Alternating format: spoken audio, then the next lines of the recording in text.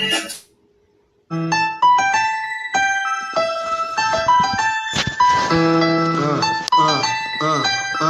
Democrats don't speak for me. Speak for me. Speak for me. Republicans can't speak for me. Speak for me. Speak for me. A bitch ass nigga can't speak for me. Speak for me. Speak for me. You coon ass niggas can't speak for me. Speak for me. Speak for me. Listen here, this is a fact of life. I be rapping like Nat Turner came back to life. Grab Donald Trump by the pussy, he ain't acting right. I never run from a conflict, I be glad to fight. It's a very cold world that we living in. Somebody please tell Elizabeth you're not an Indian. You just trying to con them people to get the benefit. Just another immigrant, stealing from the Indians. That's some punk ass shit and that's too lame. Now we finna step over to Andrew Yang. And you a sucker, you could never speak for black folks. Fake ass pandering, trying to get the black vote. The Democrats don't speak for me. Speak for me. Speak for me. Republicans can't speak for me. Speak for me. Speak for me. A bitch ass nigga can't speak for me. Speak for me. Speak for me. You coon ass niggas can't speak for me. Speak for me. Speak for me. You know your boy be high off sativa. Kamala wasn't popping, so we said bye, Felicia. She ain't had a right policy. We ain't trying to meet her. Y'all can take Biden too. Bye. We don't need him. We don't need Roland Martin or that coon Al Sharpton. Didn't need Cory Booker from the start, man. I don't fuck with police and no snitching. You know I'm coming with the heat when I spit it. The Democrats don't speak for me. Speak for me. Speak for me. Republicans can't speak for me. Speak for me. Speak for me. A bitch ass nigga can't speak for me. Speak for me. Speak for me. You coon ass niggas can't speak for me. Speak for me. Speak for me. If you ever go to court and this is your luck, try not to get fucked by Benjamin Crump. I know it's hard. You and all go is hard. But who the fuck is Amy Cloak? Put her picture up on the bullseye and start throwing darts. People cut our organs out our bodies, that's a stolen heart. They can't save us from the flood like Noah's Ark. Black lives always matter, we finna go for ours. So then we savages, we don't need to pot the piss. Mike Bloomberg can suck dick with that stop and frisk, bitch. You ain't speaking for us, we don't know you. Bernie Sanders, they get your funky ass on too. The Democrats don't speak for me. Speak for me. Speak for me.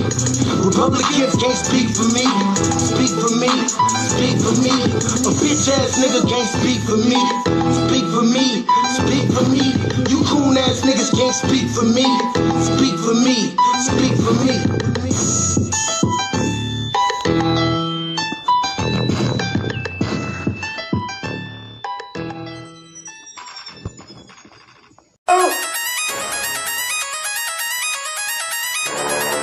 I'm talking about shout it going crazy. People going crazy in them motherfuckers. Run that shit back, man. But it's nothing. Nothing. Got a woman on the bed.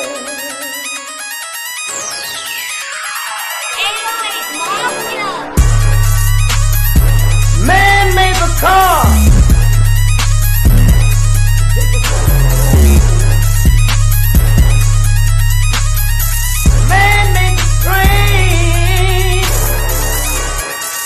Carry the heavy load. Man made the electrolyte to take us out of the dark. Man made the boat for the water like the 7 Man thinks about a little bit of baby girl and a baby boy. Man make them happy because man make them joy. But after man make everything we can, do you know that man makes money?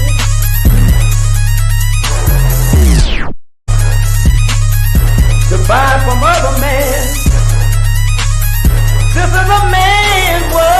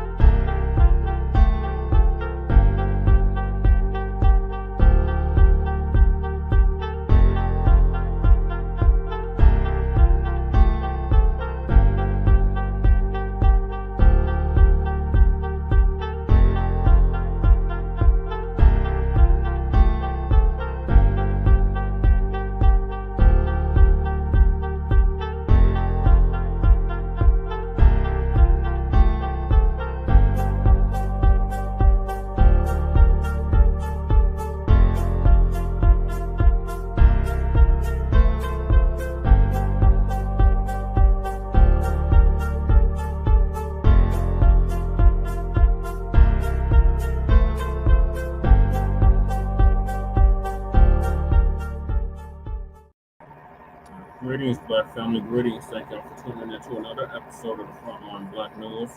I'm your host, Che and Crewman, and we are joined with our other host, Lady Che, and our two guests, Sister Desiree and Mama Cosmo.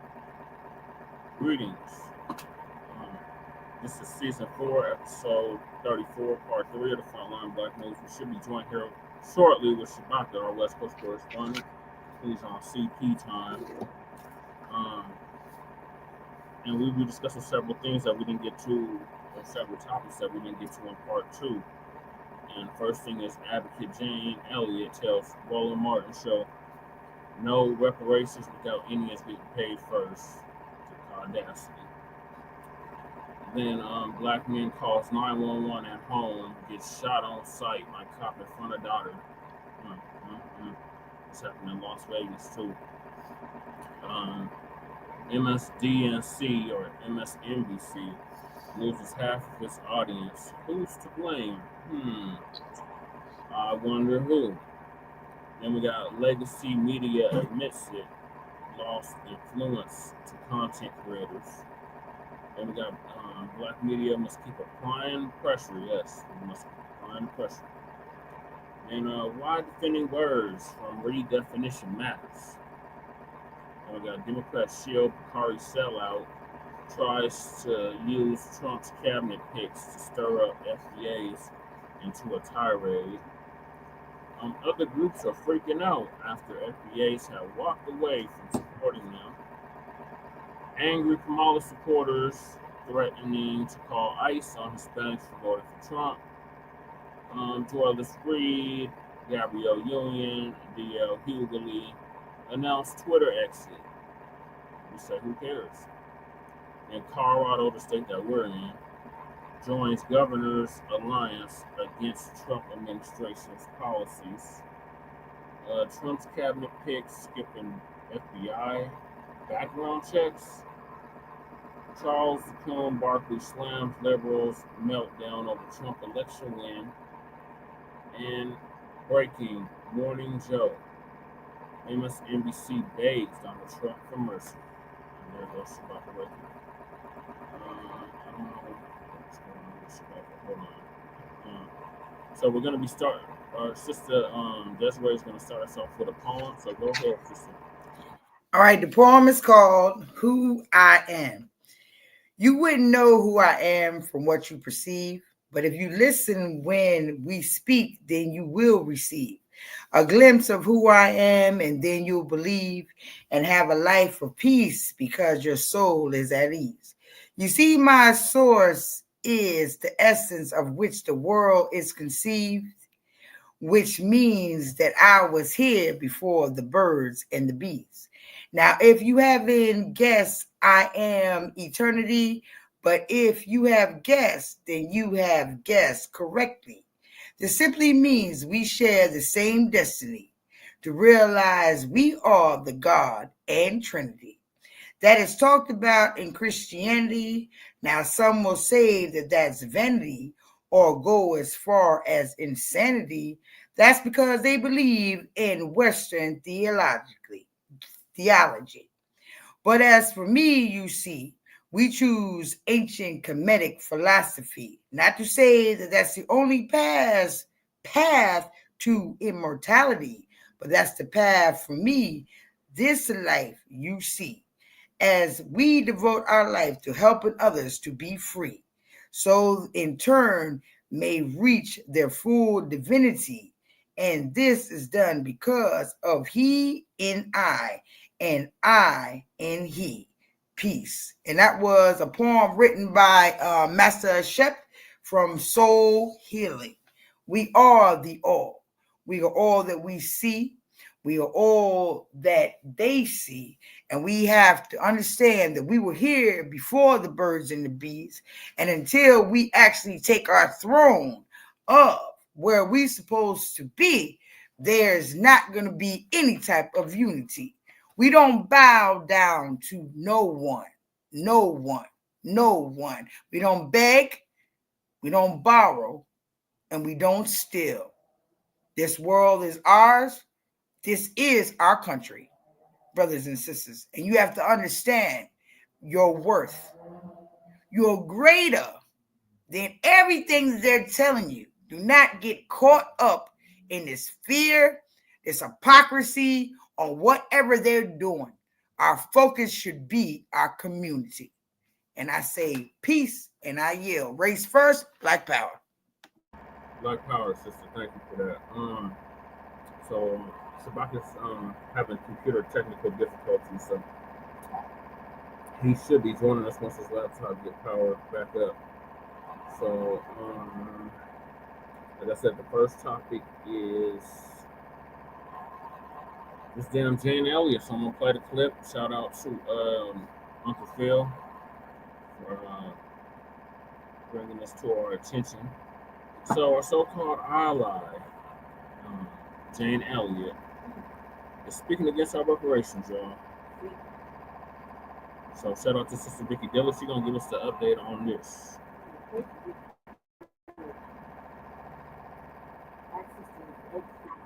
Let's give it to the people who have this. Anti-Black behavior in organizations and spheres of influence.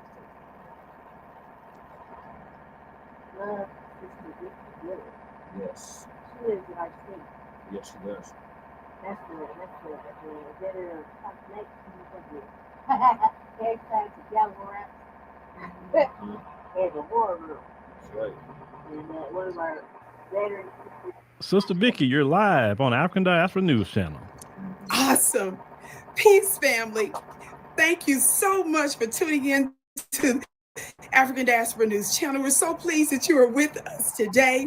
As you come in, family, would you be sure to give us a big thumbs up, and share the broadcast? When you do that, family, you make it more likely that other folks will know that we're here.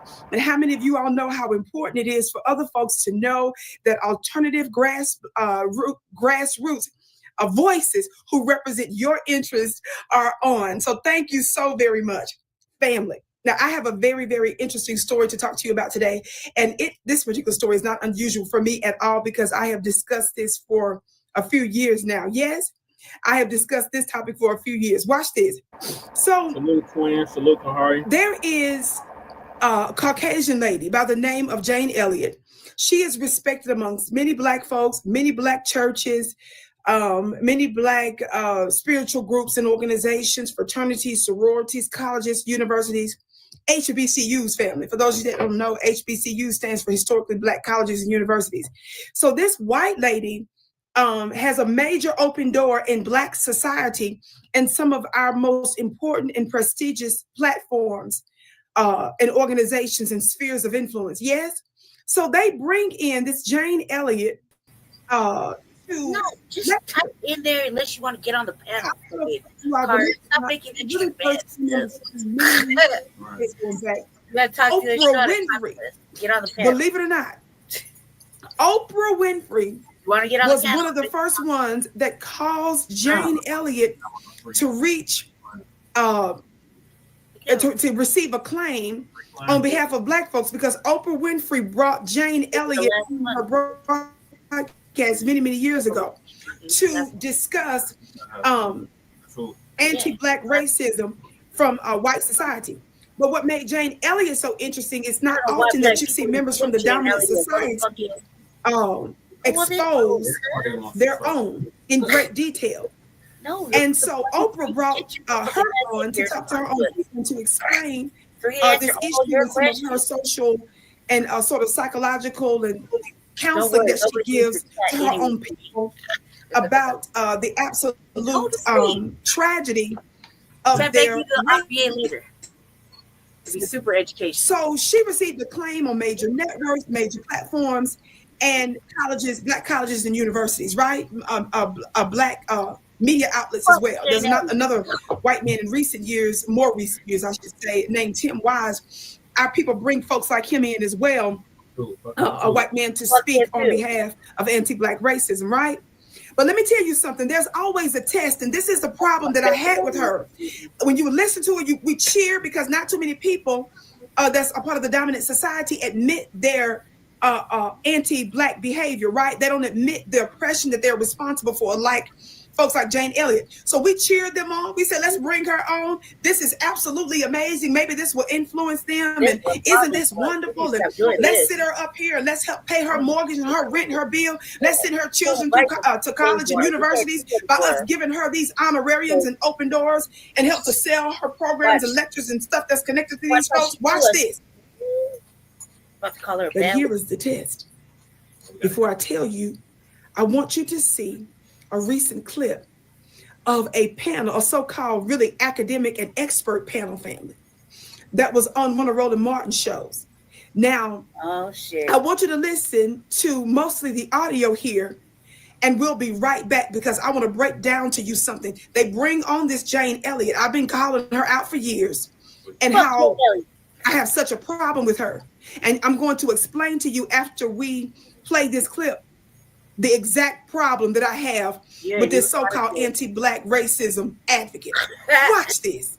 Sister Elliott, we know that white and black are not real in biology, and we also know that, of course, they exist as social forces and as a kind of racial contract. I wonder if you have any thoughts about reparations in this sense. We know in California, some of the folks who are saying, of course, the Supreme Court would not recognize race as a protected class that would allow people to get reparations based on their racial identity. That's their colorblind constitutionalism. We know that. But we also, so if lineage, if tracing back to enslavement would qualify people who were descended from people who were enslaved in the United States, if that were able to survive legal challenge, and I don't think it will because they'll use it as a proxy for race, but let's say it did. Should white people proving black ancestry, which is a form, I guess, of embracing their black identity, right? Should white people proving black ancestry be eligible for reparations? What? No. If they're promised reparation, they'll go back and they'll choose that black ancestry immediately. That's all you have to do to mess the whole situation up, is tell white people that they have black ancestry and they are entitled to reparations. No. You're going to really mess yourself up if you do that. Think about that for a very long time before you do it. No, Jane Elliott. Bad reparations to people who really deserve it. Let's give it to the people who had this land before white folks came and stole it from them.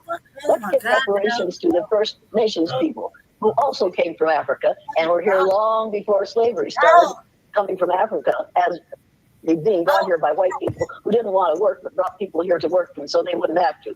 Let's talk about reparations to the First Nations people, shall we? That's us. I agree. But I mean, that's interesting. Because I do think that. Ma'am. Let's give the land back to the people who were here first. And that's still from Africa. But we called them red men. We called them red people because we didn't know any better.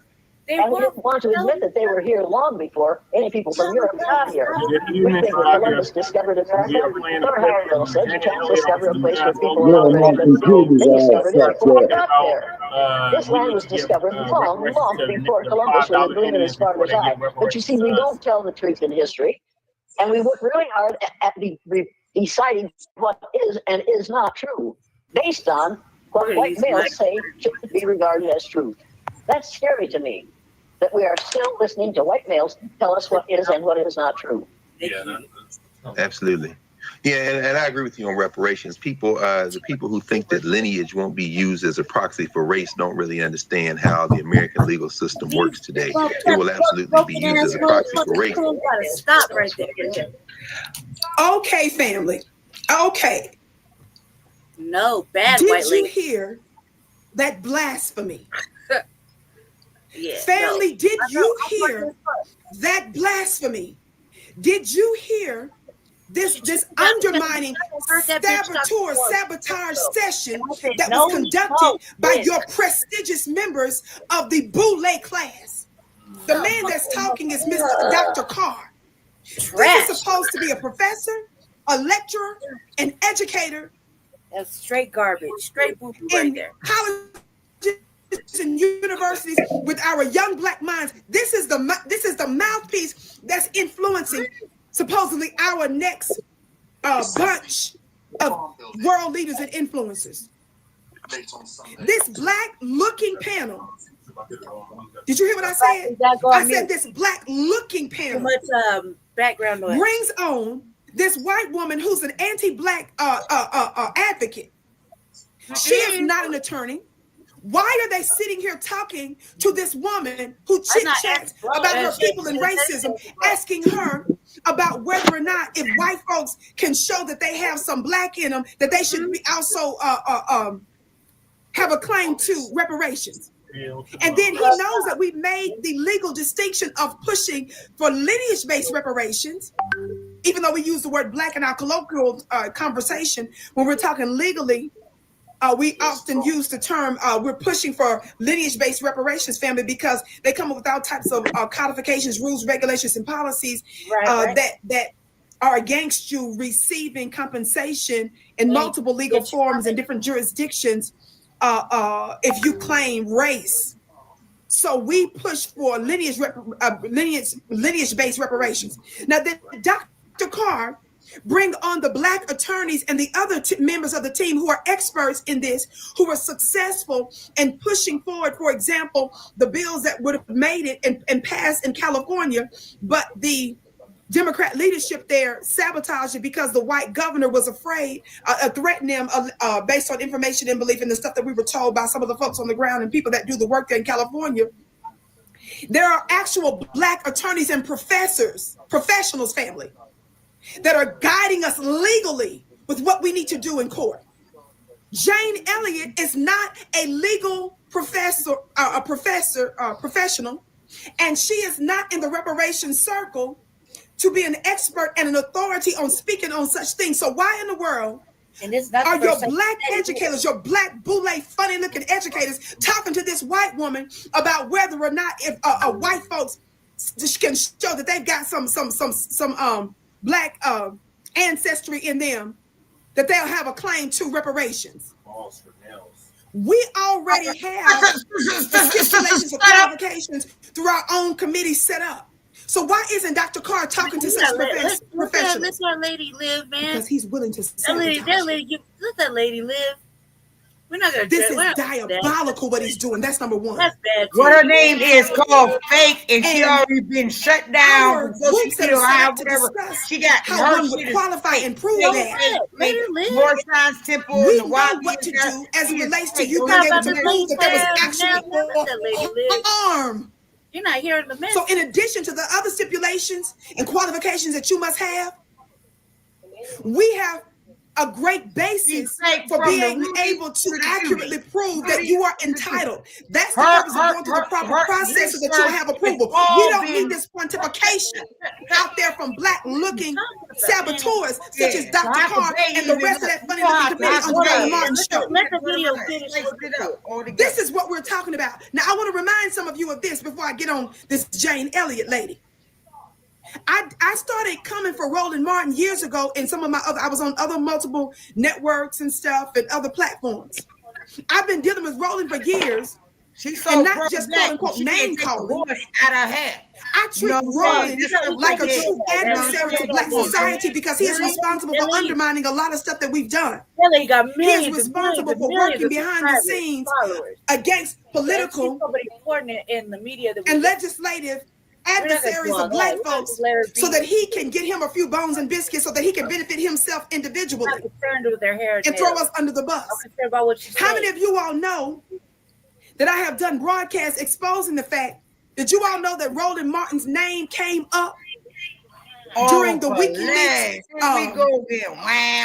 Fuck Roland Martin. How many of you all know that Roland Martin is a coon? How many of you all know that Roland Martin attention was brought onto him because of some of the emails, Hillary Clinton's emails that were leaked, and some of her associates and diplomats? How many of y'all remember hearing about the WikiLeaks exposure? A lot of folks didn't realize this, but I did back-to-back broadcasts on the fact that was that dude Edwin Snowden was working for CNN for a long time, and they don't even want his funny-looking self back. He worked also for a Black network, and for whatever reason, they're not apparently. He's not back on there. I won't say whether or not he was officially fired or not. I'm gonna leave that alone. Just know he's not on there anymore, or CNN. Now, during the WikiLeaks release and leaks, Roland's name made it in mainstream media. Did you all know that even Roland's former colleagues at CNN were upset with him and credibly accused him. And notice the word I'm using, accused him, including Jake Tapper. Jake Tapper, who is totally who's anti-Black in a lot of ways, arguably. Even Jake Tapper exposed Roland for a long time for secretly working behind the scenes with Hillary Clinton to give Hillary Clinton information prior to a debate. And that brought in one of the former chairpersons or co-chairpersons. How many of y'all remember Donna Brazile? She was a Black lady. I remember Donna Brazile. To be a Democratic and specifically a DNC darling. She held a high-level position in the DNC at one time. She's a Can you all hear me? now she knows what she's doing. She was effective in helping Al Gore. And how many of you all know that Al Gore was really on the way to win the White House before George Bush and him committed fraud, and the Republican Party committed fraud? We proved that in no limited time. So she knew how to strategize. She worked on his campaign. I'm just giving you a little background. Well, Donna Brazile ended up also working for CNN. How many of y'all remember when CNN let her go? How many of y'all knew that she didn't snitch on how she ended up also being connected to getting direct information, behind the scenes questions and stuff for Hillary Clinton? Well, Roland's name was brought into that. Now, when Roland was initially asked about it, y'all listen, he denied. And I'm a responsible media person, so he initially denied it. But guess what? When he found out that some of the researchers, the only reason why y'all made it listen to her is because he changed his tune. Because let me hit the gavel, y'all. The Vicky Show is a home of the hand claps and the gavel raps. When I started going after Roland years ago, do you know Roland was doing many broadcasts, cussing out Black folks, calling us out our names.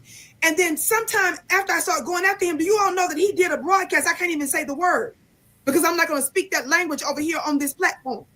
But Roland did a broadcast on major social media platforms, and in the title. And was she beating up Roland in, lay down with you?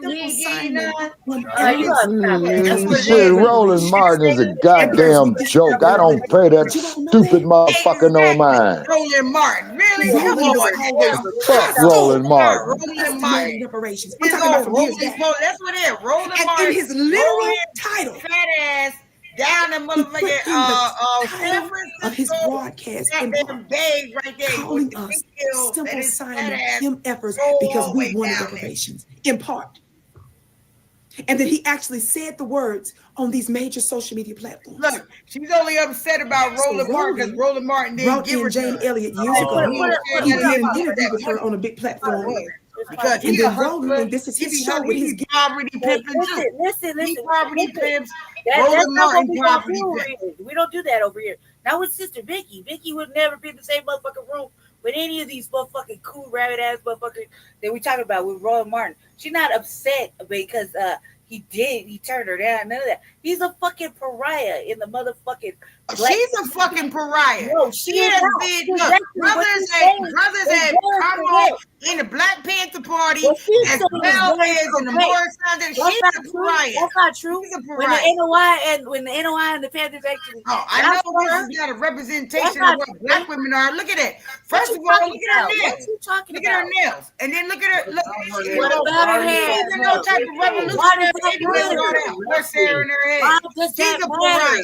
And she lied. She got a lie. That lady is alive right now. She could not be there. She'll fight for a lot. She fought for a lot in her life, man. She's a liar. She's a liar. No. We're not gonna do all that. She's a liar. Do that with the Black media. She's not lying about Jane Elliott. Yeah, whatever. She's a liar. She's a fake. You're just misinformed. She's a coon. That's it. That's all. You're just misinformed. Check her record out. I have. We live in the same state. Nah. Y'all ain't been deep enough. We live in the same state. Deep enough. And trust me, we know who this sister is. This is one of our leaders for the New Black Media. We're not gonna disrespect. Oh my God, this is our leader in New Black Media. We can't get better than this. We got millions of followers. This lady doesn't even have a degree. A degree in what? What does she have a degree in? She don't have no her credentials. She doesn't even have a degree. What does she have a degree right here to be crazy? She's somebody important. What does she have a degree in? What is her specialty besides showing her breasts? That's what she do with her clothes, and her horses. This lady was dressed all the way up. She's vampiring y'all. She's vampiring y'all. She's vampire. She's a vampire. She's no, she's not. We're not gonna do that. That's not tolerable. So that's not even respectful. Please. You can get off the program. She's a fake. She's a vampire. What happened? It's all right. You don't have to stay, but you're not gonna disrespect. You're not gonna disrespect the lady that lives in my city. In my city, so you're not gonna do that. Whoa! Come on, y'all now. The leader of the new Black media. I know what I can say. What I want to say. I know what you're talking about. I know what I can say. What I want to say. Bad for the older folks. They're trying to learn. They're trying to learn. And that's important. She's not saying I know I can say what I want to say, and I'm telling you the truth. You don't trust me? Look her up. Look it up. You haven't done enough research to look her up. We do know who she is. Vampire. We do know who she is. Well, she done got shut down in New York. She done got shut down in Baltimore. That lady has millions of followers. And whatever she did before, she has came from that. You gotta shut down in motherfucking California. Are we not allowed reform? Is can she not grow from her past? She has grown from her past. She's a whole different woman.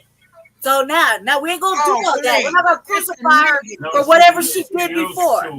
She's a vampire. We're not gonna crucify her for what she did. Look, yeah, right. That's right. She works for the most track. That's right. She is, and she's a prostitute.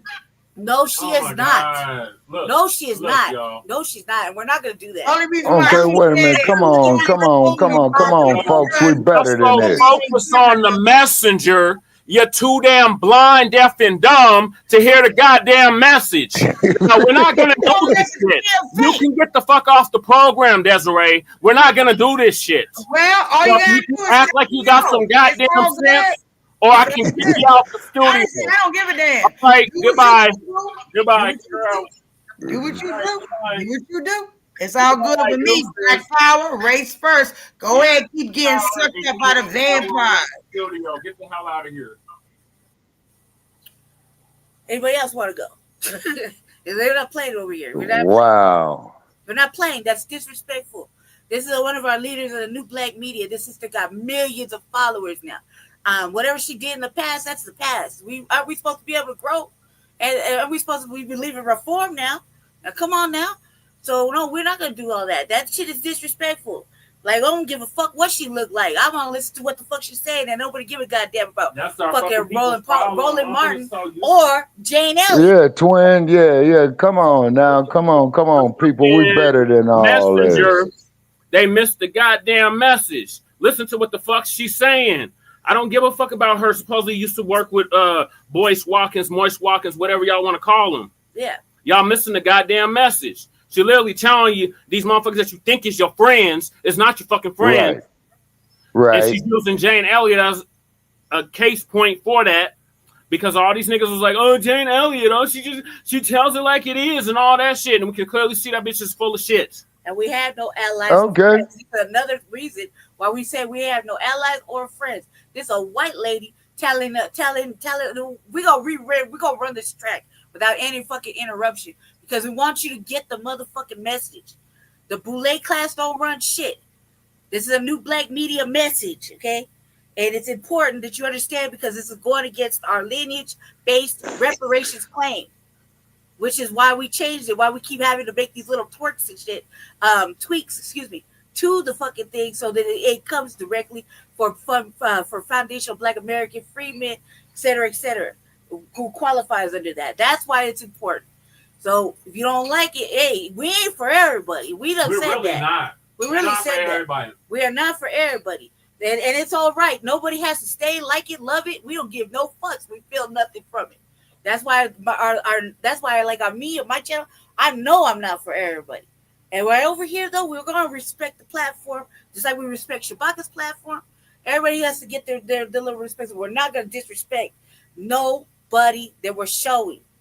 We're lucky we have this clip to give you a honest dialogue, a little piece of something. So you take it, either get something from it or don't. It don't matter to us. We're going to carry on with the program. Go ahead, Jesse. Go ahead, start that clip.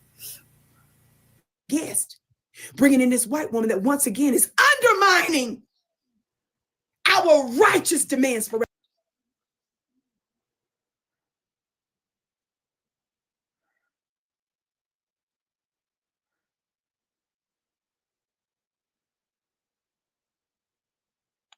Okay, we're having some type of technical difficulties in the studio. Can anybody hear me? Yes, Shabaka, we hear you.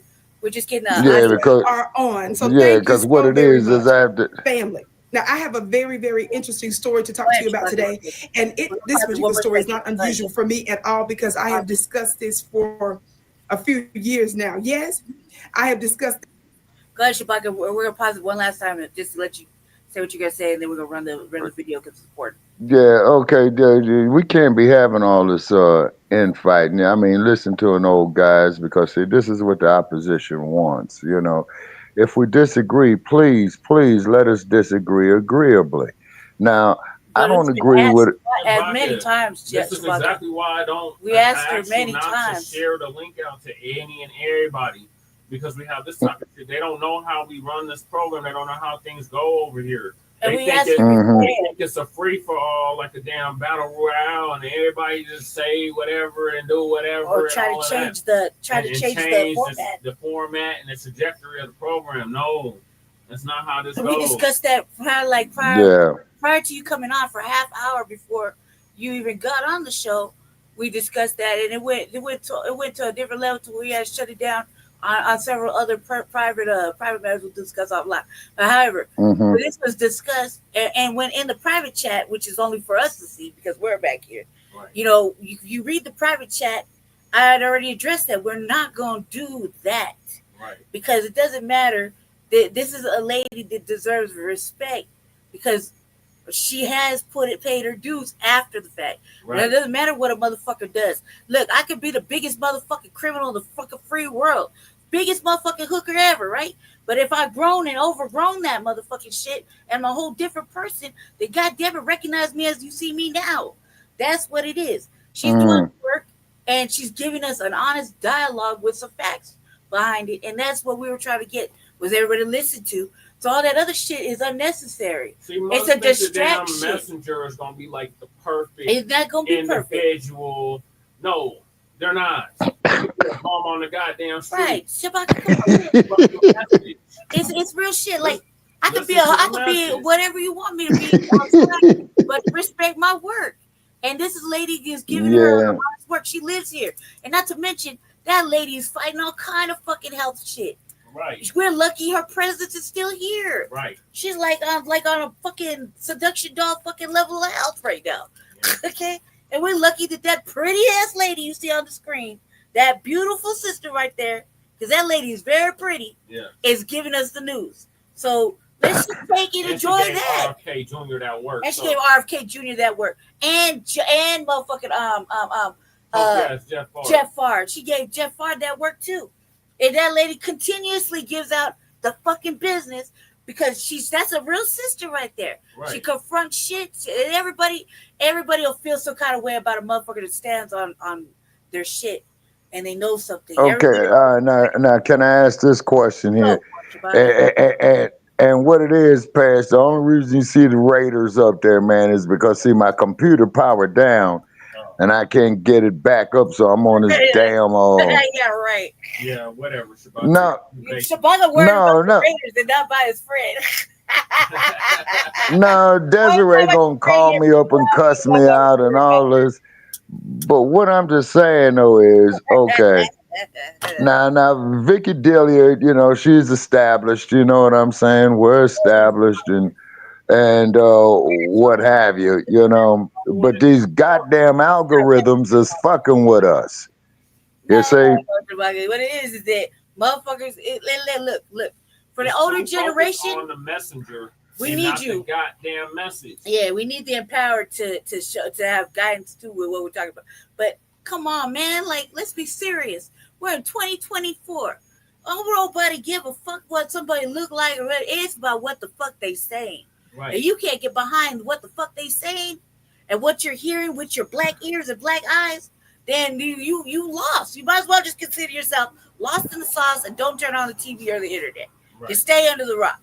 You know what I mean? It's all good. Yeah, you got a point on there because this shit is really fucked up.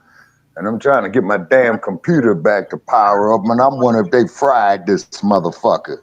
Yeah, we'll find out. You know what I'm saying? Chewbacca, let us run this clip because I put us behind time so that we can address how to manage to clear the room. We got a damn topic, so it's coming. Okay, we want to hear your opinion after this, okay? So we're gonna run this clip. Right. This topic for a few years. Watch this.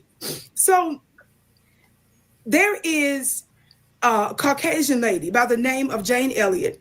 She is respected amongst many black folks, many black churches, many black spiritual groups and organizations, fraternities, sororities, colleges, universities, HBCUs family. For those of you that don't know, HBCU stands for Historically Black Colleges and Universities.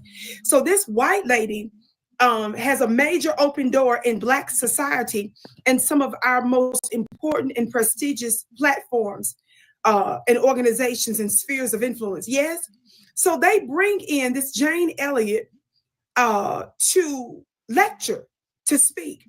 Now, I don't know if some of you all remember or not, but she really first came on the scene many, many years ago, decades ago, in fact. Oprah Winfrey. In 1968. Believe it or not, Oprah Winfrey was one of the first ones that caused Jane Elliott to reach, to receive acclaim on behalf of Black folks, because Oprah Winfrey brought Jane Elliott on her broadcast many, many years ago to discuss. Yeah, that was in 87, 88. Anti-Black racism from white society. But what made Jane Elliott so interesting is not often that you see members from the dominant society expose their own in great detail. And so Oprah brought her on to talk to her own people and to explain this issue and some of her social and sort of psychological and counseling that she gives to her own people about the absolute tragedy of their racism. So she received acclaim on major networks, major platforms, and colleges, Black colleges and universities, right? Black media outlets as well. There's another white man in recent years, more recent years, I should say, named Tim Wise. Our people bring folks like him in as well, a white man to speak on behalf of anti-Black racism, right? But let me tell you something. There's always a test, and this is the problem that I had with her. When you listen to her, we cheer because not too many people that's a part of the dominant society admit their anti-Black behavior, right? They don't admit the oppression that they're responsible for, like folks like Jane Elliott. So we cheer them on. We said, let's bring her on. This is absolutely amazing. Maybe this will influence them. And isn't this wonderful? And let's sit her up here and let's help pay her mortgage and her rent and her bill. Let's send her children through to college and universities. Hell, I need a motherfucker to help me pay my shit. Doors and help to sell her programs and lectures and stuff that's connected to these folks. Watch this. You're not white, Chewbacca. That's what only happens to white folks. Yeah, well, you got a point on that, sis. Yeah. This is where our people have went wrong. Clip of a panel, a so-called really academic and expert panel family that was on one of Roland Martin's shows. Now, I want you to listen to mostly the. This fall, indulge in the warm flavors of pumpkin and maple at Paris Baguette. Fuck the commercial. Fuck the commercial. Fuck the commercial. They bring on this Jane Elliott. I've been calling her out for years, and how I have such a problem with her. And I'm going to explain to you after we play this clip the exact problem that I have with this so-called anti-Black racism advocate. Watch this. Sister Elliott, we know that white and black are not real in biology. And we also know that, of course, they exist as social forces and as a kind of racial contract. I wonder if you have any thoughts about reparations in this sense. We know in California, some of the folks who are saying, of course, the Supreme Court would not recognize race as a protected class that would allow people to get reparations based on their racial identity. That's their colorblind constitution. Well, see, this is why we But we feel for also ourselves so and if fuck all these other if tracing goddamn back to groups. enslavement Tired of would punk qualify ass people motherfuckers who with were that shit. descended from Hey, people who you were give me enslaved in the United States, with the if that Baptists and able all to that, survive fuck legal them challenge, motherfuckers. and I don't think it will because they'll use it as a proxy for race. But let's say it did.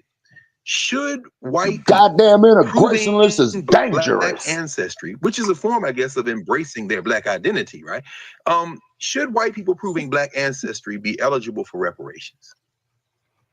If they're promised reparation, they'll go back and they'll choose that black ancestry immediately. That's all you have to do to mess the whole situation up, is tell white people that they have black ancestry and they are entitled to reparations.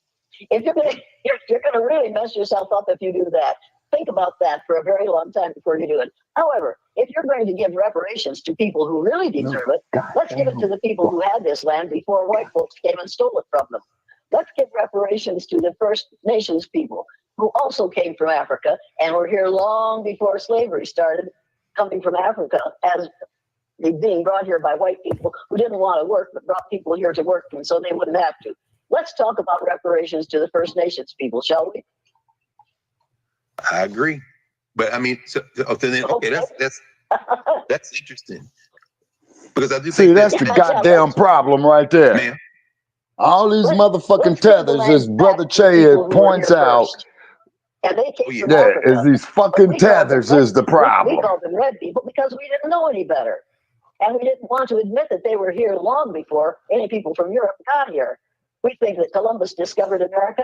Thor Heyerdahl said you can't discover Columbus was a people goddamn drunk. They discovered it before you got there. That drunk, nasty ass motherfucker didn't even know what soap was.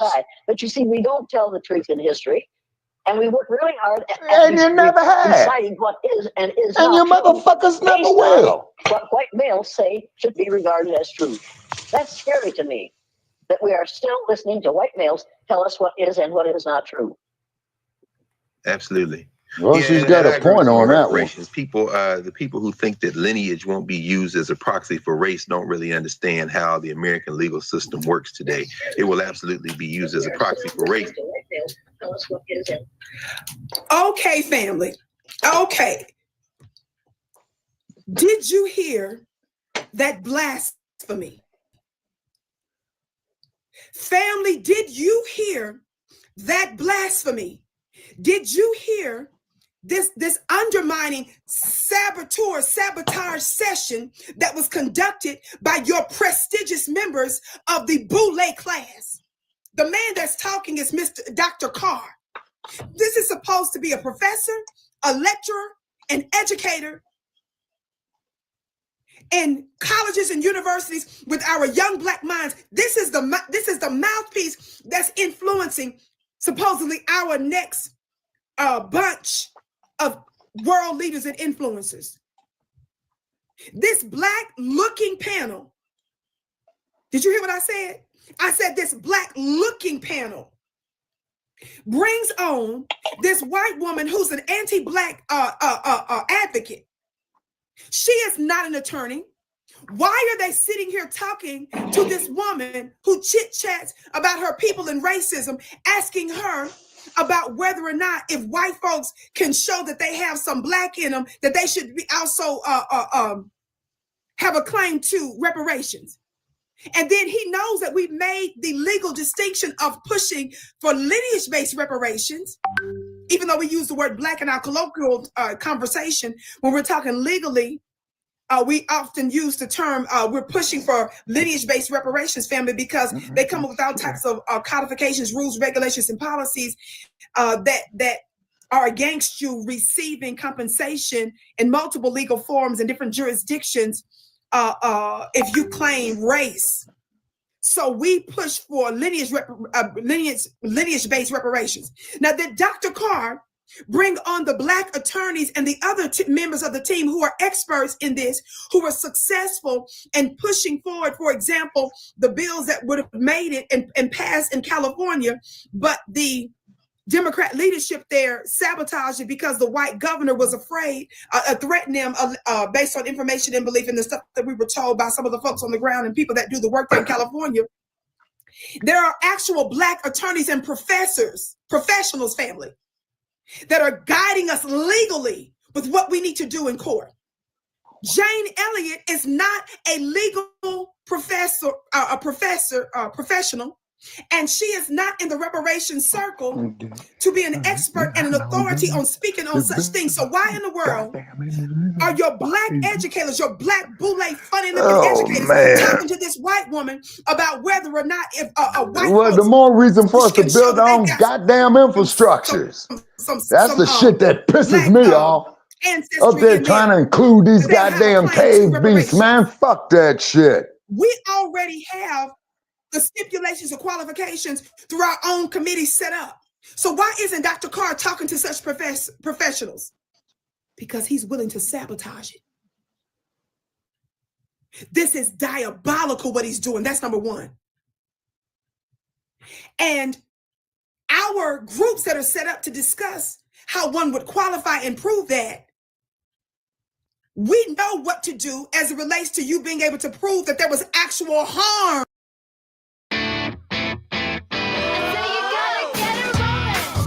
Twinings, drinking life. No matter who you are, there are times it can be tough to be yourself when you have severe asthma. So in addition to the other stipulations and qualifications that you must have, we have a great basis for being able to accurately prove that you are entitled. That's the purpose of going through the proper process so that you'll have approval. We don't need this pontification out there from Black-looking saboteurs such as Dr. Carr and the rest of that funny-looking committee on the Roland Martin show.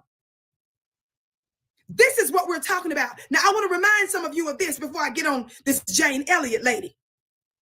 I started coming for Roland Martin years ago in some of my other, I was on other multiple networks and stuff and other platforms. I've been dealing with Roland for years and not just quote unquote name calling. I treat Roland like a true adversary to Black society because he is responsible for undermining a lot of stuff that we've done. He is responsible for working behind the scenes against political and legislative adversaries of Black folks so that he can get him a few bones and biscuits so that he can benefit himself individually and throw us under the bus.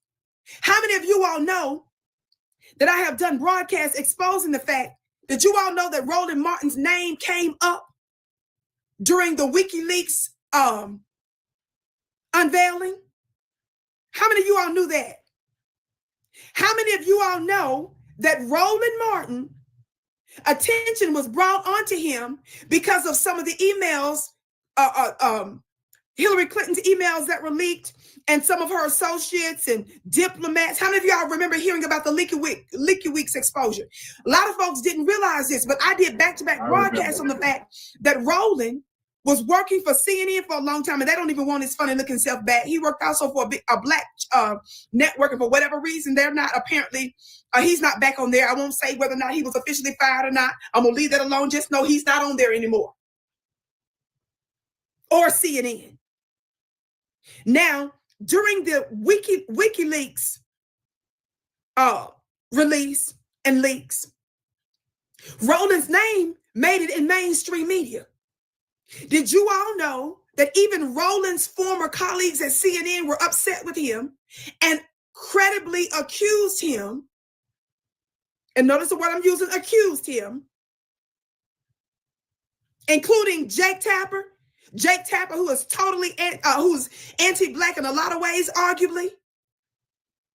Even Jake Tapper exposed Roland for a long time for secretly working behind the scenes with Hillary Clinton to give Hillary Clinton information prior to a debate.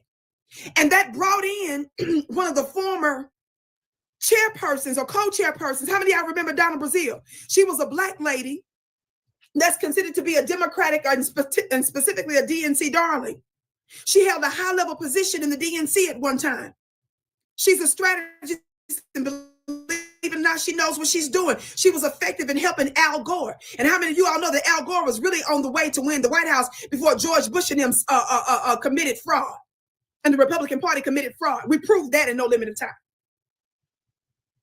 So she knew how to strategize. She worked on his campaign. I'm just giving you a little background. Well, down in Brazil, ended up also working for CNN. How many of y'all remember when CNN let her go? How many of y'all knew that she didn't snitch on how she ended up also being connected to getting direct information, behind the scenes questions and stuff for Hillary Clinton? Well, Roland's name was brought into that. Now, when Roland was initially asked about it, y'all listen, he denied. And I'm a responsible media person, so he initially denied it. But guess what? When he found out that some of the researchers and investigative journalists had emails, Roland changed his tune. Let me hit the gavel, y'all. The Vicky Show is the home of the hand claps and the gavel raps. When I started going after Roland years ago, do you know Roland was doing many broadcasts, cussing out Black folks, calling us out our names. And then sometime after I started going after him, do you all know that he did a broadcast? I can't even say the word because I'm not going to speak that language over here on this platform. But Roland did a broadcast on major social media platforms. And in the title, he referred to Black folks as simple Simon MFers because we wanted reparations and because we disagreed with him politically. Did you all know that? Yep, I remember. Roland was always hostile to us demanding reparations. I'm talking about from years back. And in his literal title, he put in the title of his broadcast in part, calling us simple Simon MFers because we wanted reparations in part. And then he actually said the words on these major social media platforms. So Roland brought in Jane Elliott years ago. He did an interview with her on a big platform. And then Roland, this is his show with his guest, bringing in this white woman that once again is undermining our righteous demands for reparations. So if you all are wondering why we don't have it, that's why.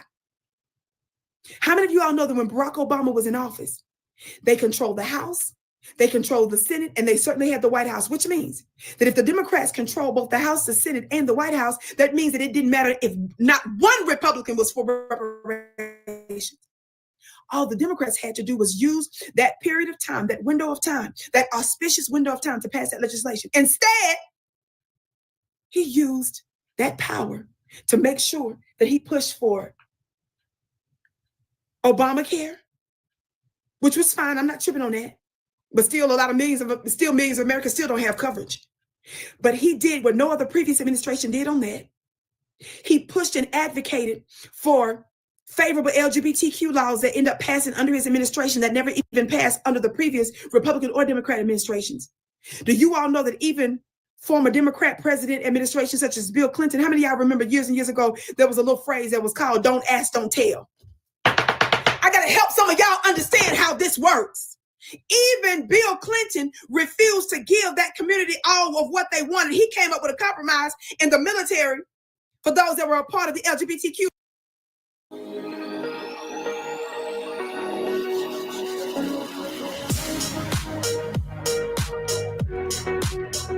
And said, don't even ask and don't even tell.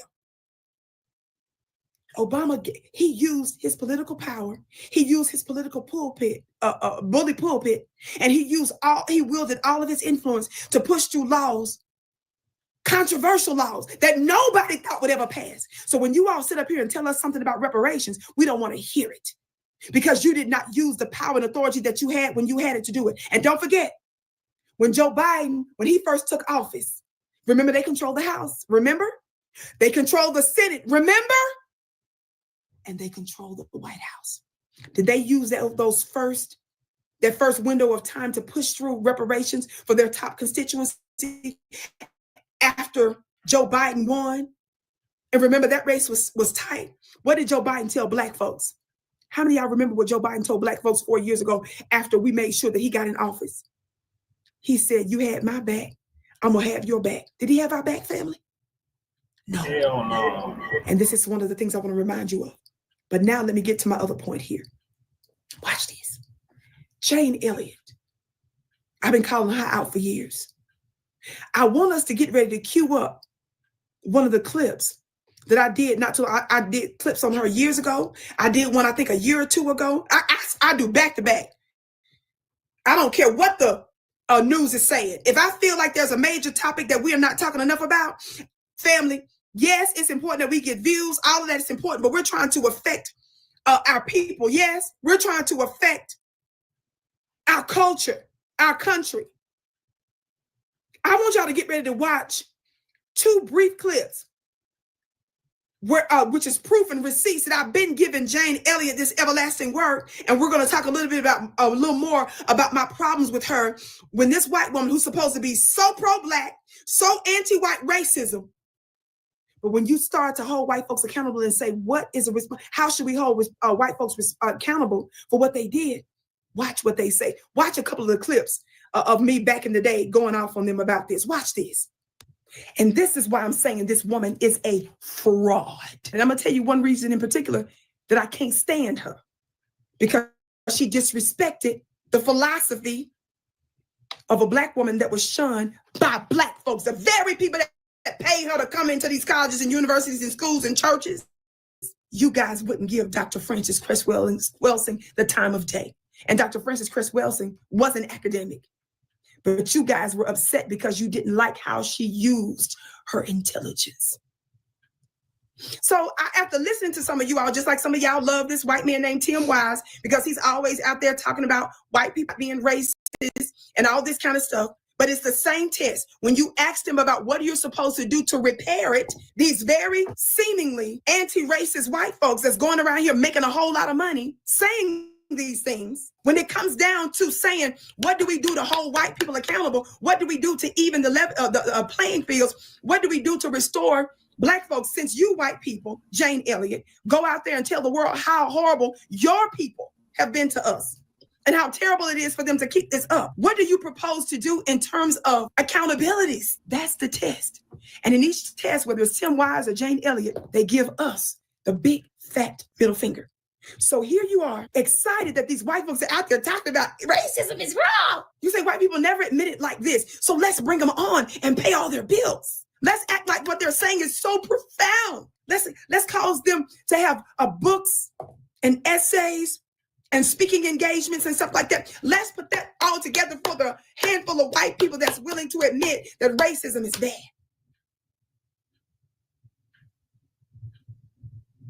Okay, family. Okay. Now, do you see those clips?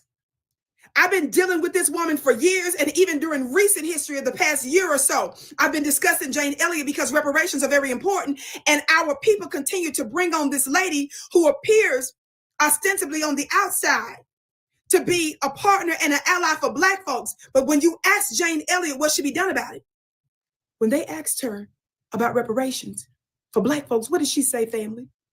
When she deflected the question about if white folks are able to prove ancestry with Black folks enslaved, what did she deflect? She didn't even say that Black folks deserve reparations. What did she say? She said that we need to give the folks that's most deserving, the people that own this land, the Indians, reparations. I am totally offended by that. That is absolutely blasphemous and diabolical. I'm not trying to offend anybody. I was born and raised in Mississippi in a Baptist church, so I know all about Christianity and all this other kind of stuff. I'm a spiritual teacher. But let me tell you all something. There are invisible forces behind our politics. There are invisible forces that were involved in both the Trump administration as the Trump presidential campaign, as well as Kamala Harris campaign. There are diabolical forces that are against us getting what we deserve in this country. And they emanate not only from this stateside, but also from foreign countries. I won't talk about that kind of stuff here, but pinned below in the comment section, you'll see shortly a link to my upcoming free webinar on Sunday, November 24th at 2 p.m. Eastern, where I'm going to be breaking down the occult dark energies that was used in both Trump's campaign and Kamala Harris's campaign, and why the spiritual warfare was so palatable, why it was so, you could almost feel the contrary in battle forces.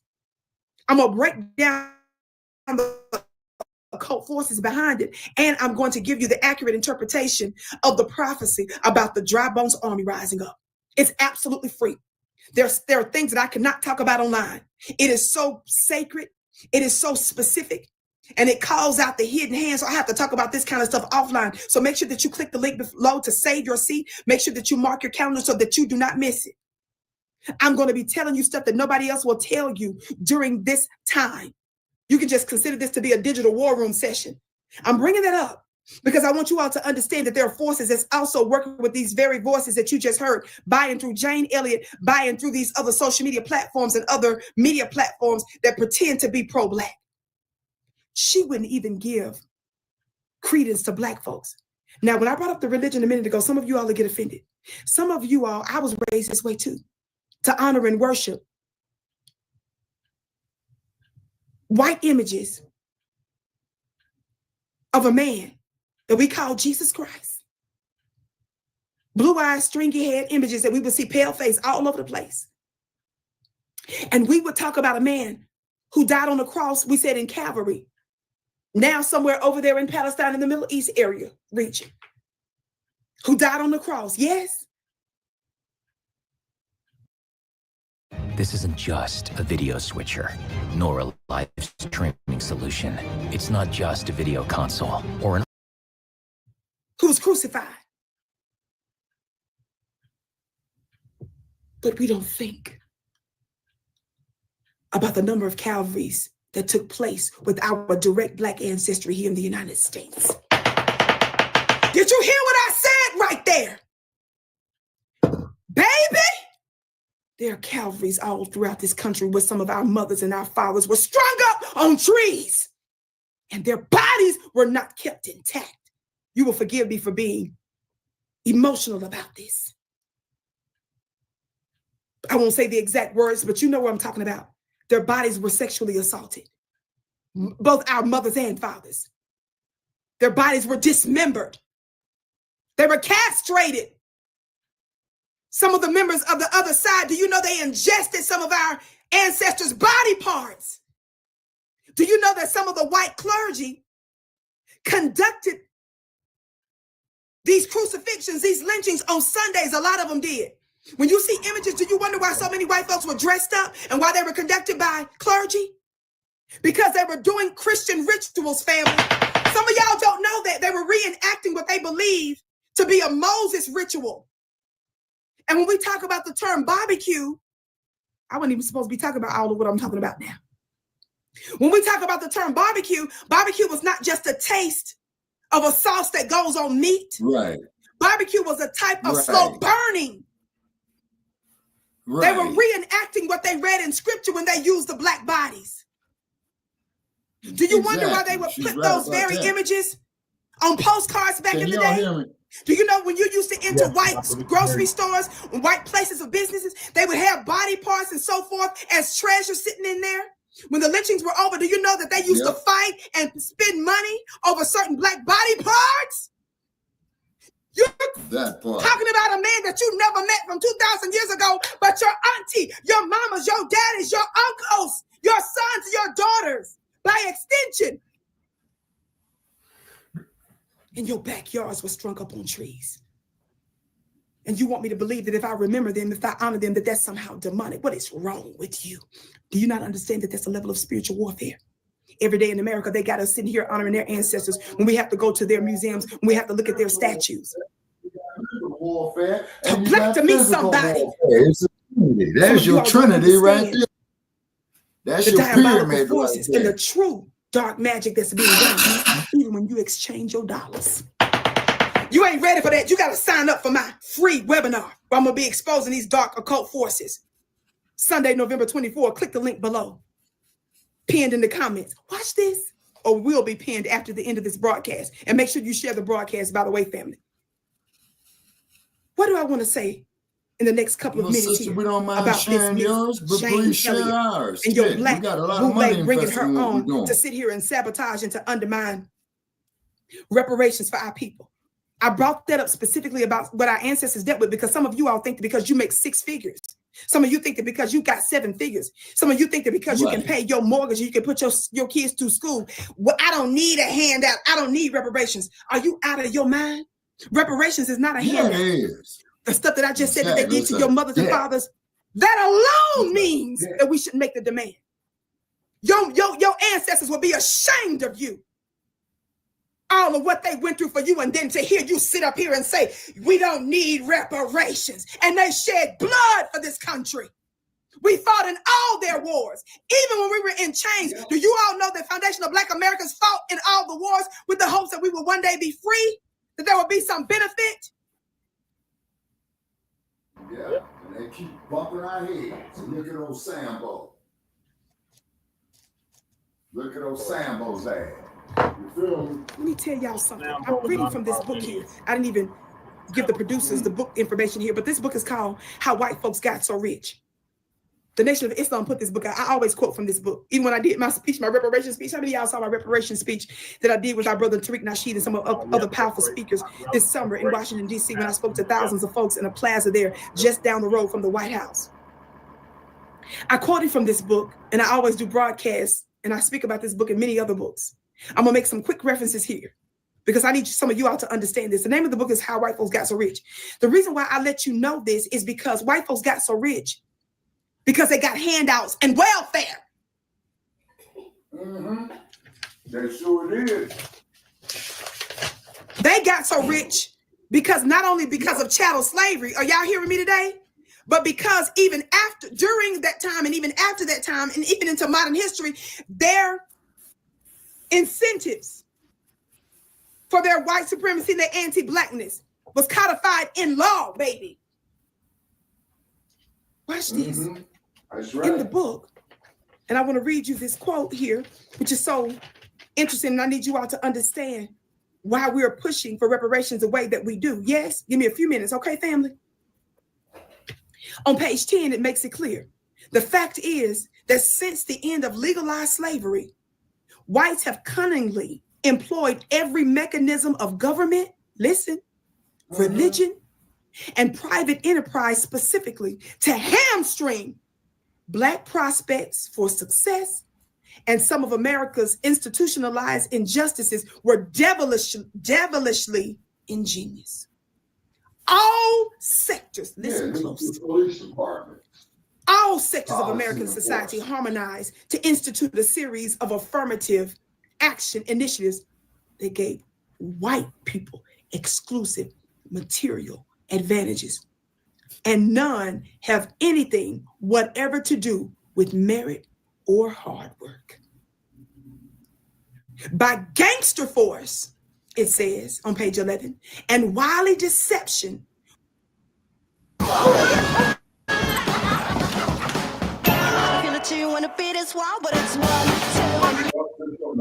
Whites aggressively sabotage Black advancement. They employed domestic terrorism in the form of lynching and mob violence, while simultaneously, police department, most of you miss, while simultaneously crafting policies and laws to gift themselves with a vast assortment of preferences, preferences, incentives, subsidies, tax breaks, grants, awards, discounts, exemptions, credits, quotas, deductions, and countless other benefits, hoarding the nation's vast resources along strictly racial lines. Right. Even Dr. Martin Luther King. How many of y'all know we love to quote Dr. Martin Luther King? And y'all love to talk about how he was nonviolent, how he believed in us using the vote, how he believed in pushing for civil rights and voting rights. Right. But most of you all forget, and I want to emphasize this to our family also around the world, because you must know this. How many of you all know that after all that, did you all know that Dr. King is on record as saying that he feared that he was integrating his people into a burning house? Into a burning house. Yeah, I remember when the fuck he said it. To express regret for pushing civil rights, voting rights, because he realized that that was only superficial stuff.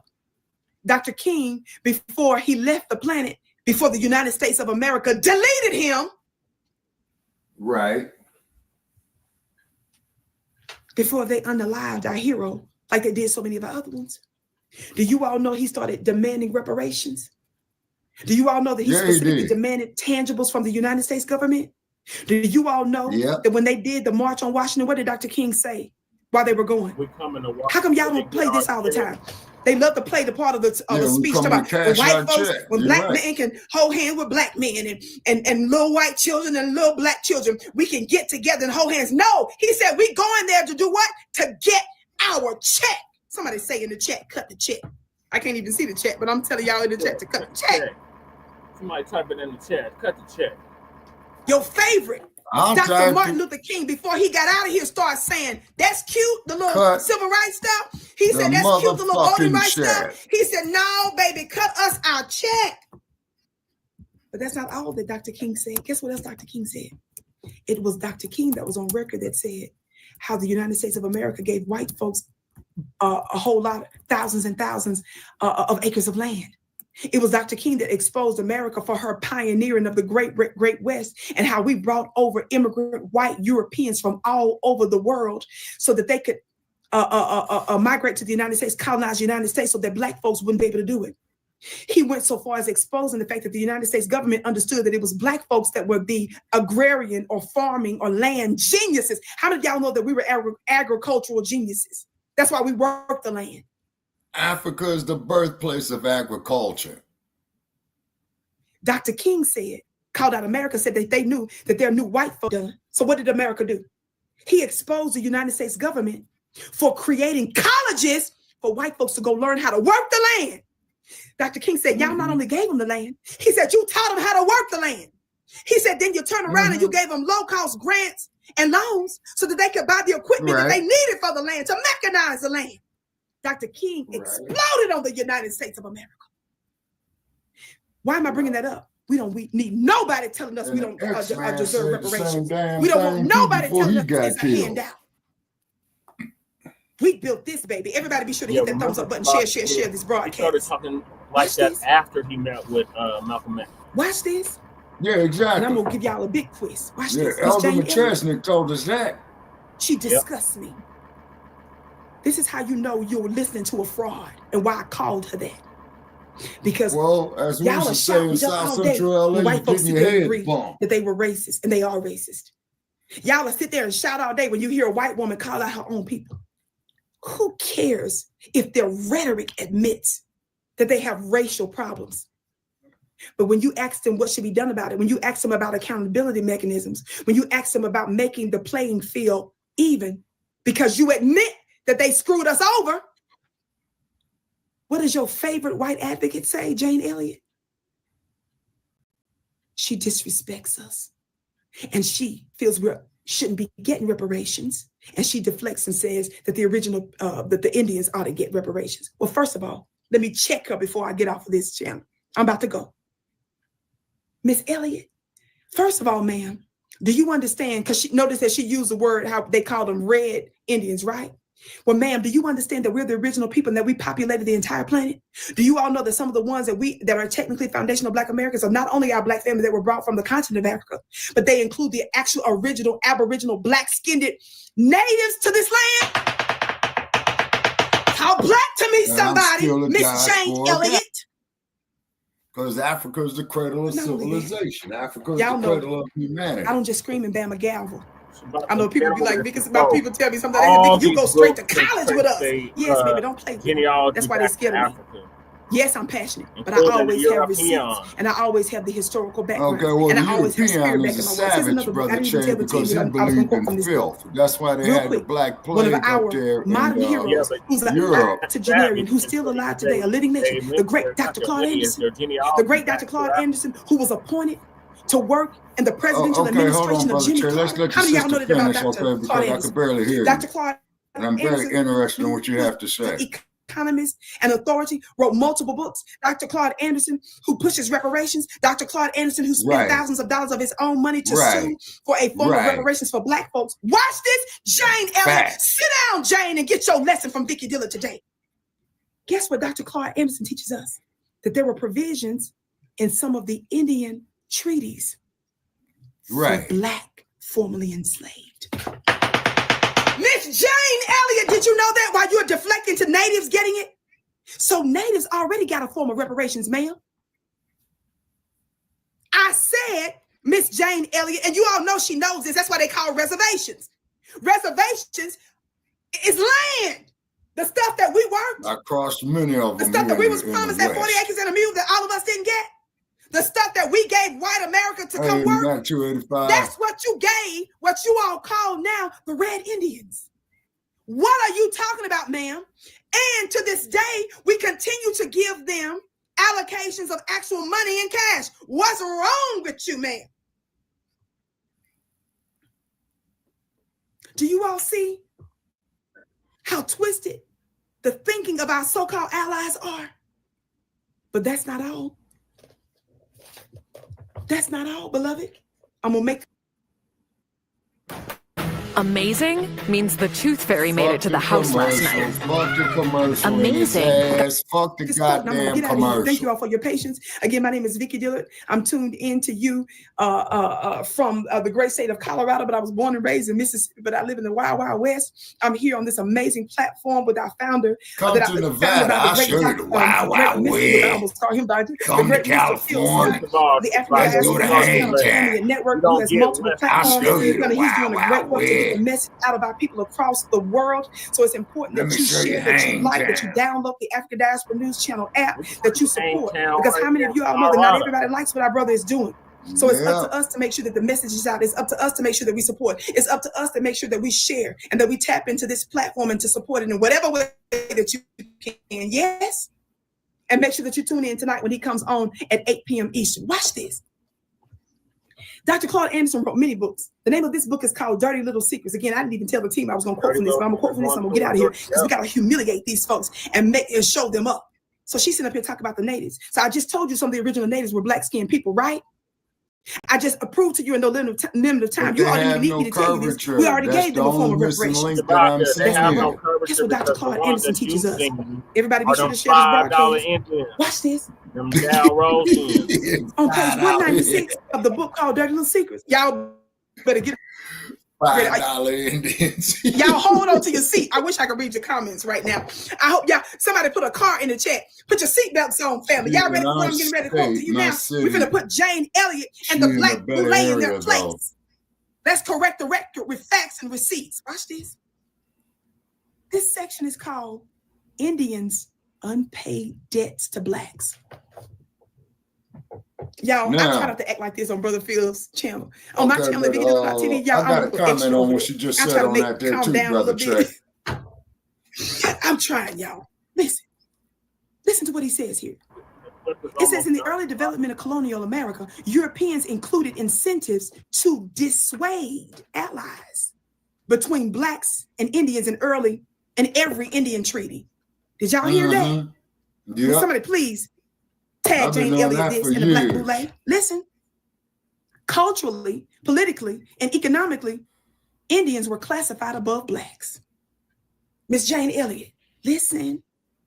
Many Indians adopted the racial attitudes that blacks were inferior. Their skin color, the outward sign of their predestined status as slaves. Y'all ain't ready for this. There were major differences in the way Indians and blacks were treated. The dominant white society felt a sense of indebtedness to Indians. Jane Elliott. Miss Jane Elliott. They sensed of indebtedness to Indians and taught them they were superior to blacks. Whites respected Indian heritage. Miss Jane Elliott. Y'all listen. Whites respected their heritage, their culture, and their religion. Therefore, it was acceptable for Indians to assimilate with the white race. I'm skipping. Are y'all ready for this? Y'all ain't ready. Like whites, Indians found slave trading to be extremely profitable. Vicki, calm down. Don't show out all your Mississippi. Vicki, Brother Fields got Africans watching that speaks the King's English, the Queen's English and stuff. So you got to speak properly and make sure that your subject, noun, and verb agreement is batching. Make sure that you refer to your diacritical marks on the side of the word in the dictionary so that you pronounce it right. I think y'all might have missed that. I think Jane Elliott might have missed that. What did you say, Dr. Claude? Like whites. How many of y'all knew this? That's why they control our school books so that you don't know this. Indians found slave trading to be extremely profitable. Y'all ain't ready? By the close of the 1700s, y'all ready? All Cherokee. 5 so-called civilized Indian societies were slave traders and owners and fought alongside the Southern Confederacy in the Civil War to maintain slavery. Nikki, calm down. Those are facts. God, I wish I could look at the. I'm trying my best. I gotta focus because I want to look at the chat so bad. Did y'all know that? Did you all know? Yes, I know that. That in addition to some of the original natives, Aboriginal people on this side, they were black skinned. But even after time changed and the colors of those that became known as the Indians, as she says, red Indians. Did you all know that? Did you all know that some of these folks that have the reservations that we gave land grants to, land resources, and we still give money to every single year based on the treaty agreements? Did you all know, watch this, that they were slave traders and they were slave owners and that they fought alongside the Southern Confederacy in the Civil War to maintain slavery? Fact. Did y'all know that? Fact. I'm not done, but I'm almost I've been knowing that for the last 18 The degree of slave fucking trading years. and ownership among Indians varied from tribe to tribe. The Cherokee, Choctaw, Chickasaw had the most anti-black reputations. These figures tell a part of the story. In 1824, y'all know all we do is receipts. Yes, we passionate. In 1824, there were 1,277 black slaves held among 15,560 Cherokees. On the eve of the Civil War in 1861, the situation between blacks and Indians worsened. In that year, 25,000 Choctaw and Chickasaw Indians owned more than 5,000 black slaves. Miss Jane Elliott. So you HBCU folks, some of whom I gave scholarships to, baby, it didn't matter how much little money Vicky had.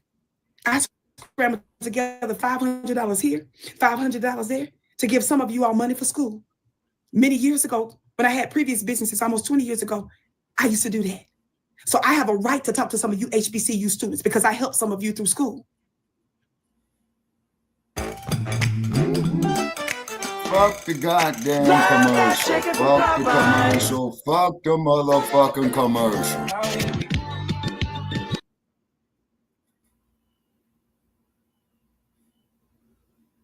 In whatever little humble way that I could. And I wasn't some super rich person. This is the stuff I want you to talk about. Listen. Listen. Well, I hope y'all are sharing this broadcast. This is important that you share it. It's important that you talk about it because this is how they get away with saying crazy stuff, things that contradict history and that try to obliterate black folks. And some of you that think that we're quote unquote victims, no, baby, you just don't know our history, baby. But I'm happy to teach you. Listen, the Chickasaw tribe offered the following explanation for supporting slavery in the Southern Confederacy during the Civil War. Y'all ready for this quote? Y'all ready for this quote? Our geographical position, our social and domestic institutions, our feelings and sympathies all attach us to our Southern friends. As Southern people, we consider their cause our own. End quote.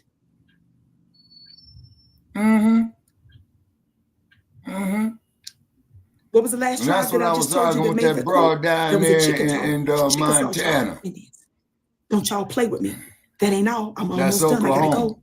go. After the Southern Confederacy and the Indians lost the Civil War, y'all ready?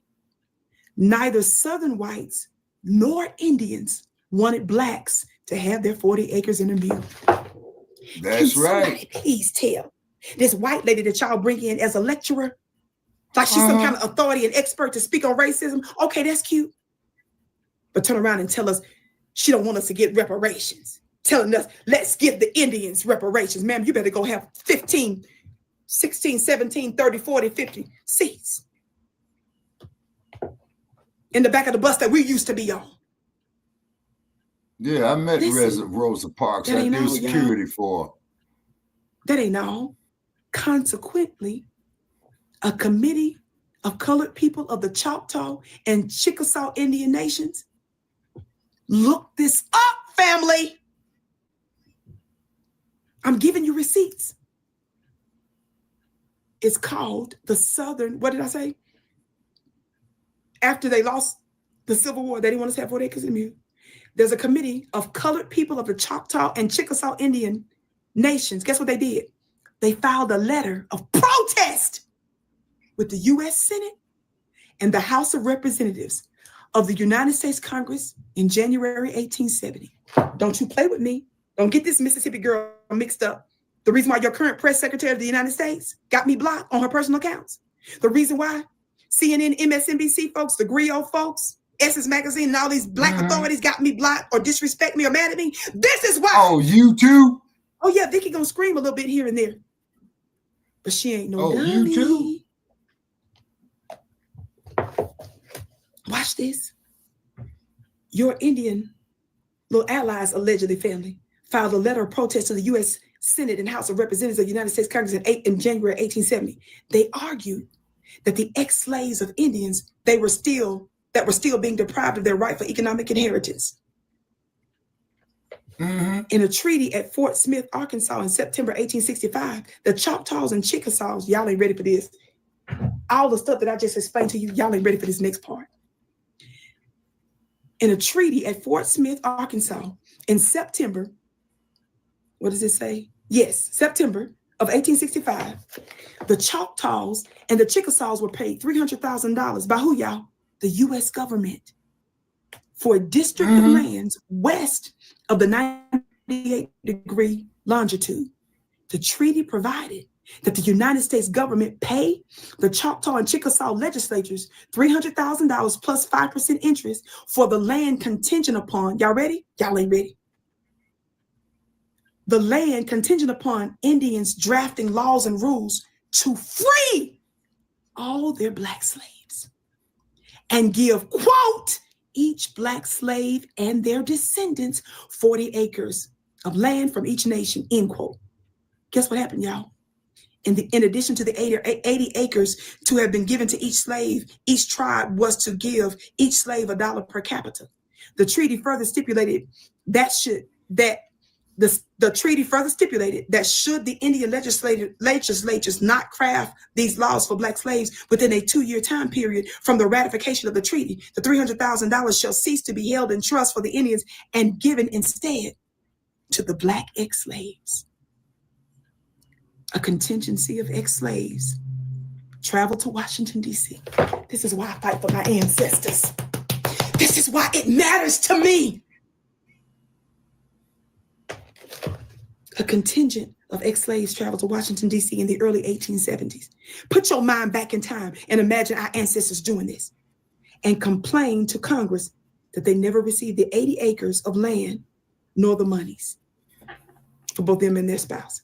More than a century later, blacks are still waiting to collect from their Indian slave masters. There's much more, but I'll stop there. I think I might have made my point. So, Miss Jane Elliott, I want you to understand this as well as the black boule who called your funny looking self in. You ain't running nothing this way. Black folks are intelligent and we know exactly what we need to do in the court of law to get reparations and what language to use. We don't need you black looking folks and you black boule and you black shears, you black shucker and jivers, you enemies and you devils to your own people to preempt our efforts by sabotaging it and giving a black cloak for white folks to hide behind. My point to you is, even if you go back to claiming that Indians should get it first, I've just debunked that wild lie. And anytime you all want me to come into your colleges or university and teach this, I'm happy to do it. Because I won't even talk off the top of my head. All I'll do is bring receipts after more receipts I have over there in my cabinet. Beloved, thank you so much for listening. I want you to understand that the reason why the warfare against black folks receiving their reparations, when we look and see that today in modern times, we're sending literally hundreds of billions of dollars to the Ukrainians. We're sending billions of dollars over there in the Middle East. We're using billions and really trillions of dollars with a T around the world to maintain our near 1,000 1,000 number of installations that we have around the world with military bases and installations to maintain that American empire hegemony, along with her Western empires. We help the white Afghans. We help the legal immigrants and the illegal immigrants. We helped the Indians that enslaved us. We gave them land and treaties, and we made reparations efforts with them. How is it that everybody gets it but us? I'm going to break down to you there's a spiritual reason for that. Sunday, November 24th, click the link pinned below in the comment section so that you can attend my absolutely free event about exposing the occult dark energies that were used in both the Trump administration and Kamala Harris's administration. Those are the energies that are at work in the world right now. And I'm going to give you the true interpretation of the prophecy about the dry bones army rising up. You're going to love it. It's deep, it's heavy, and we got to talk about it offline. Thank you so much for tuning in to the Vicky Show right here on African Diaspora News Channel. We thank you so much for tuning in, family. Be sure.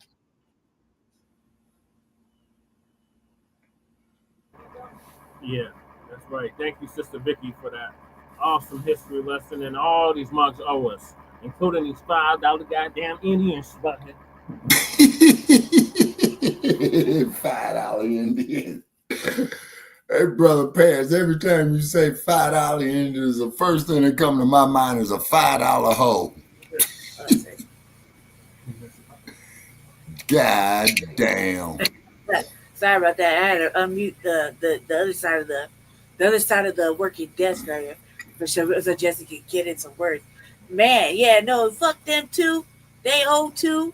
Everybody's complicit in the motherfucking enslavement owes.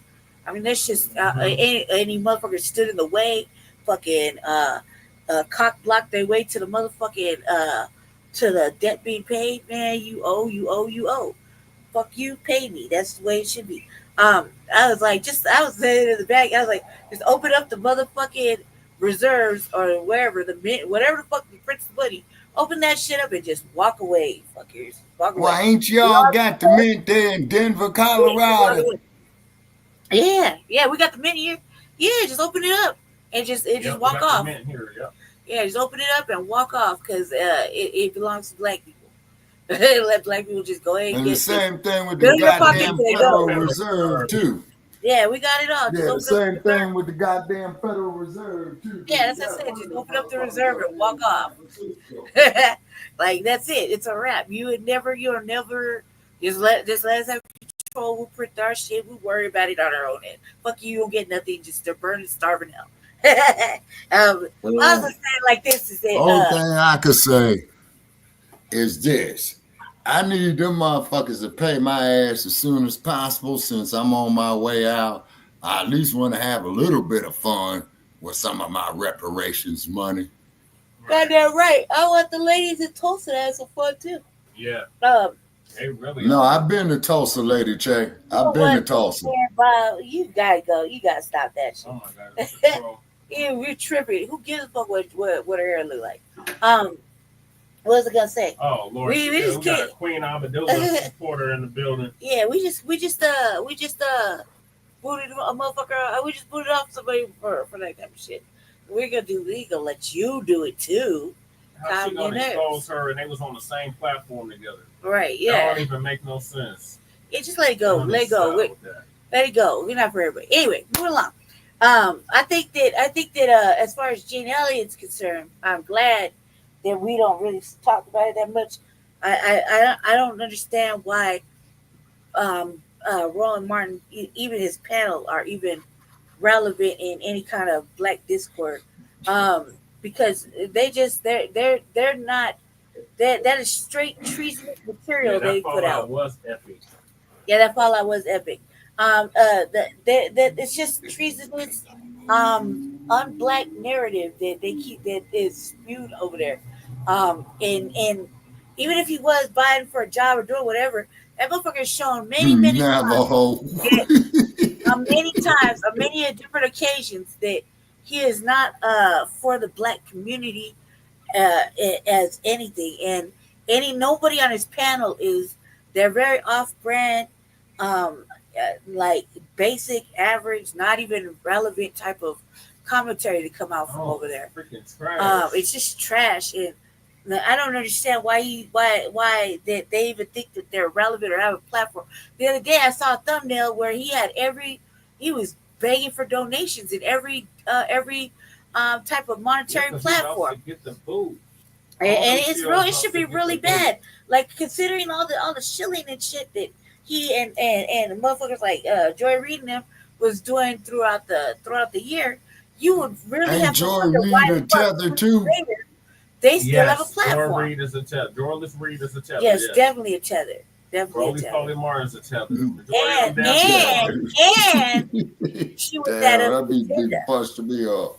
Oh Lord, Boogeyman said he said he calling the Google cars at Shabaki. They're waiting on you out. They'll be waiting. Oh man, don't do that to me, Boogie man. No man. No, but Boogie man, I just spent about $1,200 fixing my car, man. Not the Google cars, man. Oh no, man. Hey, but Boogie man, let me ask you. Let's say if I do get in one of them motherfuckers and he get in an accident, who can I sue? Google? Well, Elon Musk. Who was it? Somebody got hit by a Lime scooter. They sued Lime Scooter. Lime Scooter said they couldn't. It was out of their hand. They wasn't responsible for. Man, see, Lime Scooter's full of shit, man. Right, that's driver error right there. No, but hold on, y'all. But let me tell you something there, though, Brother Che. Lime Scooter's full of shit because, see, I remember when I was in Panther Town one day, right? Yeah. And I saw the motherfucker picking them up. And I asked the son bitch how much they charge. He says, oh, it's $5 an hour. I said, well, yeah, sure, $5 an hour. I'd ride the raggedy motherfucker, and I did. And I went and did, my door-to-door sales. And I go turn that son bitch in, and they telling me I got a goddamn tab of $35, and on by my book, it was for $15. So fuck Lime Scooter. And then if you fuck them up, they got built-in alarms for you. So call the police on your ass. Fuck Lime Scooter. Yeah. They full of shit. That shit is misleading. Now, what the hell was that goddamn Kamala Harris on that, man, when she was the motherfucking attorney general and didn't want to hit them sons of bitches for fraud? If you want to go she with was it, too busy or you got, I really do. I really think you can go. I read that motherfucking that agreement that you signed. Okay. For them cars. But wait a minute, though, Lady Che. Fortune Thought says the city planner can be held liable because the local community heads have to approve the Google cars to roll around. Oh, well, then that's the motherfucker to sue in the goddamn city of San Francisco. There you go. My boy hacked one and he stole it. That was prime parts for homeless. Boogeyman says that his boy hacked the motherfucker and stole it. Did he get a good price for it? Nah, he stole it. Well, he probably did some other shit with it. I'm telling you, those things are prime homeless fucking parts right there for other genius fucking Lady Che, them motherfuckers are scary. I don't like scooters, but I did get an adaptive vehicle from Line for free, man. Me and Jesse been cruising them motherfuckers all year. Yeah. All year we were cruising around in them motherfuckers. Yeah. And it was for the free, and we was having a good ass time. So like just getting all our little errands done. It looked like we just rolling around the city in motherfucking shopping carts, just doing the most. Yep. But yeah, they was for the free shit. So I took them out to that shit over here. What I was gonna say is though on the Google car, he sold the GPS to some weirdos. Hey, let me ask you this, Boogie man, you get a good price for the motherfucker. That was some homeless shit. Boogie man, how much you get for the GPS? He probably sold it for some dope. That's a straight homeless shit right there. They're telling me I've been out for a sec right here. Right, so the hell with Jane Elliott. You need to cut the goddamn shit. Yeah, $300. See, $300. See, this is it. He sold the motherfucker for $300. Boogie man, all right, okay. He got the okie doke for real. He should have went to a crap game, man, and tried to boss it up to $3 grand. Shit.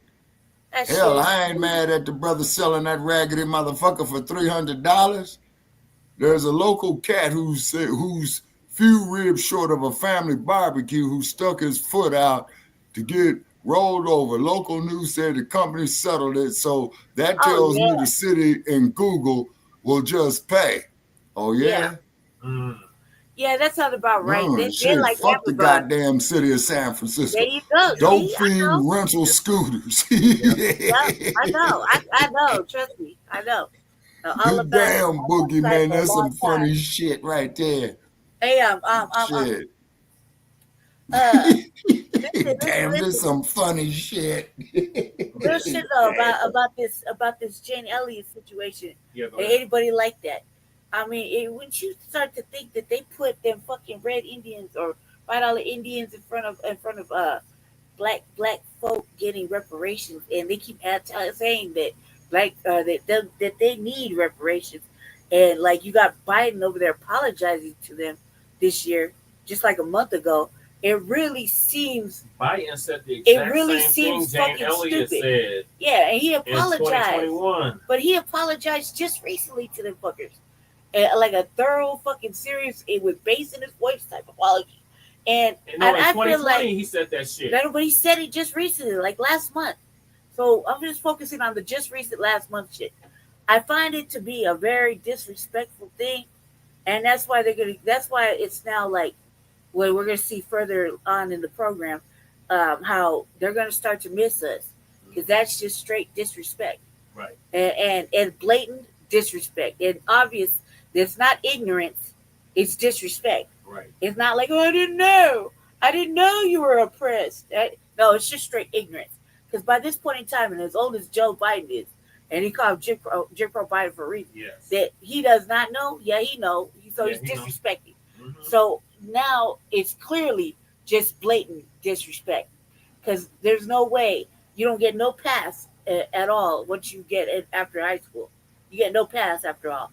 They say you're ignorant to the plight of black folks. Said about time they were 15, they already know. Yeah. You already know the game. You already know what's up. So you get no passes. Now you're complicit, right? Mm-hmm. So we're gonna see further on in the program because we got a heavy little thing. Yeah, we do. Go ahead, Jesse. So moving along, in your neck of the woods, Shabaka, a black man calls 911 at home and gets shot on sight. Oh my God!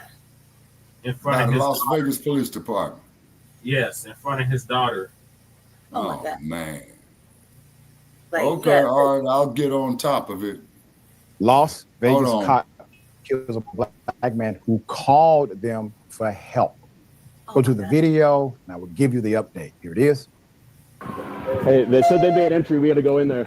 Yeah, we have to go in. Hey, when we have a broken window, we're going to make entry. Now, the first thing I'm worried about is this is a relative of mine. Metro Police! Metro Police! Metro Police! Metro Police!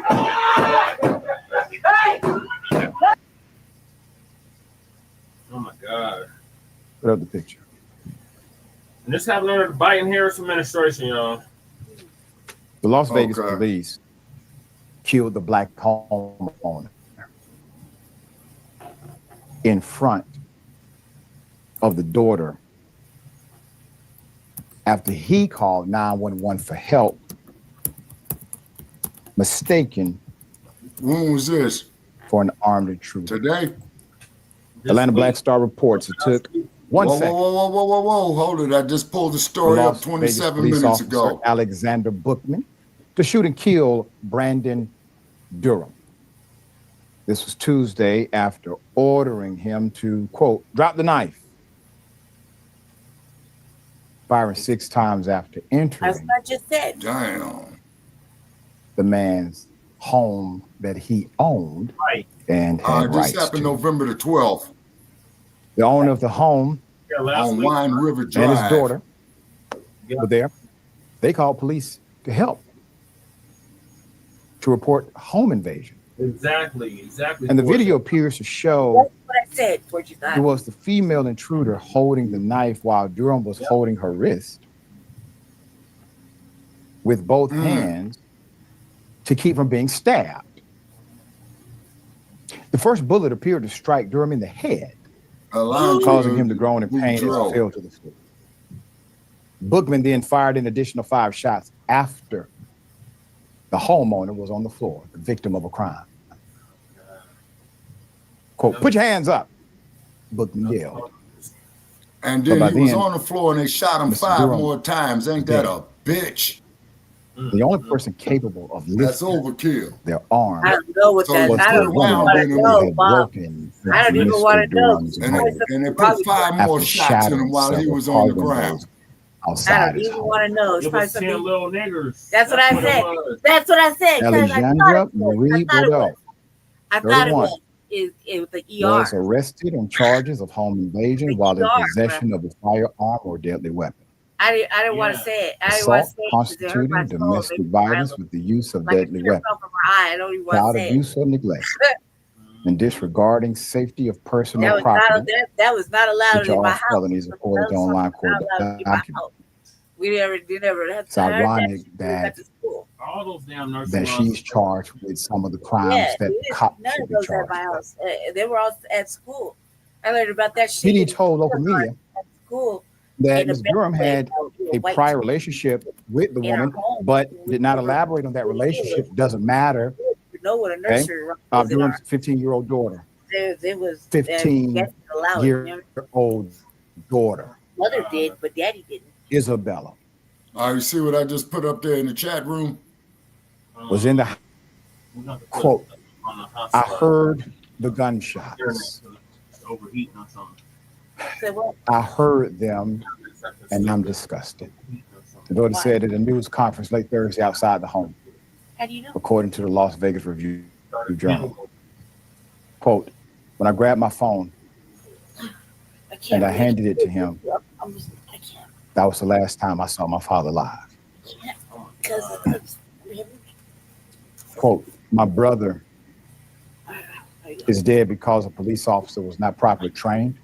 Durham's sister Diane Wright told 8 News Now. Bookman, Officer Bookman, 26, has been placed on administrative leave with pay. No, she's setting that motherfucker down. Las Vegas police, 8, which have been fatal according to the Las Vegas Sun. The family is demanding answers. I hope you all are demanding an attorney as well. Yep, put them in a box full of killers. I'm in a box surrounded by killers. Yeah. This was wrong from top to bottom. Yeah. It sounded like they're first cousins of the LAPD. The transcript probably to the 911 call. Transfer from the LAPD. Yep. Because if there's a description he's holding off in that call that the person intruding 4 or 5 more times is in fact a woman, not a man, is in fact holding the knife, not the man. Where did the translation break down? You see, this is why bias and racism internally is so damn dangerous. This man is dead because of the innate bias of a 26-year-old.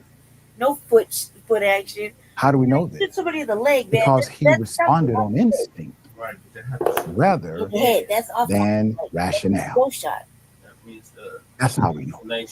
So where is his base instinct informed? From his subconscious mind. Dear brother, thoughts here.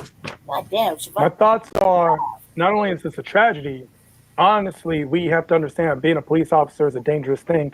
But if you're a scary person, man, don't become the a police officer. motherfucker volunteered for the goddamn job, man. I don't want to hear that bullshit. That motherfucker volunteered for things that like shit. this happen. That's what I hear. And why does this never happen in Beverly Hills? How come you never hear about things like this in Brentwood or in Manhattan or any of these other places where we see a different demographic that lives there geographically? Why does that not happen? Calling the police should not be a crapshoot or a death sentence. That is not the thing. And what did they think? Is this like the Chappelle bit when you walk in that this black guy put up all the pictures of his own family around the apartment to make it look like he lived there? Why was Marie Boudreaux apprehended, but Brandon Durham was murdered? Let's have that conversation.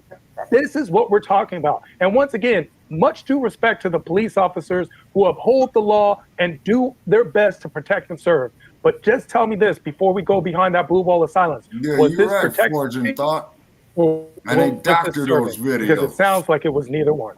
There you go. That's right. That's right, There you go. man. That's what I All said. right, we'll bring you updates. He came Obviously, there to updates will unload come. Somebody, period. He Exactly. came there Family to and fellow unload soldiers, I'm the fucking professor, and hot this is in a the black moment of body. truth.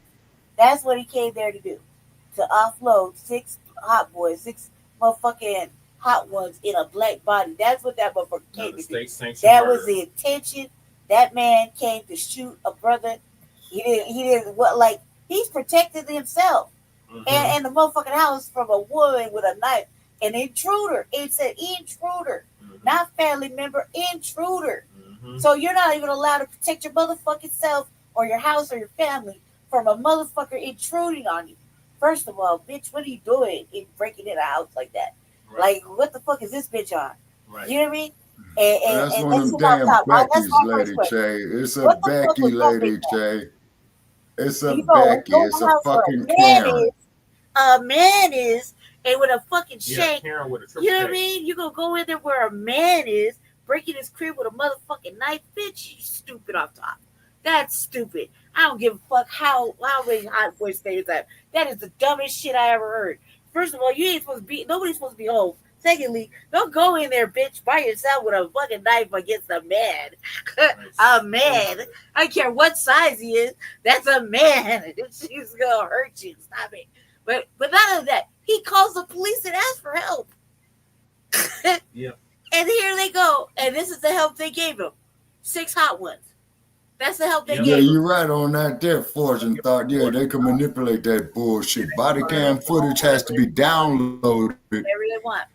from their desktop, and while transferring, you could delete files and change date and time. Most civilians don't know about that. They turn off Yeah, Fortune Thought, you're right. All kind of shit. We seen that in 2020 during the protest. We seen the police doing that shit out here. Yeah, they turn on whatever the fuck they want to. Yep, dead portions of unavailable. Yep. Deleting dead portions or uneventful time frames. Yep. That's like re-editing a fucking report where you had to. No, Lady Che, that's exactly what the fuck it is. Yeah. They're gonna re-edit the shit. They're gonna rig the shit to be in their favor. You see, that's what I was telling that goddamn Sarge. Against you, Bob. I would tell that bitch you dumb as fuck going up in a house with a man. First of all, you know there's a man there.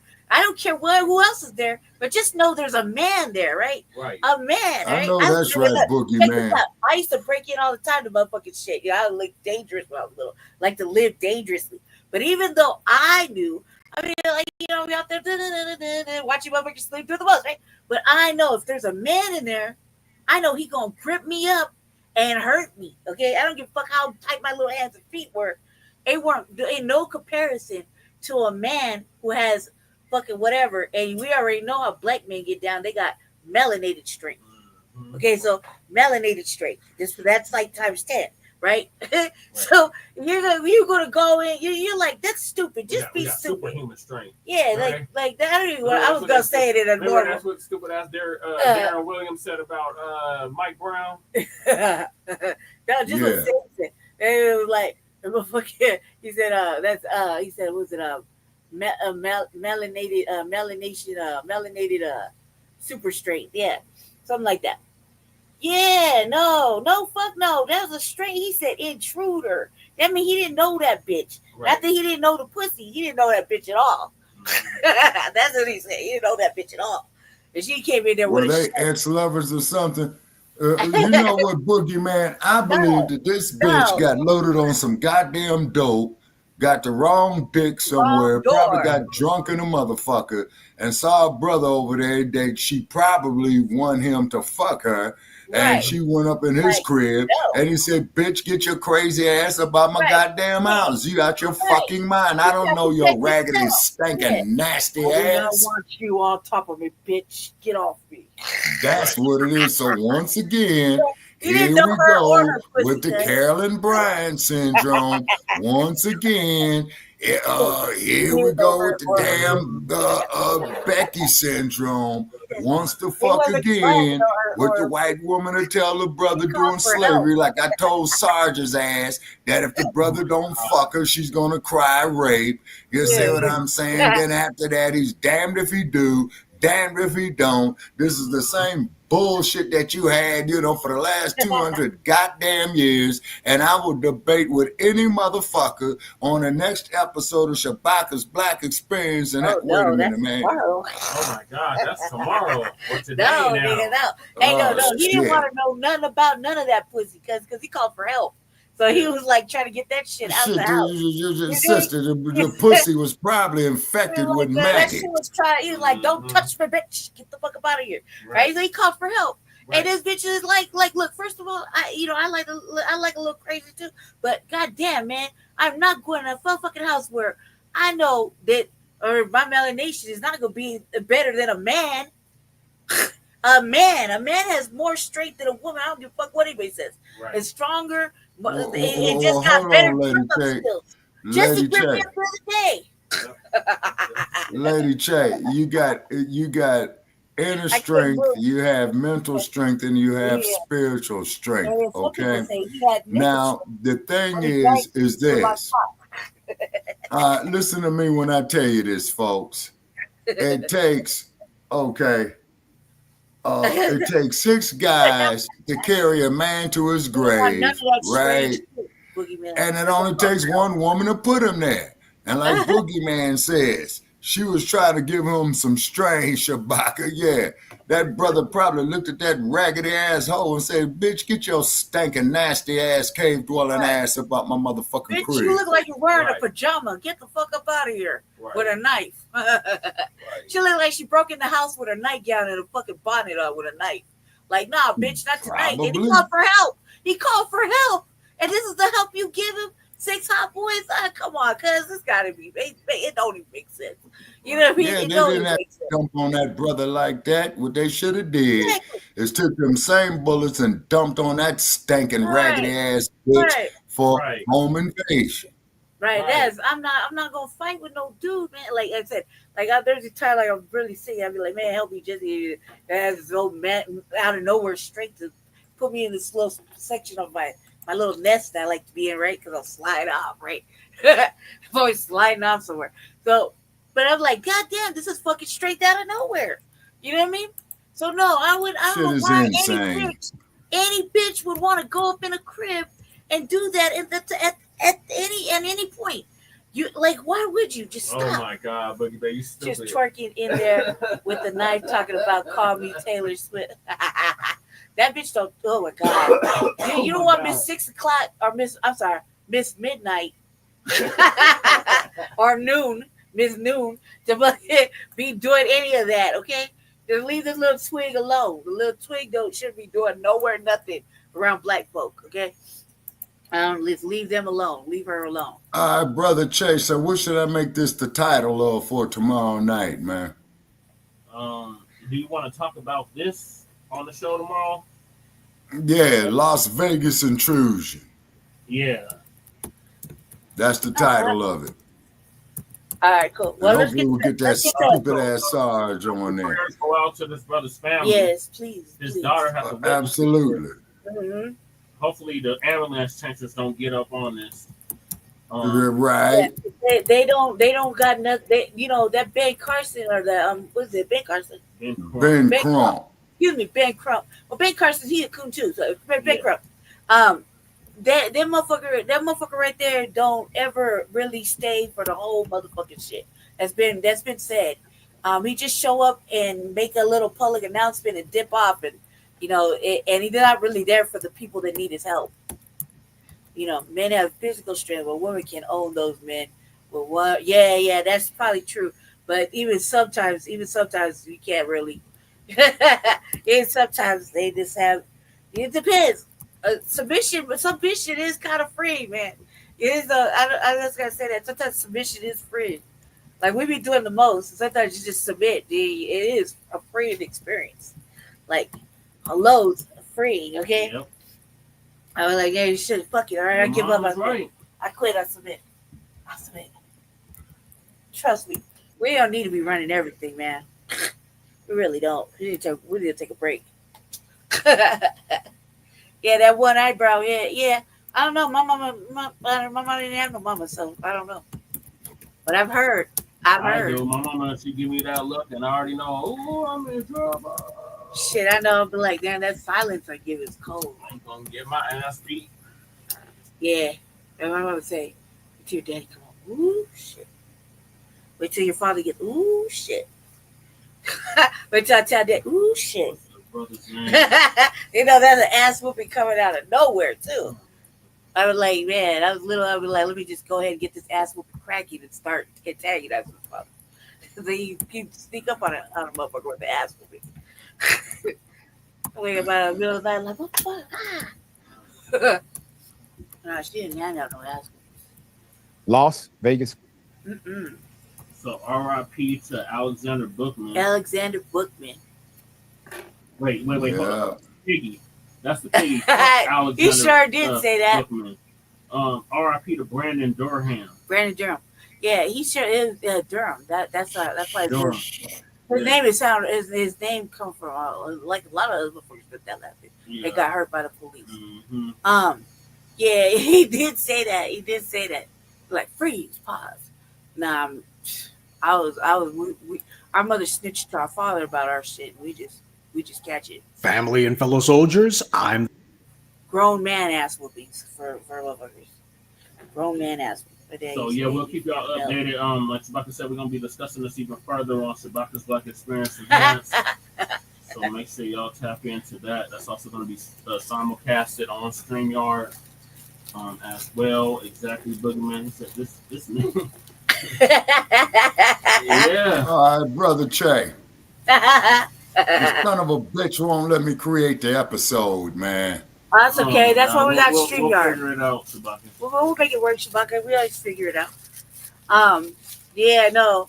I'm gonna stick this out. We love, and they're to lie about it too. I never. Yeah, bitch. You mean the first motherfucker to throw us in jail too? Under the jail, and she had her way with me. And then they tell you, this is gonna hurt me more than it's gonna hurt you. And they didn't even say that. That motherfucker pointed to the sky like Babe Ruth and got to whooping my ass. Like, you literally point, even like a pseudo position, motherfucker bend over, motherfucker catch this ass whooping for real. Don't put your hands in the way. That's the way. Don't put your hands in the way. All right, okay. Paddle it. Right? And motherfucker didn't sit right for like 2 weeks after one fucking ass whooping. He point to the motherfucking sky like Babe Ruth and swing that motherfucking bat, or not bat, but a paddle. Because I swear to God, I thought my daddy should have played baseball. I really did. I thought he would knock one out of the park every time he whooped my ass, and that was on an every 3-day basis. And I was catching an ass whooping fucking for everything and nothing at all. Sometimes just for being there, because I saw something happen. You know, you were there with your brother. Oh God, he did it, but I did it. Oh, these dirty motherfuckers! My brother, he got away with a lot of ass. Facebook, user opted platform. Y'all is some stanky, nasty ass motherfuckers, bitches, boy. Yeah. I'm actually kind of glad they deactivated my accounts now. I don't have to deal with that bullshit. For Facebook, yeah, then it's free. No, it kind of feels shitty because you want to share shit on Facebook, but I kind of feel like good for them. Good. I'm glad they took it off because I would be getting really, really fucking super black lately. I don't lost count how many pages they done took down now. Super black moments get bad at Facebook. Oh my God. Shabaka already know I done have so many pages deactivated, y'all. It ain't even funny. Easily 8. I was like, where are you at? Because I have to go stalk you. I think you're gonna have to at least count on both hands. Yeah. At least 8. From the time me and him have been together. So 4 years, at least 8 that I know of. Yeah. And me, I had one major one, and then one we'll use to kind of lurk around and spy on, Jeff Hart and whatnot. We lurking, creeping around, spying and shit. Yeah, because we busting off the boule media out here too. All day. We don't know how to control ourselves. All right, so speaking of that, in the white-owned media is losing half of its audience. Mm-hmm. Who's to blame? Good. They're welcome. I wonder who's to blame. Professor Black Truth gonna give us an update on that. Professor Black Truth. I've been listening to Professor Black Truth for over a decade now, and everything he said has come to pass. Everything. The professor, and this is the moment of truth. Yes, sir. Yes, Shabaka. Since it's in the chat room. Okay. All right, Shabaka. the election, the left corner of the white media has been in a bit of a nosedive. CNN's lost 26% of its viewers since the election. I guess being the American affiliate of Benjamin Netanyahu's Likud party wasn't the ratings winner they thought it would be. And truth be told, at this point, CNN really doesn't need any more bad news, but that's what they're getting. Although as bad as the news is for CNN, it's even worse for the main hub of DNC propaganda, that is MSNBC, because their ratings after the election have crashed. They've lost over 50% of their audience. Yes, over half the people who were watching MSNBC have quit watching MSNBC. This is the end result of letting shills and the incompetent operative class define your network. Joe Scarborough was busy selling the soap. Rachel Maddow has been making a moderate fool of herself with the usual Fourth Reich is just around the corner rhetoric. But all of that fear-mongering and scaremongering that they were doing, it was actually a big stakes political gamble that they were taking. They were betting the farm that if they just scared enough people, hopefully the Orange Man wouldn't make it back to the White House, because they know that in a large part, there's going to be hell to pay. Because these were the very people who were doing the most to justify the lawfare and avalanche of lawsuits and prosecutions that came against Trump after he left office. But I was telling you, the biggest problem with what they were doing was when people saw all of these suits being brought against Trump and seeing an American president being dragged into court relentlessly, this is something that's never happened in the history of the Republic. It was so shocking, so jarring. A number of people looked and said, he can't be that bad. But around the sound stages of MSNBC, as far as they were concerned, don't worry. If people don't believe it, they will after we get these first couple of convictions, these first few lawsuits successful. Then they'll look at him and they'll see a scumbag. The truth of the matter is that's not what they saw at all. And it's kind of hard to pay attention to Donald Trump's legal problems when you don't know how the hell you're going to pay for gasoline or groceries this week. Now, of course, that means absolutely nothing to the good folks who work over at MSNBC or CNN. These people are getting paid millions of dollars. Rachel Maddow is the highest paid person at the network. So as far as they're concerned, they don't know about anybody else, but hey, they can afford to pay their gas. They can go ahead and afford to pay for their food. They have no problem paying their rent, or rather mortgages on their town homes and their penthouse suites and such. So as far as they're concerned, yeah, we know that there's some carping going on out there from these people, but that's only a small number. The economy's doing great. Yeah, for the investor class and for a small number of people who make more than $250,000 a year. Those people are doing okay. But they're a small, tiny sliver of the electorate. But that's the problem, though, when you decide that you're going to create an echo chamber for yourself. Nancy Pelosi said that elections have consequences, and she was right. Democrats have certainly suffered the consequences with this election. You deny reality, you choose to listen to the nigga Jim Clyburns, America's favorite sharecropper, and this is what you get. Oh, and on a side note, remember how 4 years ago he was whining that his hand-picked puppet, Jamie Harrison, had lost a Senate race that he was damned to lose from the very beginning anyway? But Clyburn had put his own ragged credibility on the line by personally backing this guy. So when it became undeniable that Harrison was going to lose, Clyburn decided to start lying and scapegoating the BLM activist and claiming calls to defund the police were the real reason that Harrison lost. Now, those same activists were active heavy in Atlanta, and that's the only reason that Raphael Warnock and that Jewish guy won their Senate races in Georgia 4 years ago. So people saying defund the police didn't hurt anyone's campaign. In fact, it helped them. And if you did lose your political race, it's because you didn't have a prayer of winning in the first place. It was those young people who turned out in numbers 4 years ago and put the Democrats in power. But look at who Clyburn blamed, the very voters that they've been failing to serve for decades. Clyburn and his worthless brats are doing great financially, but his constituency is dirt poor, just like Richie Torres up in New York. Richie Torres has the poorest constituency in America. Sadly, though, Clyburn's constituents, who are mostly black baby boomers, they don't seem to have figured this out. That's the problem with having all these old people who are voting. They're not doing it because it serves any sort of interest. They're doing it mostly because it's their habit. And when the only issue that somebody has is their Social Security check coming on time, they won't be a problem for white power. But Jamie Harrison needs to be said. He was the head of the DNC until he announced now that he's going to be stepping down. But Jamie Harrison was the DNC chairman. That's right. He was the head of the DNC. Right after Trump won, Harrison announced, though, that he was stepping down as DNC chairman. This was the guy who was running the Democratic Party, and we see that he not only lost his own Senate race 4 years ago, but now he oversaw the wholesale implosion of his own party. This is the guy who Jim Clyburn vouched for. This is the guy who Clyburn claimed was going to be the future of the party, but apparently neither he nor the Democrats have a future. When you lose a presidential race to a twice impeached, one-time insurrectionist, convicted felon who's been demonized 5 ways from Sunday for several years now, when you let that guy beat you, you are so dumb you'd fail a taste test. But this is the guy Jim Clyburn was griping about to those young voters because he needed a scapegoat. But the fact that he was attacking the very young voters who Democrats need as the core of the party, that shows that these people are certified stupid. But they're not alone. We see the same suicidal arrogance from the left wing of the white media. Every time they lose an election, they always start saying that the party's drifted too far to the left. It's those radicals, especially the ones online. It's those far leftists out there who are to blame. Republicans never do that. They cater to their base. There's no irrational rhetoric that comes from their truly unhinged core audience that would ever be enough for them to say, oh, we've gone too far to the right. They don't do that. They never run from their base. They run to their base. Democrats, on the other hand, are constantly trying to appeal to the same donors and the same voters as the GOP, and that's why they keep losing. Why should people vote for Diet Republican when they can just as easily get the real thing? And those consequences that Nancy Pelosi talked about aren't just for political parties. They're also for these white media outlets, too. As the Wrap reported, directly after the 2016 election, ratings for MSNBC fell. The network then went on to have its 4 most watched years in its history from 2017 to 2020. Now, that's the Wrap trying to put a silver lining on this one. But the truth of the matter happens to be, at least in 2016, those media outlets had the advantage of being able to say, well, hell, who could have thought that a former game show host and professional carnival barker could actually become president? Who could have seen this one coming?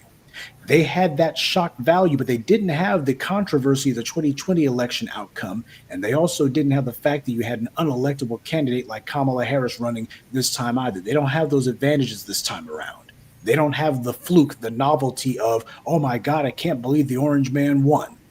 They were sitting here saying things that they knew not to be true. After 2016, why would they be repeating the exact same language? This was not a matter of, this is what the analysts tell us, this is what the information tells us. When in reality, it was just a matter of confirmation bias. And while it is true that MSNBC did go on to have 4 of its most watched years during the Trump administration, the reality is this is not the first Trump administration. Circumstances differ greatly between this election and the one from 8 years ago. But these networks, they're going to be dancing on pins for a while. They're trying to stay fluid, to use one of their favorite terms. When Obama became president, these white media networks began hiring and giving shows to make work jobs to their Negro whisperers, Black folks who were on air because their only purpose being on there was to tell white viewers what Black people were allegedly thinking. Of course, these Negro whisperers were dead wrong, but for these audiences, it was just interesting enough to keep them from changing the channel, though barely. However, after Obama left office and Hillary lost her bid for the presidency in 2016, these white left networks began firing all those Negro whisperers that they had put on the payroll. It was the purge around those networks. Melissa Harris Lacewell, Around the World in 80 Days, Von Bismarck Perry got the heave-ho, and she wasn't alone in the unemployment line. And even the ones who thought they survived the axe eventually got their walking papers regardless. Don Lemonade thought that identifying as LGBT would insulate him from being fired, but it didn't. He could identify however he liked, but the reality is that white network much preferred a white gay man like Anderson Cooper over a Black person of any sexual orientation. I, for one, will be watching to see what happens with Simone Sanders. She only got hired because she had been part of the Biden administration, and Biden was in office. She had the advantage also with the fact that she had actually lost her job at the White House. I'm sorry, I mean resigned, before she had even been there a whole year. She was gone in less than 12 months. So that's the reason why MSNBC gave her a job, and they gave him Jim Psaki a job too. They gave her a show. But if they got a choice between Simone Sanders and Psaki now, who do you think they're going to go with? Not the former Bernie Sanders campaign staffer. And it's not just white Democrats who the Simone Sanders and Joy Reids have to be on the lookout for. The alleged left-leaning white media has also been putting out its feelers to find some right-of-center talent to put on air. Expect to see a lot more people who are formerly with the Trump administration or otherwise in the orbit of MAGA world finding their way onto these white cable media outlets. These networks play the game. They have to deal with the Trump administration, especially his new FCC head. And that being the case, they're going to have to do something different. These networks pander to the same audience as the Democratic Party. Big donors. CNN and MSNBC cater to advertisers, i.e. big business, just like the Democrats do. And speaking of people who pander, Roly-Poly's been looking for a job, a consulting gig, but at the moment he's probably thinking that he got pushed out of CNN too late instead of too early. And Van Jones is probably crying again. So don't be surprised when the few sorry Negroes you see start getting their little sideshows cut. The white media will do it quietly, but they're going to do it. It will be a toss-up between whether Simone Mammy Sanders gets fired or Jonathan putting on his Capehart. My money's on Capehart getting the boot first. All of these white media geniuses, all of their so-called experts, including these freelance idiots and chumps on the sidelines desperately hoping to get their old jobs back like Roly-Poly, all these people who are the smartest people in the room who the white media keeps putting on the air and who keep getting it wrong. And just for the record, when you look at the stellar political advice that Roly-Poly has offered to the Democrats over the years, how much you want to bet Rolly's been given the same stale sales pitch to these white media networks in the desperate hopes that one of them will give him a weekend show, or at the very least make him a panelist on one of their weekly shows. He's looking for a job. You know, this all goes to show that there's a downside to being liars. The white media flooded the zone with all manner of lies, and it's come back to bite them in the butt. Now, why did they think that they could get away with it? Because they have gotten away with it the other 95% of the time. The white media tells lies every single day, but people don't call them on it. In fact, the people who watch their mind rot will see the white media's lies and then live their lives as if it was true. The white media tells them that they're not seeing what is clearly in front of them. You see Obama ignoring you, the white media says he's not ignoring you. Why? He's reaching out to the black community. And you see Kamala Harris sitting here, sending out surrogates to wag their fingers at you. Oh, no, you're not being insulted. Why? They're just talking directly at you. They're just speaking very directly. They're not being insulting at all. That's what they try to do. As they see it, they have the ability to invent reality out of whole cloth because people believe most of what they say. So as for white media, it feels like conjure magic. They know that they're lying, but they also know that both the public and the politicians treat their lies as true. The white media peddles poison, no different than some degenerate meth dealer. And just like a drug dealer, the worst thing that you can do is get high off your own supply. They committed the cardinal sin that no pathological liar can afford to commit. They bought into their own lies, telling themselves that Tim Walz was some sort of inspired choice, that Kamala Harris's poll ratings were only going up. But none of it was true. Though you couldn't tell them that. In fact, you couldn't tell the white media anything. These people have conditioned themselves to not listen. They've conditioned themselves to think they know it all. And in the end, they've shown everyone exactly how much they do know. Nothing. These days, the Washington Post has adopted a motto: democracy dies in darkness. Given the way the Washington Post handles their reporting, that sounds more like a mission statement than anything else. Their goal is to conceal the facts, cover up the evidence, and deceive the public so that democracy dies in darkness. Now, let's not go too far with this, though. This is not going to be the end of either CNN or MSNBC. They still have enough viewers where if their parent companies scale them down and get some of the more expensive people on the payroll, or just go ahead and dump all the black ones, as far as they're concerned, that's pretty much the same. If they just go ahead and sharpen their pencils and make a lot of cuts, they can make those things financially viable. Sure, they'll have less viewers, but they'll also cost less money too. Let them become like headline news or something. Let CNN be the new version of that. It wouldn't matter, right? As for the ragged remnants of the fools who were on air trying to invent a mirage of a Kamala Harris election victory, well, now they can dust off all their old talking points from the first Trump administration. Then again, they never actually stopped using them. In fact, after Trump was out of office, that's when they began becoming more shrill and extreme and apocalyptic with their rhetoric. They didn't start talking about the Trump's going to usher in a Fourth Reich stuff until after he was out of office. So expect to see these fools once again trying to brand themselves as some sort of quote-unquote resistance. They're sure to resume giving the same old song and dance, but what they don't realize is there's been enough voters who have seen this show already, and they don't want to see a repeat of it. They understand that it's not Trump that these white media leftists are trying to resist, but rather reality. Though, as I've always told you, reality always gets the last word. So they've got their ratings in a nosedive. They've also got talent, quote unquote, if they can be called that, like Chris Wallace, who's already abandoned ship. He didn't even bother to wait to get pushed. He decided to just go ahead and jump. This is what's happening now. Their little flagship networks are on fire and threatening to sink. Ridiculous. This is the white media talking about how they want to save democracy when they can't even save themselves. Like I've always told you, if you're not watching the black media, you'll always be the last to know when you're going out of business. Good day and be one. I'd like to take a moment to mention some of our contributors. LB, Matthew Liggins, Onan X, Jimmy Whitfield, and Samuel Divers. Salute to them and thank you to everyone for listening, liking, and... You didn't see what you seen. Your eyes was lying to you. Remember they did on us in 2011, in 2001. Yep. Cherry picking the bias, making sure we pick sides. Okay, I'm going to ask that gentleman to retype his comment because I didn't see it. Okay. It's a 100 emoji. Yeah. Okay, yeah. No, that's Leonard. I'm talking about the one before him, though. The mainstream media puts the focus on an object of blame. A dog whistle we obey, become addicted to hate. Okay, I'm going to have to ask you to specify that, brother. He's basically addicted saying that the media just serves to divide, basically. The mainstream media. Remember, your choices are only yours to make. Yep. And no, the news is not the news when the news is fucking fake. Exactly.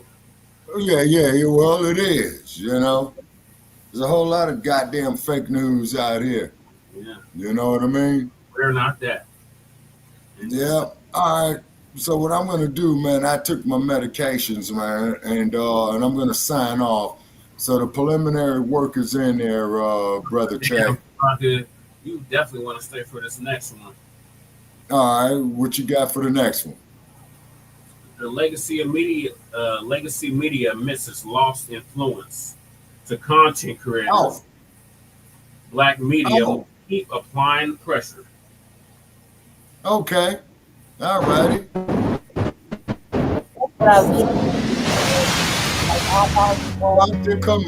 For hurricane survivors, Jim and... But tonight on the podcast, ladies and gentlemen, you know, the mainstream media is coming to grips that they do not have the influence anymore over you.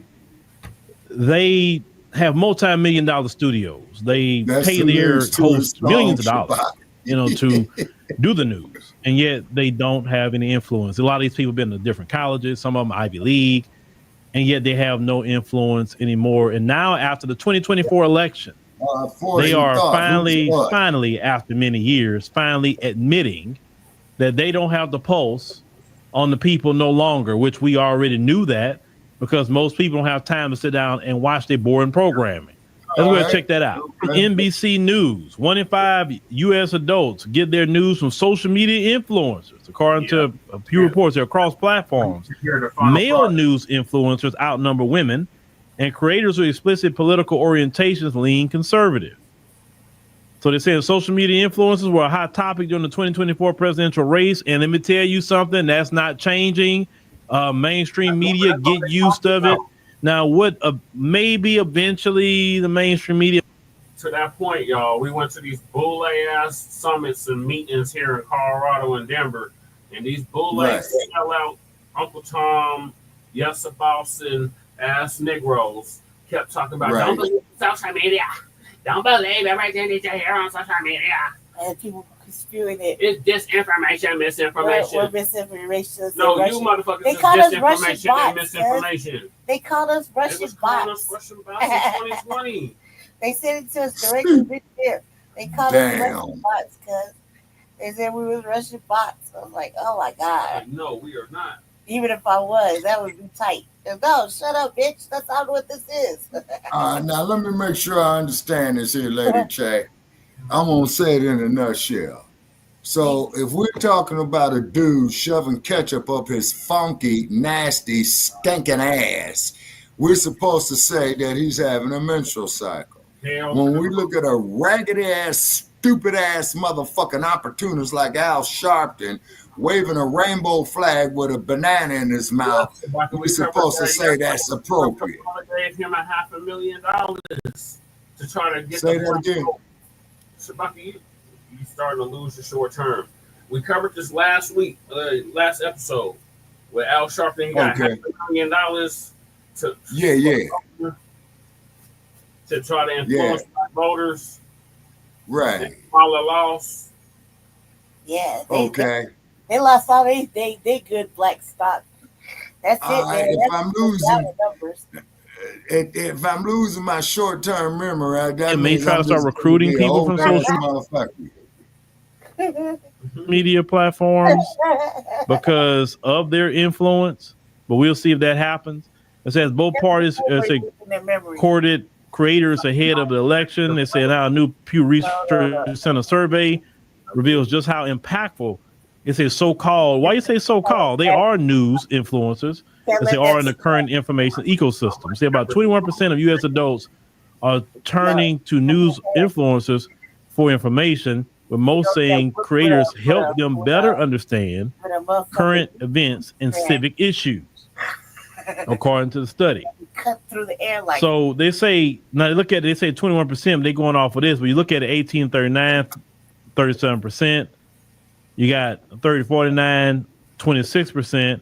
Of course, now as you get older, 50 and older, 15%, 65 and older, 7%. Yeah. And that makes sense because they used to the old way. Now I say the number was higher among young adults with 37%. Age 18, 29, saying they turn influence for news. The Pew surveyed 10,000 adults and analyzed 500 news influencers, which are defined as individuals who regularly post about current events and have over 100,000 followers on Facebook, Instagram, TikTok, X, or YouTube. Let's say news influencers have emerged as one of the key alternatives to traditional outlets as a news and information source for a lot of people, let's say especially younger folks. As according to the study's co-author, Galen Stocking, a senior computational social scientist at Pew Research Center. The news release, and these influencers have really reached new levels of attention and prominence this year amid the presidential election. I say the rise of social media influencers, let's say in particular news-focused creators, have been solely embraced by politicians in recent years. Almost a decade ago, then President Barack Obama surprised some by granting interviews to major YouTube creators. It says since then, the influencer world has continued to grow, culminating in an election cycle in which everyone from long-form podcasters to short-form video creators landed candidate interviews generating hundreds of millions of views.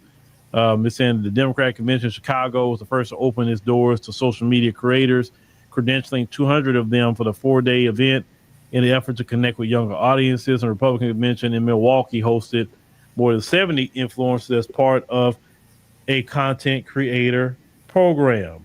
Now, I will tell you this much: nobody from the Democrats or Republicans reached out over here. But let me say this: the main reason why people, especially in the black community now, are not listening to the mainstream media is because everything y'all promote is anti our community. Right. Let's look at your MSNBC. Let's look at your CNN. Right. It's always promoting something anti our community. You're sitting up here targeting black people. You're talking down on black people. You're talking down on black men. You're trying to do the gender warring. You do everything you can to try to divide the black community on y'all program, right? And black Americans are sick of that, and they're not going to consume anti-black content, anti-black family content. They're not going to consume misandrous content, because you thinking that, oh, we gonna have the black women being misandrous. Black women aren't misandrous. Black women got husbands, they got sons, they got brothers, they got boyfriends, they got fathers, uncles, grandfathers who are black people, black men in particular. So they're not misandrous. They're not. Only you have a few is that way, but it's not the majority. That's first and foremost. Another reason why people want to tune in to us over you is because we can relate. Let me tell you something. Anderson Cooper, who's getting paid $20 million a year on CNN, how can he really relate to struggling for gas prices? Yeah. Food prices. Food price is not an issue for you if you're making $20 million a year. Yeah. It's not an issue for you. You're not worried about interest rates for what? You make $20 million a year. Just to give an example, and I'm not picking on Anderson Cooper. I'm just giving an example of some of the prices that is already thrown out there. Or Aaron Burnett making $6 million a year. So Vanderbilt. If you have an Aaron Burnett trying to discuss inflation, she can't talk to you in a way that I can, because I feel the inflation. When I go to the store, I know the gas prices. I know the food prices. I know it. What's your comments, Fortune? Check out these deals of the week at Walgreens. Fuck the commercial. Fuck you and your ass, Walgreens. Pay us, motherfucker. Fuck you, Walgreens. I'm dealing with it. That's what makes the difference with us versus them. Number two, we come from the community. On that Fortune thought, we know what people in the community are dealing with on a daily basis. We're not so far removed from the community. Also identifying who is we're still easily accessible. Okay, now, of course, we can't talk to everybody. Like in my position, I can't talk to everybody. I just can't. I won't get no work done if I just sit down and talk to everybody. Now, Kellen is there to answer certain questions from people. Exactly, Fortune. But for me, yeah, that's a fact. Fortune thought. No, yeah. I can't talk to everybody. But I got a platform to run, so people want to get this content out. We're talking to people in the background trying to get things done. We're trying to grow this platform to be bigger and bigger and bigger, right? So many ideas I have even for this podcast, right? For 2025 to change some things up so it can be bigger and better, right? That's what people want to see. And y'all not offering that, period. And one thing that we have to do, we can't just say, oh, now we can pat ourselves on the back. Oh, we have kind of conquered Goliath. No. When you're sitting up here and they're admitting, man, y'all beat us, you can't take your foot off the neck. You can't stop. At that point, now you got to go harder. Now you gotta really mash the gas, because you cannot let them get their foothold back. That's the key. So you'll see sometimes with black people, what we do is like, oh, we won something, and then we back off. One thing you got to learn about the white supremacy is that never back off if you won anything. You mash the gas and keep going even harder and harder and harder, because they will come back on you, and they'll come back in a way, and now you be wondering how they came back and how you in a worse position than you was before when you had got some inroads. So the fight is never done. Like with the Democrat Party, right? Oh yeah, we kind of showed the Democrats. No, show Democrats anything. What we got to do is we got to mash the gas harder, because the Democrats is going to come back. So we got to keep pushing the message, looking at everything they're doing, watching how they're trying to put the pieces together, how they trying to move, how they trying to worm their way in. And we got to be just kind of calling them out every step of the way, so they cannot get a foothold again back in our community. That's how we have to move.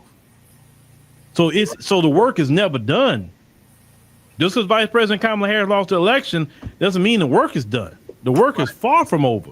She is not the central figure of the issues. It's the mainstream media. It's the Democrat Party. It's the Republican Party. It's all of them. Yep. Because everybody, whether it's the mainstream media, the Democrats or Republicans, do not want to see our collective empowerment, do not want to see us on an anti-black hate crime bill, do not want to see us get reparations in the form of cash payments, do not want to see our collective rise in America. They don't want to see the wealth gap closed. They don't want us to have nothing. They don't want us to be happy. So since we know all this, we have to stay ready We have to stay constantly battling, fighting the listen, it's an information war. Yep. It's an information war. And it's not going to stop. Because that was the biggest mistake our people made after the civil rights movement. Just because you got some wins don't mean you go party and BS. No. Now you got some wins. Now you got to mash the gas harder so you can continue to finish the job and continue to go further and further and further. And what our people done after the civil rights movement, they backed off. They partied and BS. And why they did that, racism, white supremacy was regrouping. And they regrouped, and then look what happened to us. Look what happened. They put drug in our community, and they had that drug in our community like they had the crack epidemic. We ain't had that problem. During the time we were fighting back, if black people stayed on their square, if black people wasn't so rushing to integrate and so rushing to, party and BS with Becky and them, we wouldn't have had these issues and problems. So we got to learn from the mistakes of the past. And we got to keep pressing. We got to keep pushing. We got to keep going on and on and on and on and on. Like this article is not to be saying, oh, yes, we did it. We did it, guys. No. Okay, we see the inroad. Now we go 10 toes down and 10 toes harder. Right. Because we're not done. We are not done. We are done when we see the collective empowerment of the Black American community. We're done when we get reparations. We're done when we get an anti-Black hate crime bill. And even after we get all that, we still got to keep fighting. So they won't try to undermine anything. So it is a beautiful thing that more and more of you are listening.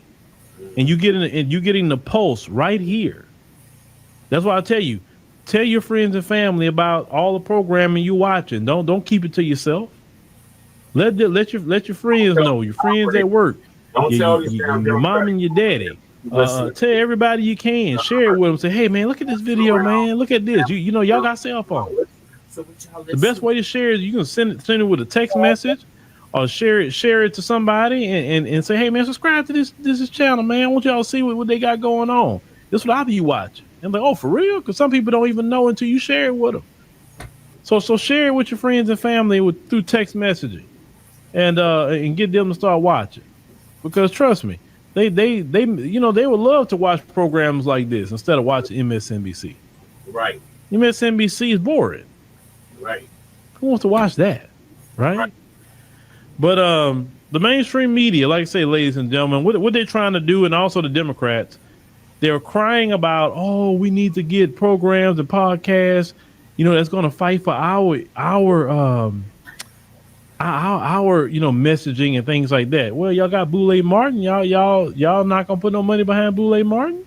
So that lets you know too, Boulay Martin has no pulse because they'd have mentioned him saying, oh, well, Roland Martin, he fight. Listen, Roland Martin talk for Democrats all day long. Yeah. But Roland Martin does not have no influence. Nope. He don't. Same thing with Jeff. Because who wants to follow? I told y'all nobody's going to follow a sassy and broken man. Right. It's not going to happen.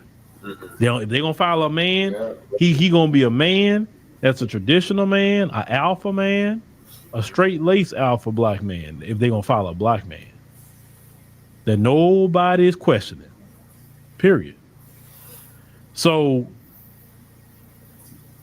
let's see what happens even further, ladies and gentlemen. We're gonna keep breaking down, what's going on with the community, breaking down what's going on with these Democrats. Because remember, the Democrats are regrouping right now. They're strategizing right now how to try to get us back on that doggone plantation. And we got to make sure, since a lot of us is off of the Democrat plantation, we got to make sure to watch every trick they try to pull to get us back. And people like myself and many others is going to warn you a lot quicker because we're going to see the play coming before they even. If you're not already subscribed to this. That's right, Uncle Phil. That's right. So no, he's right about that. Yes, and so basically what it is boils down to that we've been saying, as you know, Brother Che on Shabaka's Black Experience for the last 8 years, what it be emphasizing is to do for self. And we got to turn our backs on these roly-poly Martins, these damn old Sambo motherfuckers, these Kamala Harris who's washing greens. We've been on the same. We've been consistent for at least 9 years on Shabaka's Black Experience. Yeah, exactly. Right, and then when you combine it with Frontline Black News, man, so that's 14 years altogether, roughly. You know, off the figure off the top of my head. You see what I mean? But and then what's happening is these motherfucking shadow bandits. I'm up here trying to crack the code on it. We trying to crack the code on it. You see what I mean? And this is why we say when they come on here with these advertisements, we crumb them on the advertisements, is because people over here, Frontline Black News, we need help. We put a lot of work off into this. We don't want to see this here collapse. So we need help from the community. You see what I mean? You know, hey, we'll announce what you're doing. You know what I'm saying? Hell, you can come up here and guest host. You know, and then we got to move our platform from Shabaka's Black Experience Enhanced by January 2025, because they're going to shut down Blog Talk. And then we trying to track them motherfuckers down there who own it to find out why. But, you know, they kind of like fly-by-night motherfuckers, and you can't get no leads on these tricks. Right. You see? But, you know, we're going to keep grinding it and what have you. We're going to get our data up out of there, and then we got to figure out on another platform to go. You see? You know, because podcasting is what's happening. Why do you think Mike Wallace just said, fuck CNN News? You see? He going to do his own shit. And then keep in mind, I'm sorry, not Mike Wallace, Chris Wallace, who is the son of Mike Wallace. And Chris Wallace, you will never be what Mike Wallace was, is because Mike Wallace went out there and got in the trenches, people. I remember watching him as a kid coming up. I mean, that motherfucker went from the civil rights era to Vietnam to the black empowerment era. Yeah. See? So, you know, Mike Wallace was heavy, but Chris Wallace will never be what his daddy was. No. You see? All right, so with that being said, ladies and gentlemen, I'm getting ready to sign off here from Las Vegas, Nevada. The next topic is about the next topic is about woke. The actual definition of woke, not what they're trying to reinvent it into. Okay. All right, okay, let's see here, because I'm burning data, and then my computer powered back up when I had to come on, you know, the other way off the phone. So, all right, okay, let's see what they're saying about woke, and then I'm gonna sign off, you know, to conserve this data, because they really pulling some bullshit with this data, man. I mean, it's crazy. They're trying to limit information intake and where you're getting your information from. Yeah, that's all what that shit is. Censorship. This YouTube channel, go ahead and hit the subscribe button now, along with the bell icon, so you can be notified whenever a new video is posted. And if you're already subscribed, check and make sure that YouTube hasn't unsubscribed you. And of course, be sure to give the video a like, as well as share it on your social media. The white supremacist hate that. Way to avoid and bias. now the Sunday address. News sources. The 2024 election may be on the books. There's still a lot left to be said, particularly when it comes to the ongoing war against black people, which some have called the war on woke. Our ideological ground should be considered holy ground. But holy ground means very little if you don't know how to defend it. When debating with people, especially those who you know are acting in bad faith, you have to be extremely careful what words you allow them to get away with using. You don't want to let your enemies set the terms of the debate, because once they've suckered you into accepting a false premise, you also have to accept the false conclusions that go along with it. That's how the bad guys wind up winning the debate, or at least feeling as if they've managed to mitigate the number of points they would have otherwise lost. The war on woke is actually a war on reality. Woke means you know how the world is, not that you like it, but you recognize it for what it is. People like Christopher Rufo blatantly said in plain language that he was part of an ongoing effort to redefine the cultural lexicon, not based on reality, but based on a false premise that he and his multimillionaire backers want people to believe. This is where weasel words come in. Words are the currency of thought. We use words to not merely transmit information, but to transmit ideas as well. And ideas are far more than abstract concepts. They are also a set of predetermined and pre-existing premises as well. Words don't just have meanings, they have origins too. That's where we get the word etymology from. It means the origins and evolution of words. Words are how we encapsulate ideas. We give ideas a tangible, or at the very least a quantifiable form when we use words. But what happens when someone deliberately distorts or even changes the meanings of words because they can't win a debate any other way? Bullshit. This is what George Orwell wrote about in his classic novel 1984. In that book, the so-called Ministry of Truth had one mission: to control the public mind through the censorship of history, but more importantly, through the redefinition of words. This is where we get phrases like Orwellian doublespeak from. Doublespeak was one of the phrases that Orwell originated in his novel. What it means is to use language that deliberately obscures, distorts, or reverses the meaning of words. When you see Rufo and company running around with their propaganda campaign to, as he put it, recodify critical race theory so that it includes all kinds of unpopular ideas that it actually doesn't mean, this is reversing the meaning of words. It's exactly what Orwell warned against. He warned against it, said look out for people who do it, and don't let them get away with it. Well, people already have when it comes to the word woke. During slavery, white society tried to clean up slavery by renaming it the peculiar institution. And that's an example of euphemisms. Somebody who's trying to use a word with an actual secondary meaning that's the opposite of what it really means. But with the white right, we see them using a new tact entirely. Not merely using or even inventing new words, but changing the definitions of words we already know. The stated goal of Rufo and his wealthy backers was to cause confusion. They couldn't push their racist agenda any other way. Of course, they weren't doing it just for kicks and giggles. They were doing it for what they thought was going to be massive political gain. In the red states, they managed to make some noise, but then again, that's preaching to the choir. What they wanted was to take this thing national, to show that this was going to be, as Rufo put it, a national blueprint. Okay, well, what happened when Ron DeSantis tried to take the anti-woke hysteria national? He thought that he was going to go to the White House, but instead his rocket ship to the stars crashed on takeoff. Rufo and his pals readily conceded that they had failed in the culture wars, that the so-called left had won. Now, when he says left, that's a euphemism for black activists and the few non-black ones who occasionally agree with us. So since the white right had lost the culture wars in the 1960s, they set out to start a new culture war with a new strategy, trying to redefine the terms of the debate before the debate even takes place, or as Rufo put it, recodifying the words themselves. Try to give people a false idea of what critical race theory means or what woke means before they even hear about it. And then they start attacking this straw man that they themselves created. Woke, as a bit of urban sociological lingo, came from the black community. And the attack on woke, as with so many other horrible things, began with Barack Obama. Shortly after the BLM movement began, people began calling for the defunding of the police. Then again, the right wing should have been on board with it.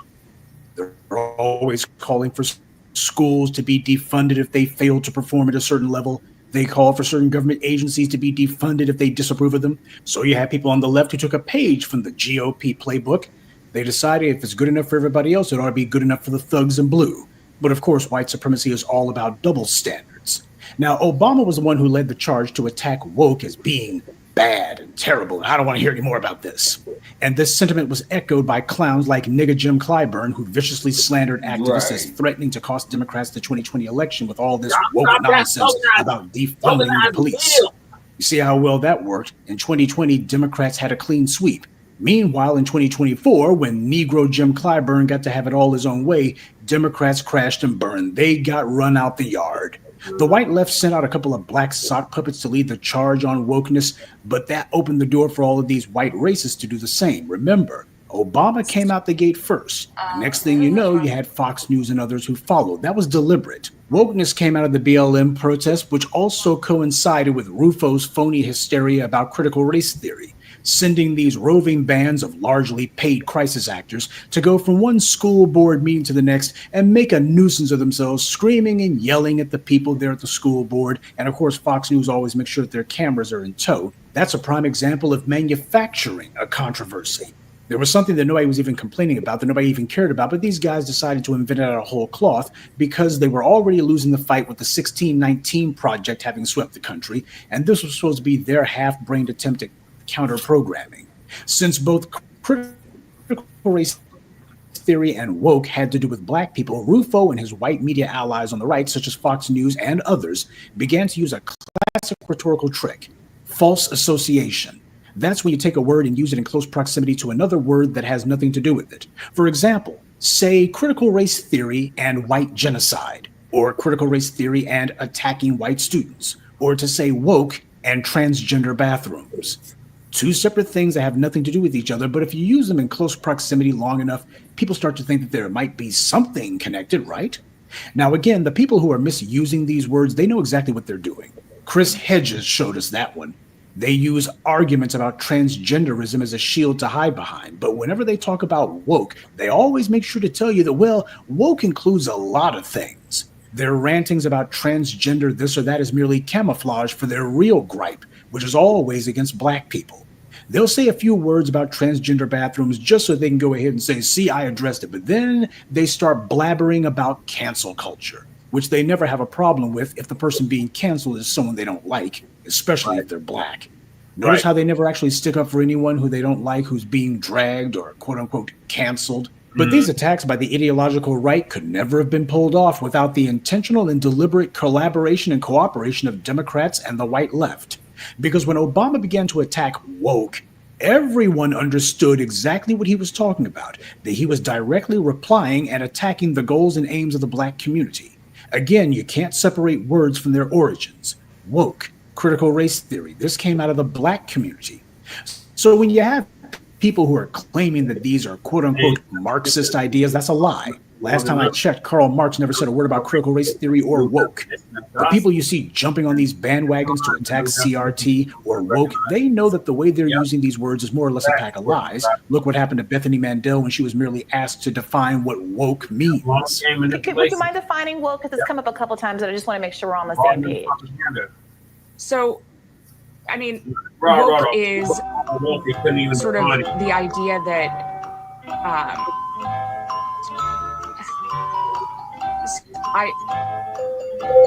this is going to be one of those moments that goes viral. I mean, woke is something that's very hard to define, and we've spent an entire chapter defining it. It is sort of the understanding that we need to totally reimagine and redo society in order to create hierarchies of oppression. It's hard to explain in a 15-second soundbite. Yeah, look, your time. And notice that she didn't get indignant about her failure to actually define woke because she knew that she had been caught in her lie. This is the reason why Christopher Rufo is considered to be important to the white right, because his job is to popularize this kind of asinine propaganda. You got to lie about the words that are being used. You got to try to redefine them because you think if you can, hopefully now you can win debates that you had always been losing. They also know, though, that going along with this recodification gives them rhetorical cover to say all kinds of anti-black things that they ordinarily couldn't. As Neely Fuller said, white society knows the rules of racism. They have to. They wouldn't be able to maintain and perpetuate their racialist hierarchy if they didn't know the rules of racism and didn't enforce them viciously. People don't accept false definitions of words unless it's something they already disagree with beforehand. This is why I posted that briefing about Christopher Hedges, who, given his body of work, should be called Christopher Rufo Sr. In Hedges' case, he doesn't even have the benefit of being able to claim that he was talking about transgender issues. He made it crystal clear his problem with woke or cancel culture has to do with race, and that he rejects the idea of systemic racism altogether.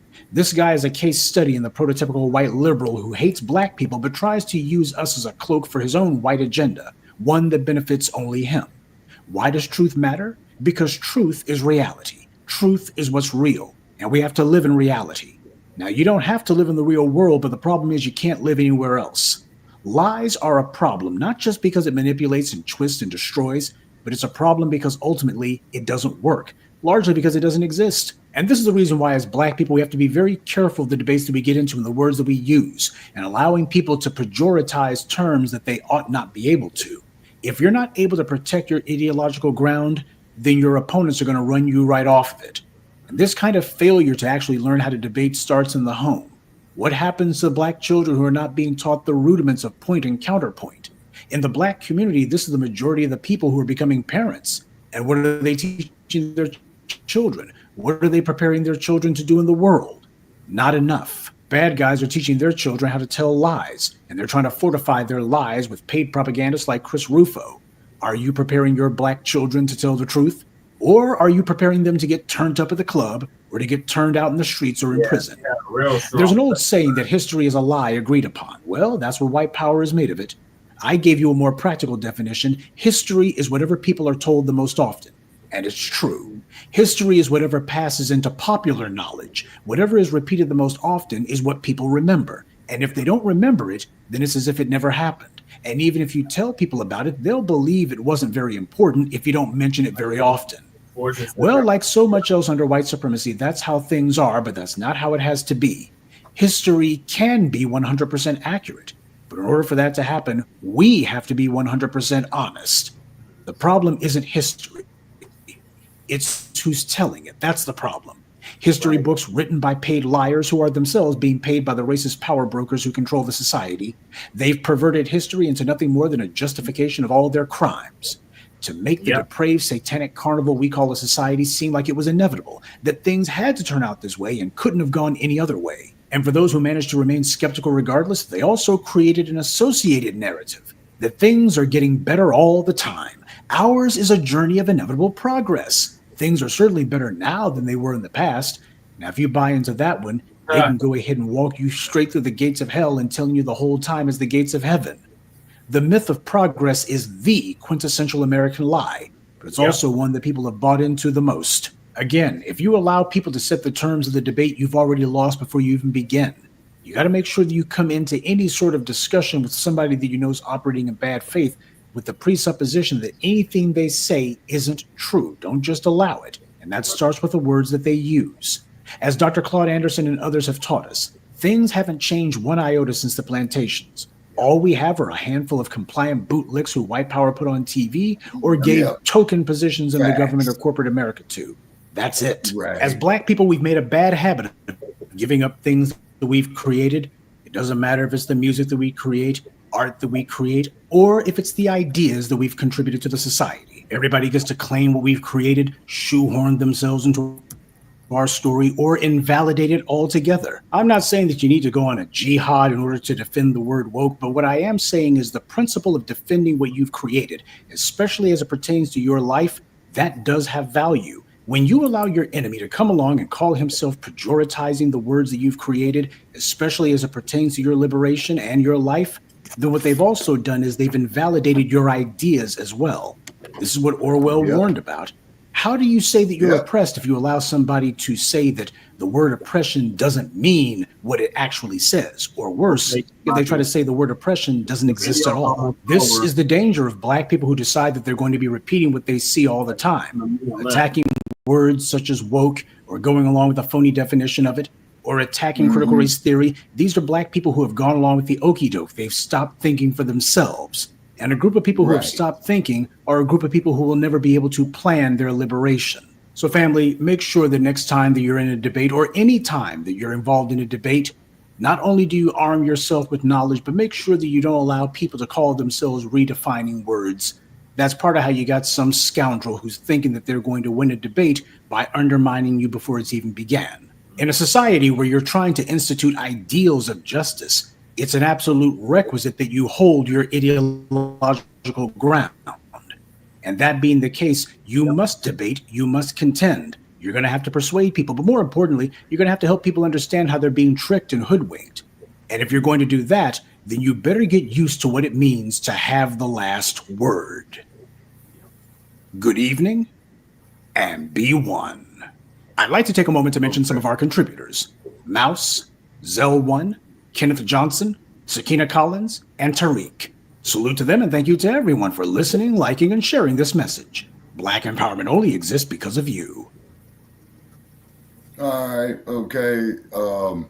As he was saying, is in regard to George Orwell, like I tell Sarge, police guard, chosen for superior brawn and lack of intelligence, and you will be suspicious of everyone, and you'll be prepared to give your life a big brother, the leader you've never seen. The most dangerous and dishonest part of modern media is the way they lie in 2024. If a story has, say, key points to report, they will only report 7 of those points. Yep. Just what they want. Pretty much. And they got a common term for it too, forging thought. It is called bullshit. To guide opinion where they desire.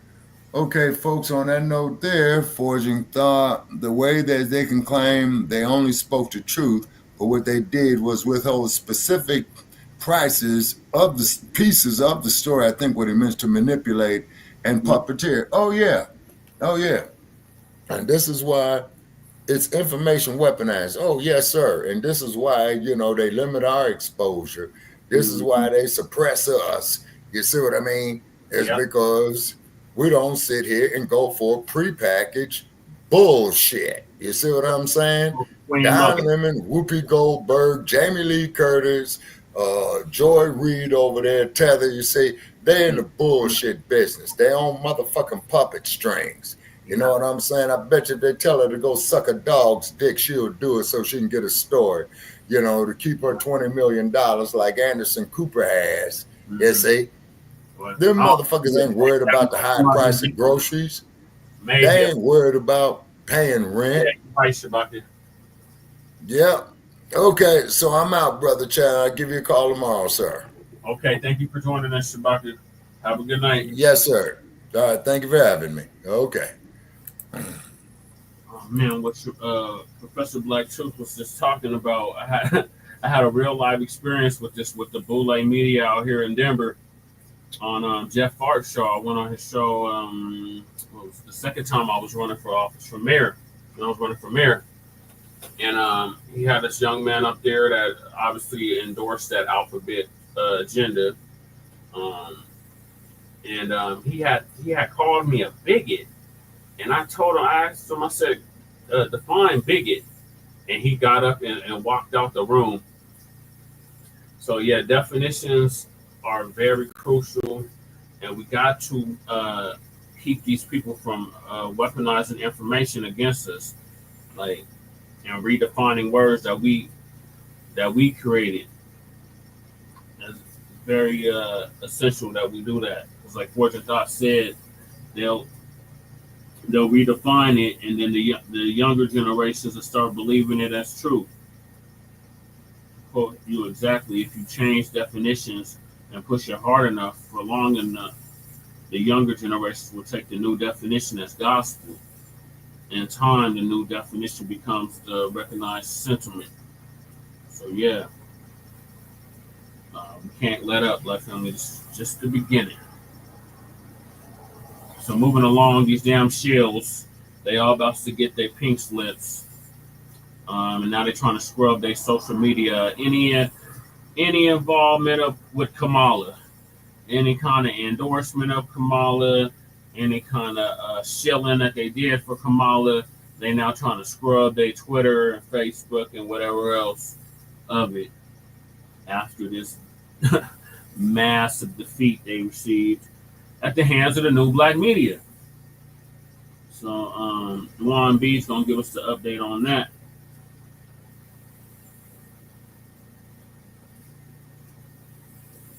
Easy for me to control it, you know. But it's just something about being over here on YouTube. It's like you kicking it with your people, and you ain't got time for all that extra shit. You know, you ain't got time for that extra shit. You just want to talk how you talk and be who the fuck you be. You dig? Yeah. I be watching other channels. They be like, no, don't cuss, don't cuss. I be like, you right. I probably shouldn't cuss. Like, whatever. We here. Celebrities are quitting Twitter. And my question to the chat is, who gives a fuck? Do you give a fuck? No. This is going more into the point we've been talking about this whole year, longer than a year now, is Eight of Hearts, Revelation, Exposure. When I pulled the cards out, I was very, very specific. If for those of you who want to know more, you can go back to my reading I did on New Year's Eve. I said specifically exposure of people we like, didn't I? Yep. I said last year, if any of you dumbass celebrities was listening to my show like you should be, you would have known. I said, whatever you up to, y'all going around thinking you all high and mighty and your shit ain't gonna be exposed. Ha-ha!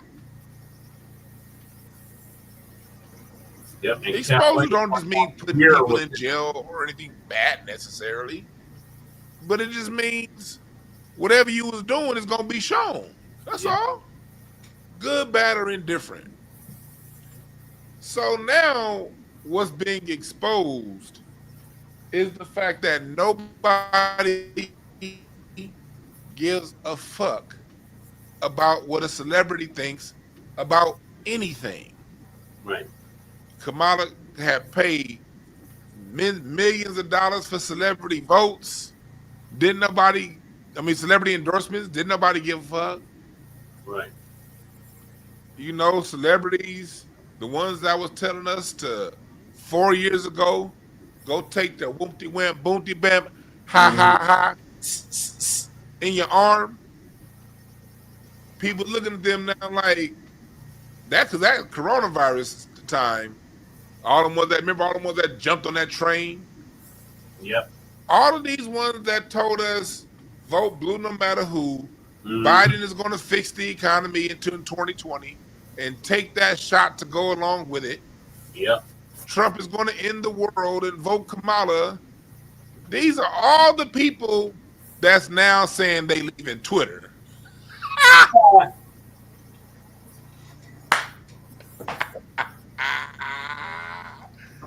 You can't tell me this ain't some exposure showing you what it really is. These celebrities are literally saying, I'm going to take my ball and go home. Mm-hmm. Y'all mad at me for what I said about those shots? I told you to vote for Kamala and you said no.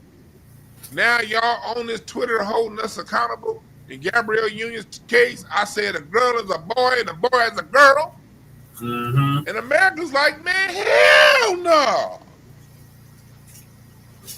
So now that America's like, hell no, you're like, you niggas sound like Steve Urkel.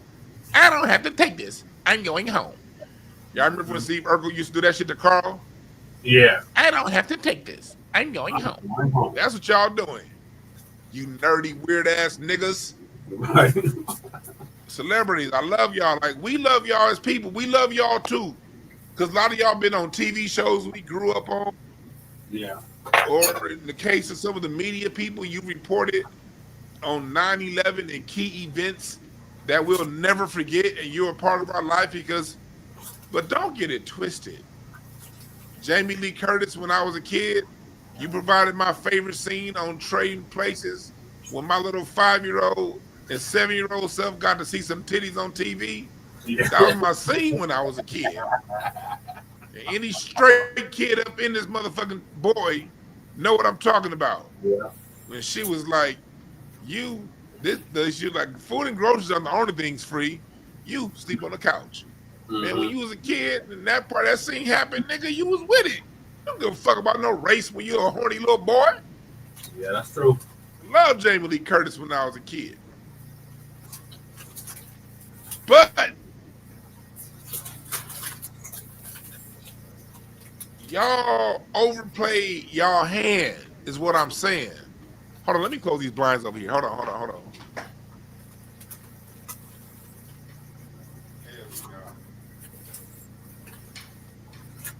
There we go.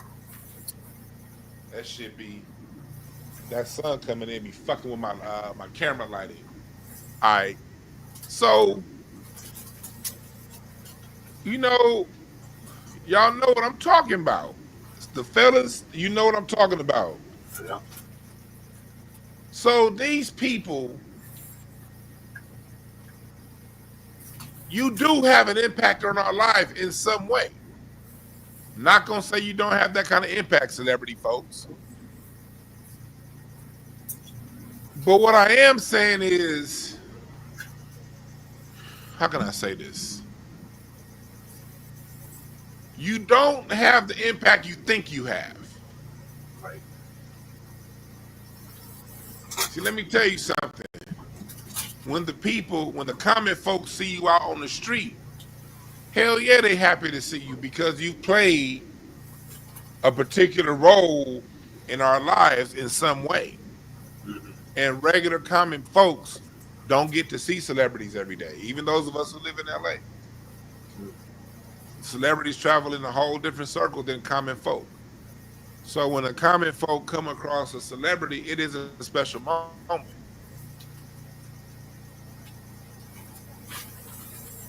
But I think a lot of y'all got it twisted into thinking that special moment. That may have been true for a time. It may still be true for some people.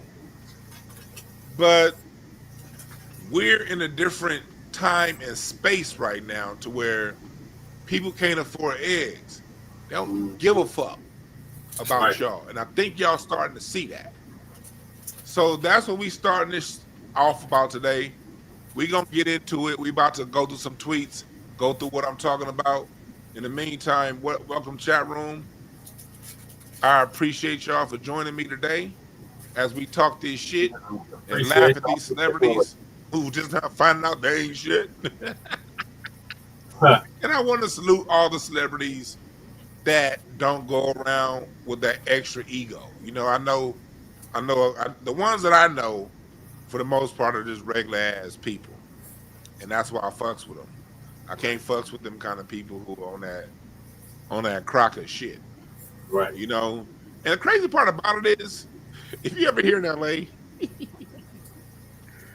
most of the time the celebrities aren't, and same thing with basketball. When you run your NBA circles, the NFL players, the person that's the guy, oftentimes usually is cool. It be their friends that be the worst. Yeah. That nigga next to the celebrity or the dude that's almost a celebrity, like here in comedy. It's certain comics, I won't mention their name. It's one dude in particular that Corey Hogan's always talking about. But these dudes, like these almost celebrities, them niggas is the worst.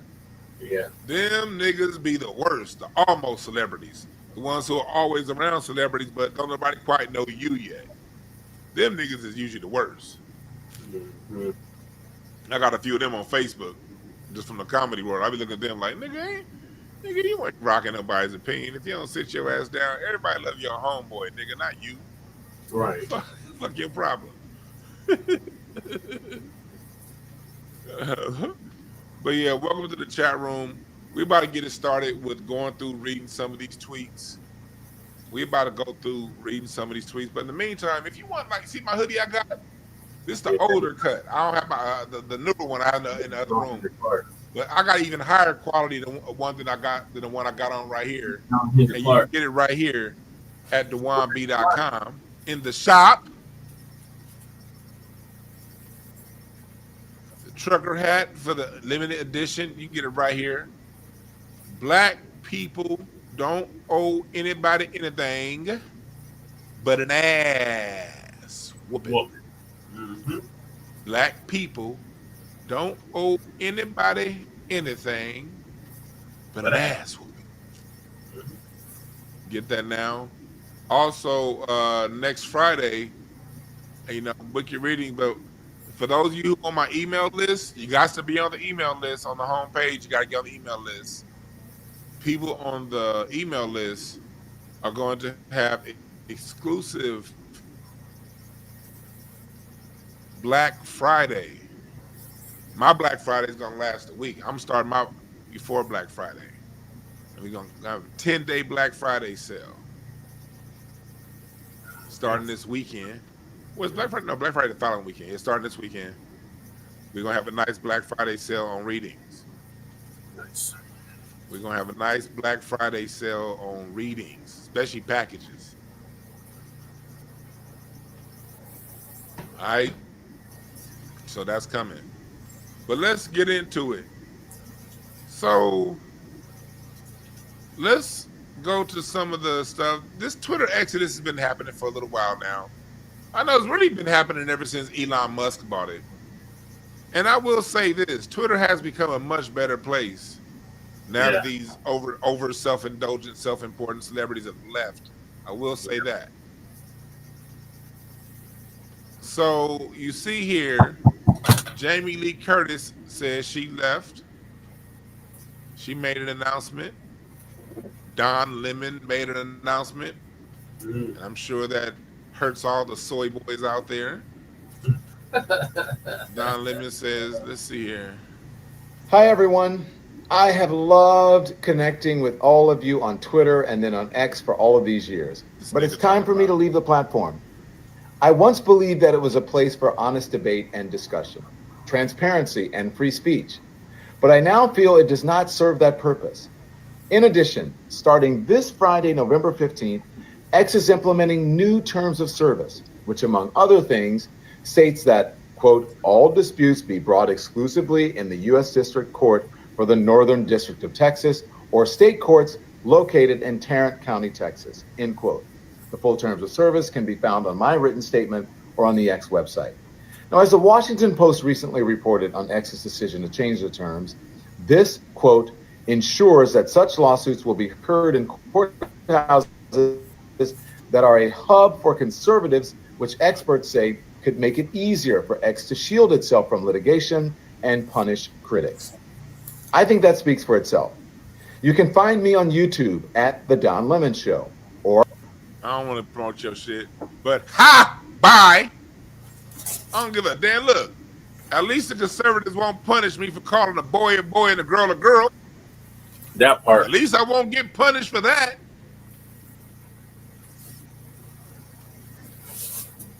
Bette Midler? How in the hell did Bette Midler? I didn't even know she was on Twitter. Ain't Bette Midler a little old to be on Twitter? Yeah.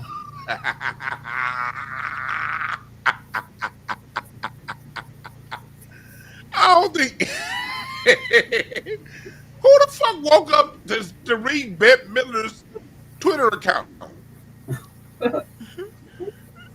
You know, Bette Midler, she's that age. You know when people get old. You know, old. This how everybody. This how your parents look at their phone.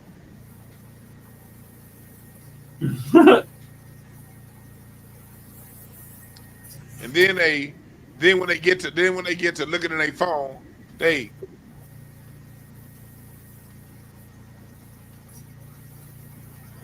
If you got to do that, you shouldn't be on Twitter.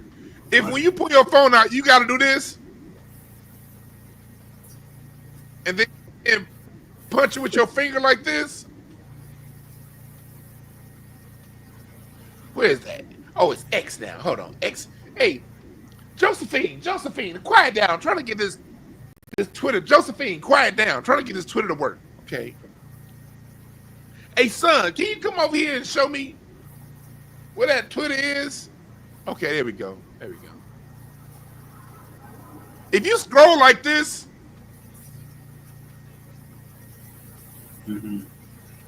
you shouldn't be on Twitter anyway. Right. We all got them old. We all got to help our uncles and aunties out with that shit. Yeah. So, what the fuck? Who the fuck gives a fuck about Bette Midler leaving Twitter?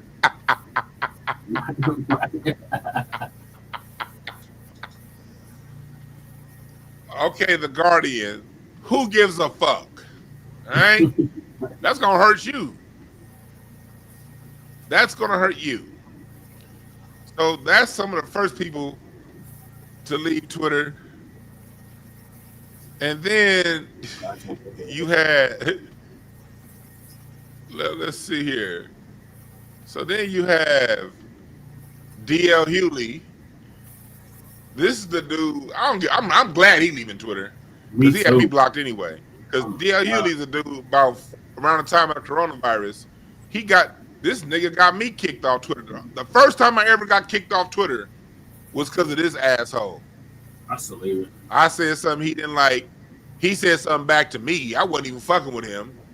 Then he tried to hit me with a fat joke, and I hit him with way better jokes. And he wasn't ready for that. And his ass got me kicked off Twitter.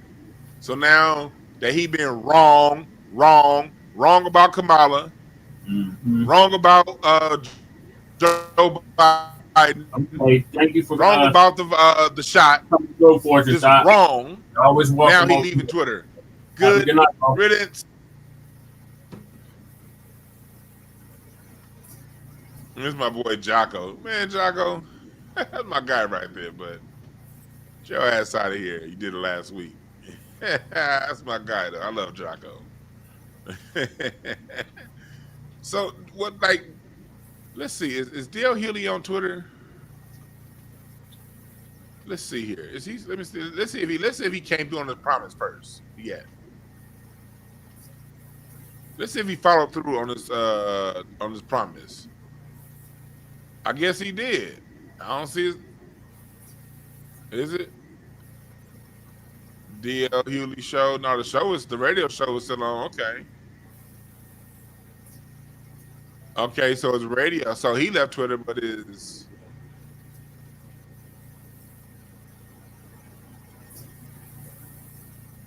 let me see. No, that's somebody else. No, those are all the accounts. So okay, maybe he did. Well, he had me blocked, so I wouldn't know anyway. Let's see here what this nigga talking about. Trump funny as fuck on Twitter. Oh, he ain't said nothing. So DL Hewley, he's out. Good riddance. He wasn't doing nothing but lying anyway. Great. But this is the one that had me tripping right here. This is the one that had me tripping. Gabrielle Union. Oh my God. She put a whole, and look, if you notice, her account's still up. It's still active, by the way. But Gabrielle Union decided to pin a tweet and write a whole letter that she came up with in pages. Look at, she had, this how you know these motherfuckers have gone way far and how important they think they are. She had her assistant go to Apple Pages. Hey, get that image of me looking real concerned and deep. Yeah, find that image of me looking real concerned and real and deep, and then and take that image and pin it on the bottom. So the with me looking off into the distance and then fade the transparency back so it's not so bold. Sort of fade and put a shadow behind it and use Canva. Now they wrote this in page. They put this together in Canva. Gabrielle, you ain't have nerve to write a whole why couldn't you just tweet this? If you got a blue check, you could do up to 280 characters. You didn't have to do this. She's so goddamn self-important. She went and got a goddamn Canva.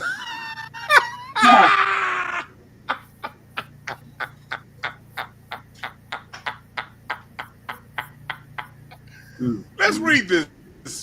I feel like laughing. Let me burn this incense.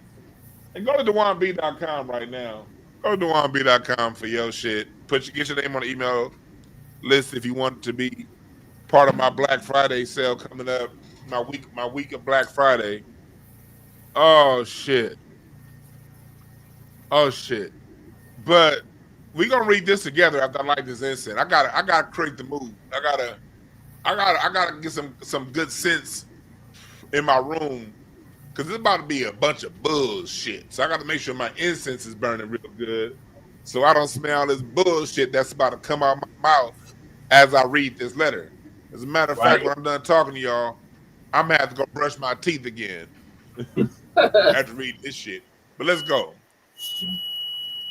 There are pivotal moments in life when we must declare that enough is enough. And for me, today is that day. Platforms like X were founded on authentic connections, true engagements, and creative expression, all anchored in respect for user privacy and trust. Trust. Oh my gosh. Who the fuck trusts anything on a goddamn internet?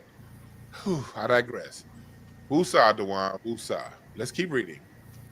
Yet with the recent and upcoming changes to the terms of service and the return of volatile figures, I find myself at a crossroads, facing a direction I can no longer fully support. I am committed to engaging in spaces that truly value inclusivity, respect, and integrity in the digital world. Sometimes that means recognizing the last straw and knowing when to step away. Hey, I hope if you drive right now, please don't pass out from the bullshit you smell in your car coming through your speakers right now. Right. But just go ahead and spray some Lysol around your desk as I finish reading this bullshit. All right? To everyone I've connected with here, thank you for the laughs, the insight, and the endless support. I am not disappearing completely. Why not? You can still find me at Gab Union on Instagram, Threads, TikTok, Blue Sky, Spill, and Facebook. Linked in my bio, where we can continue building meaningful connections and positive vibes. Thank you for being such an incredible part of this journey.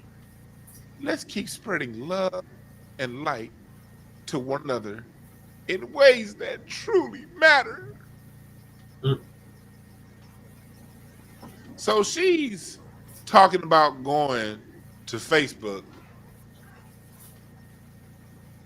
Let's go here to ChatGPT. Y'all know I like using my ChatGPT. Let's ask ChatGPT a question. Did Mark admit he complied with government requests regarding COVID-19?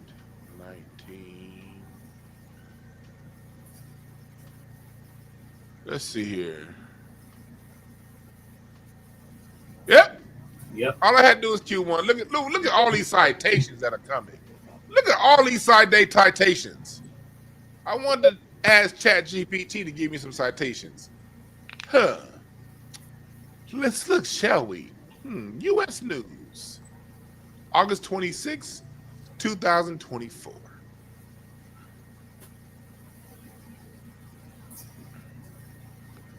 Meta CEO Mark Zuckerberg says senior Biden administration officials pressured Facebook to censor some COVID-19 content during the pandemic.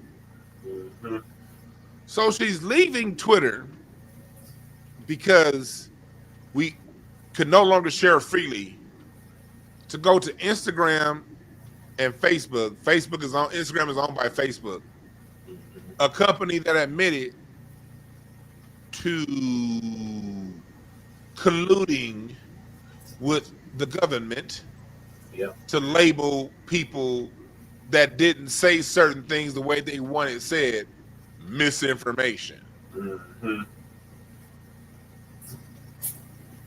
ABC News, Zuckerberg says White House repeatedly pressured Facebook to take down certain. So a place that's shown it does not have is proof that it does not allow people to speak. You're talking about leave Twitter for that? Stupid. That's why y'all better off just not talking, celebrities. There's smart people out here that don't buy y'all bullshit. Just leave. Look, if you want to leave Twitter, go. Ain't nothing wrong with leave. Look, I get it. Twitter is a bunch of look, let me tell you something. I get anybody that wants to leave Twitter. It's a lot of bullshit on Twitter. And depending, especially if you're a celebrity, because I've seen celebrities say, hi, today is Tuesday, February 5th, and under there's 15,000 weirdos talking about something. You're a hater. Why are you saying this? They're important. I get why celebrity. I get it. It's a bunch of weird motherfuckers on Twitter. I'm not saying it isn't.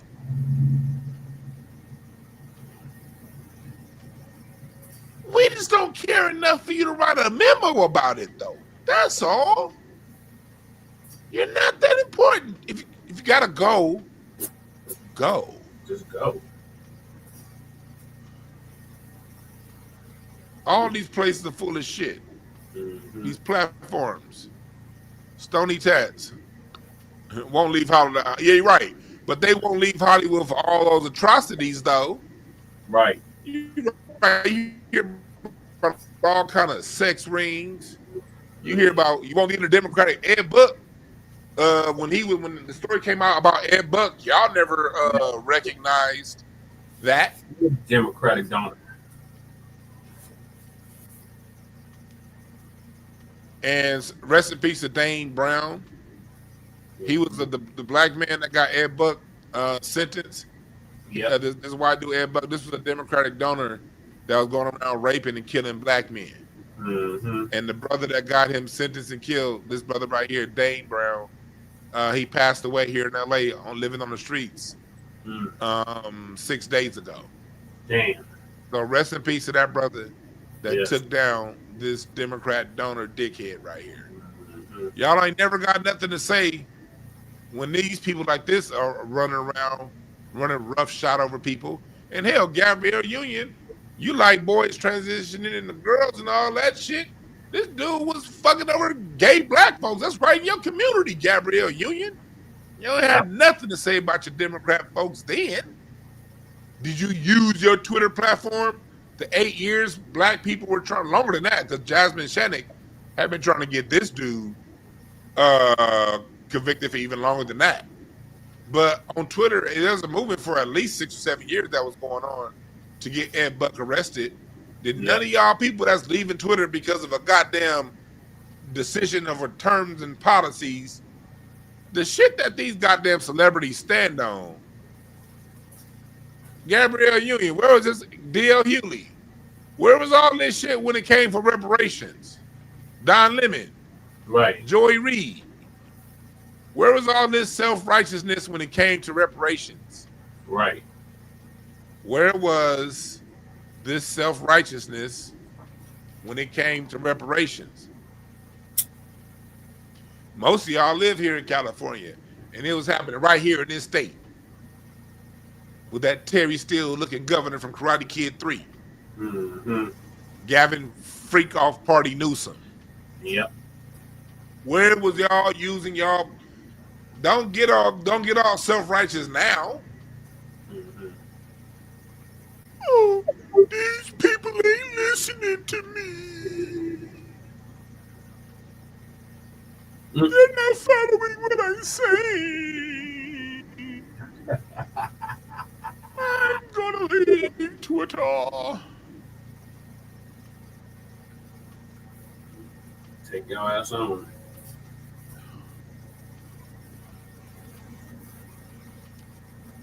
You make it worse when y'all speak out over bullshit like this.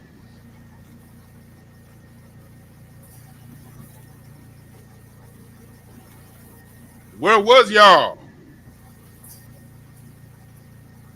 These people ain't no good for us, y'all. And I'm not saying all. I'm talking about the ones that be talking the most shit. I'm talking about them.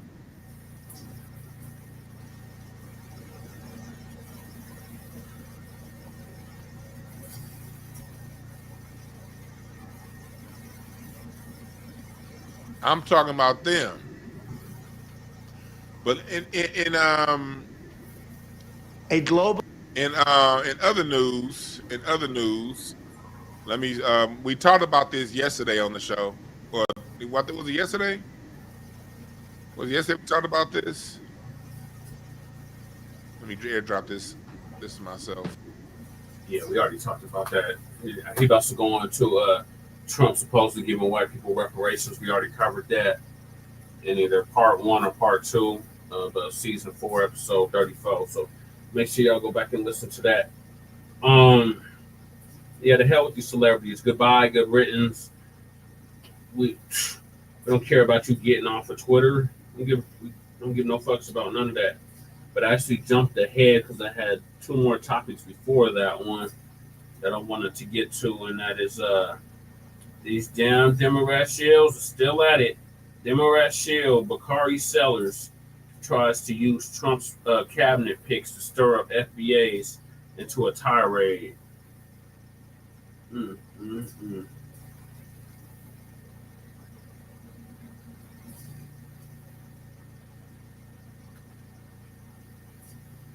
Spoons, they're out. Panera's new ciabatta dippers are in. Each melty sandwich paired with a perfect portion of soup. Tonight on the podcast, ladies and gentlemen, you know, after the election, the Democrats, as I stated before, they're broken into 1,000 pieces. So they're trying to gather up all the pieces and trying to restructure everything back again. But some of these Democrat shills, they are trying their best to have some sort of relevance, right? Case in point, tonight we're going to talk about Bakari Sellers, another grown man who is sitting up here crying about Vice President Kamala Harris. She's never cried over him, not one day, but he's crying about her, right? And we talked about him, you know, crying on the internet and being sassy and buck broken. You know, that's kind of like the MO if you're going to be on the side and you are definitely a black man. But Bakari Sellers was taking issue with Trump's cabinet. And I'm going to show you exactly what he said and give some sort of questioning to Bakari Sellers and others who may agree, you know, with him, you know, on some things. And also, Bakari Sellers, what's going to mess you up in your argument is this. Y'all are the party of immigration, POC, and everything else. So you're not the party of pro-black, standing on black, or anything like that. So let's keep that in mind as we get started. So let's go ahead on and look at what Bakari had posted on X. All right, so Bakari Sellers right here said, "Blacks for Trump. Don't worry. We just want y'all to know you're not qualified." Okay, so Trump, so far on Fox News, has showed this here. They say that's his cabinet picks as of right now. It's all the people that you see here on the screen. Well, Bakari Sellers, when people actually went and voted for Trump, they wasn't voting to get on his cabinet. That's number one. I didn't really hear a lot of black people saying, "Ooh, I want to go work for Trump." I never heard that. But based on your argument, what you just said, y'all are the party of people of color. Y'all the party of minorities. But we're not prioritizing black, but we're saying minorities. Now, based on Democrats' logic and Democrats, you know, how would they promote? Well, Trump is actually do have some people of color on his team already. Let's go look at them. Vivek Ramaswamy is Indian, just like Kamala Harris. So you should be happy that he got Vivek Ramaswamy because he's an Indian, just like your girl, Vice President Kamala Harris. Next, we have Tulsi Gabbard. She's a Samoan American, right? That's another person of color. There you go, Bakari. What are you complaining about? The third one I see so far on the list, Stephen Chung. He's Asian. I don't know what part, but he's at least Asian that we know. That's another person of color, right? You can't sit up here talking about blacks for Trump, but then at the same time talking about people of color. So if you're going to stand on people of color, then Trump got some people of color on his team, right? Okay, cool. You mentioned he got all these white people or whatever. Well, let me go there. Black mayors, all these different people in when y'all get elected positions, y'all don't put black people on. Y'all always want to say, I got to be diverse. I got to be this. I got to be that. But Trump, anybody else white, they don't sit up here and be practicing all this diversity like y'all. You know what I'm saying? So what are y'all talking about? Democrats are not a pro-black party. But let's go ahead and talk about somebody else who should be standing on business for black people. Since you got this to talk about, let's go ahead and look at this picture right here, ladies and gentlemen. This is right here, as you can see, the Congressional Black Caucus. Look at all those people in the Congressional Black Caucus standing there. There goes Jasmine Crockett, sister girl Jasmine Crockett, you know, from Texas. Shout out to her, fellow Texas native. Look your girl over here, Ilhan Omar, right? Mm-hmm. Now Ilhan Omar says she's looking out for Somalis in Somalia. So why is she even in? At the moment she said that she couldn't even be in this, right? But fine, whatever. You got all these people in the Congressional Black Caucus that you see here. Let me ask you a question, ladies and gentlemen. as you look at this picture. All these people, how many of them have stood up for an anti-black hate crime bill? How many of them? Zero. Zilch. Nada. Let me ask you another question. How many of them on this screen have you seen stomping and willing to protest and cause a ruckus on the House floor behind reparations in the form of cash payments? Have you ever seen that? That group right there that you see on the screen, ladies and gentlemen. Have you seen this group do anything collectively for Black Americans? No. This is all Black people right here. Let me ask you another question.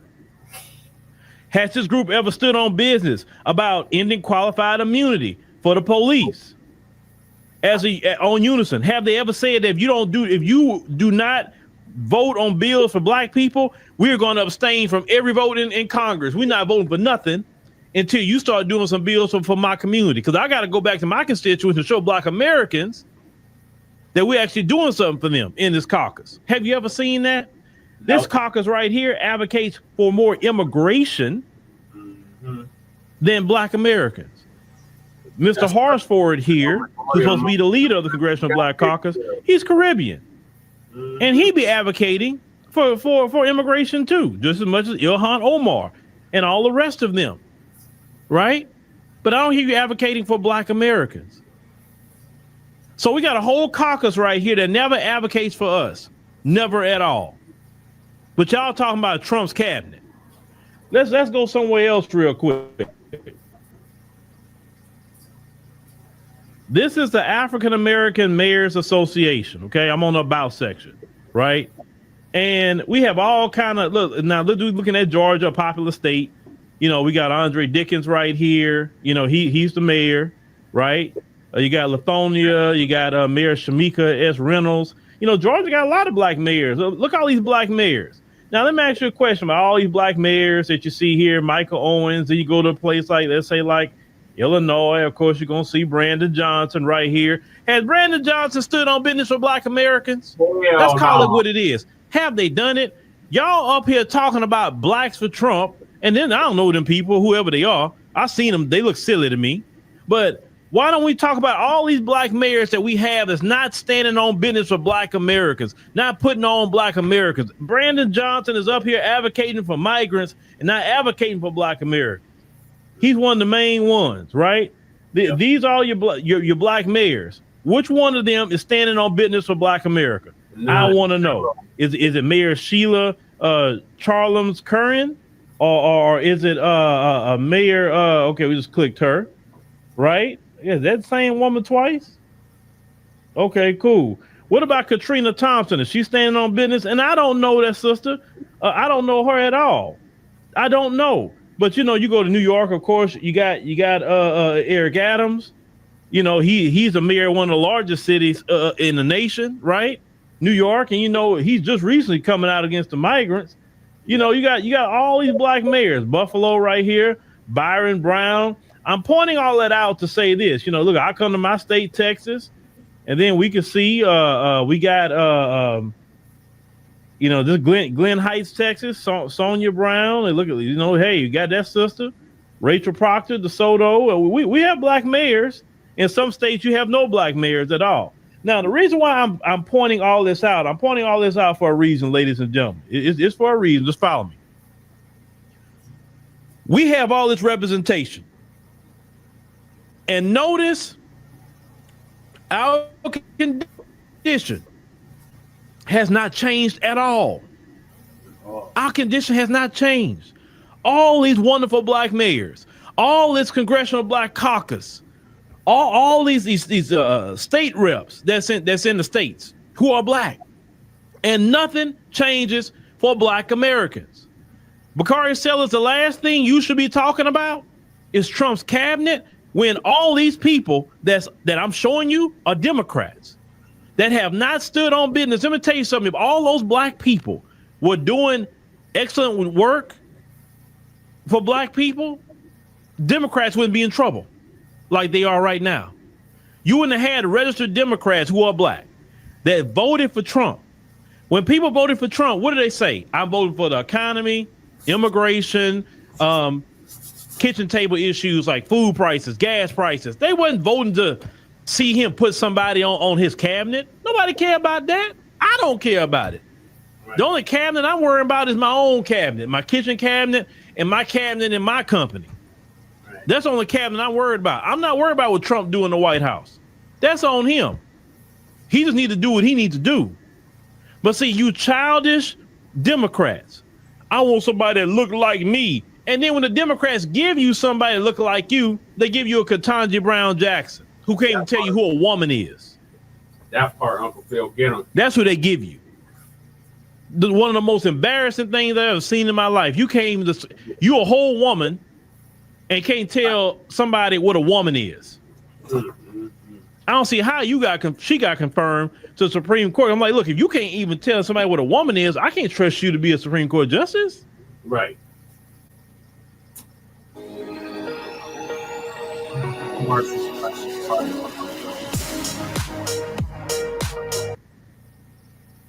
When you ask for representation, they give you Kamala Harris. Mm-hmm. They don't give you a real black woman. Or if they do give you a real one, she got to have zaddy or something else going on with it. It can't be, you know, like she with a brother and then they got some kids or anything like that. It can't be that. I know the Democrats moves. That's what I'm trying to say. I know how they move.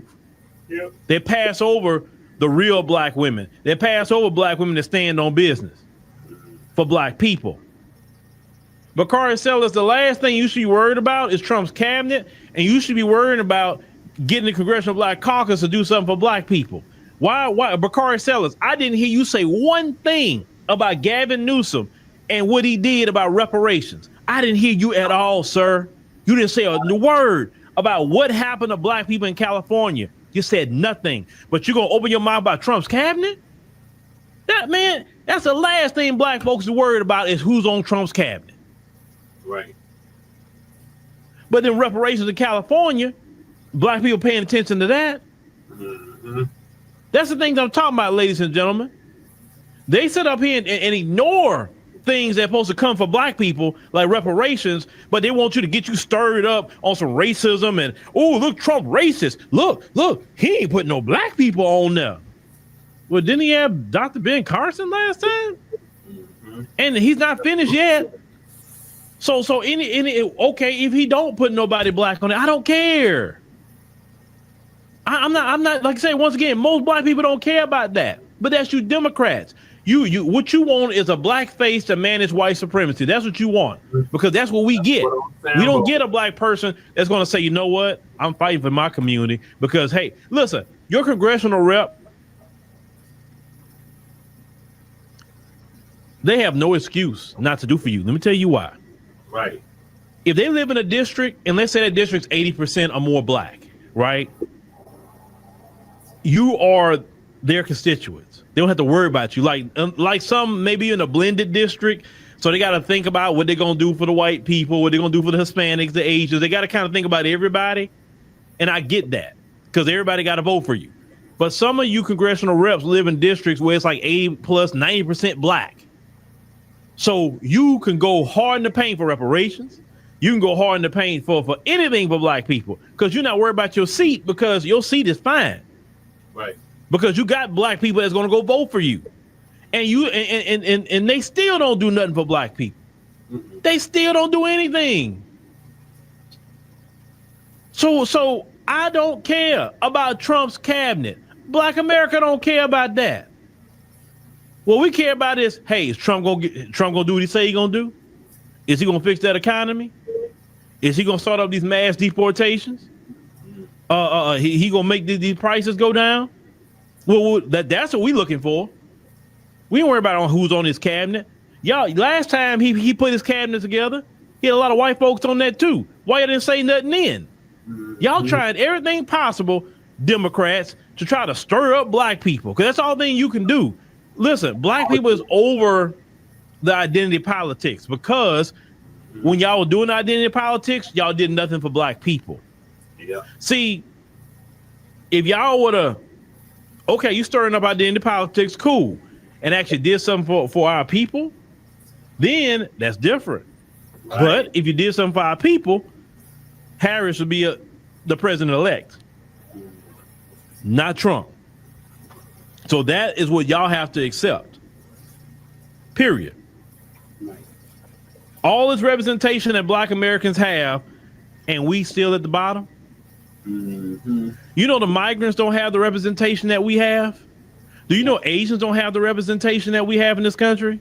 Do you know Hispanics don't have it? Arabs, East Indians, none of these other groups have the political representation that Black Americans have in this country. And yet, those same Black representation that you have help the Hispanics, the Asians, the Arabs, and all these other groups get above us. Brandon Johnson, Chicago, they sitting up here helping Venezuelans get houses. They sitting up there letting them have free rent. But what about Black Americans? That's what I'm talking about. Right. That's why a lot of Black people say, man, forget these Black politicians. You might want to put somebody else in there. They ain't doing nothing for Black people. Gone is the day that we're going to sit up here and let you stir up some stuff about some racism. That's over and done with. Because you go look at your job. Go look at the board in your job. They're probably not going to look like Trump's cabinet. They're going to be all white. Go look at the board at the local hospital that you're going to. Go look at any major store you're shopping at. Go look at the board. Then it's not going to be a bunch of Black folks on there. Let's just keep it 100. Is that going to stop us from shopping, going to the hospital? Is that going to stop us from using services or whatever because we aren't dominating the board? Once again, I don't want to dominate nobody else's board. I don't feel good about myself seeing some Black faces on there. What if them Black faces are sellouts? Exactly that part. Good point, Uncle Phil. To help this commercial like this.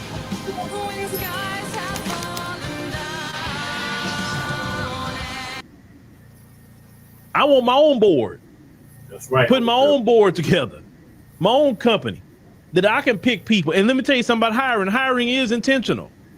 That I can tell you. I have been through times where I had to bring people in and I had to make choices based off of were they good or not. Sometimes I get it right. A lot of times I get it right. Sometimes I've gotten it wrong and I'll say, okay, well, that didn't work out or whatever. But hiring is very intentional. And let's call it what it is. White folks gonna look out for white folks like they're supposed to. White people are supposed to put white people on.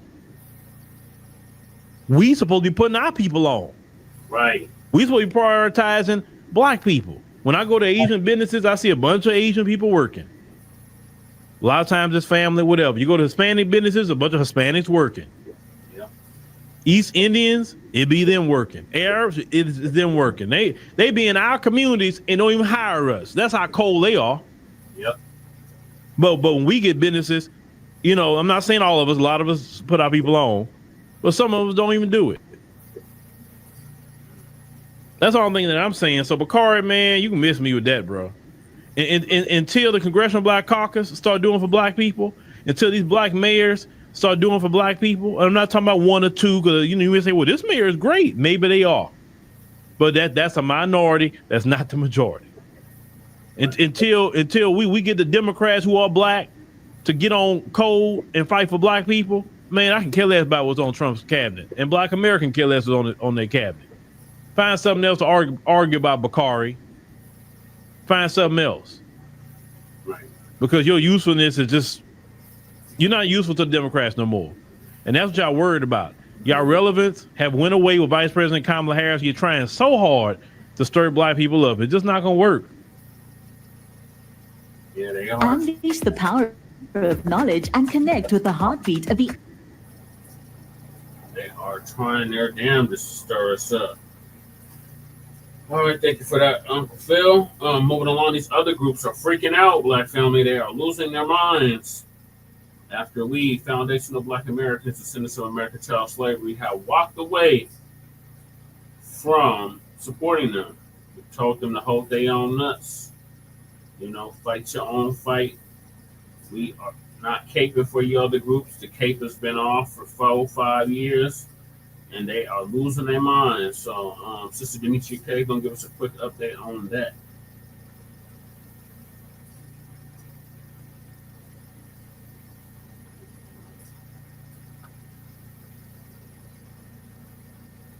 Airport Dad reserved his Uber ride months in advance. Now they're just in time to be 5 hours early. To all the Airport Dads, now you can reserve your Uber ride up to 90 days in advance.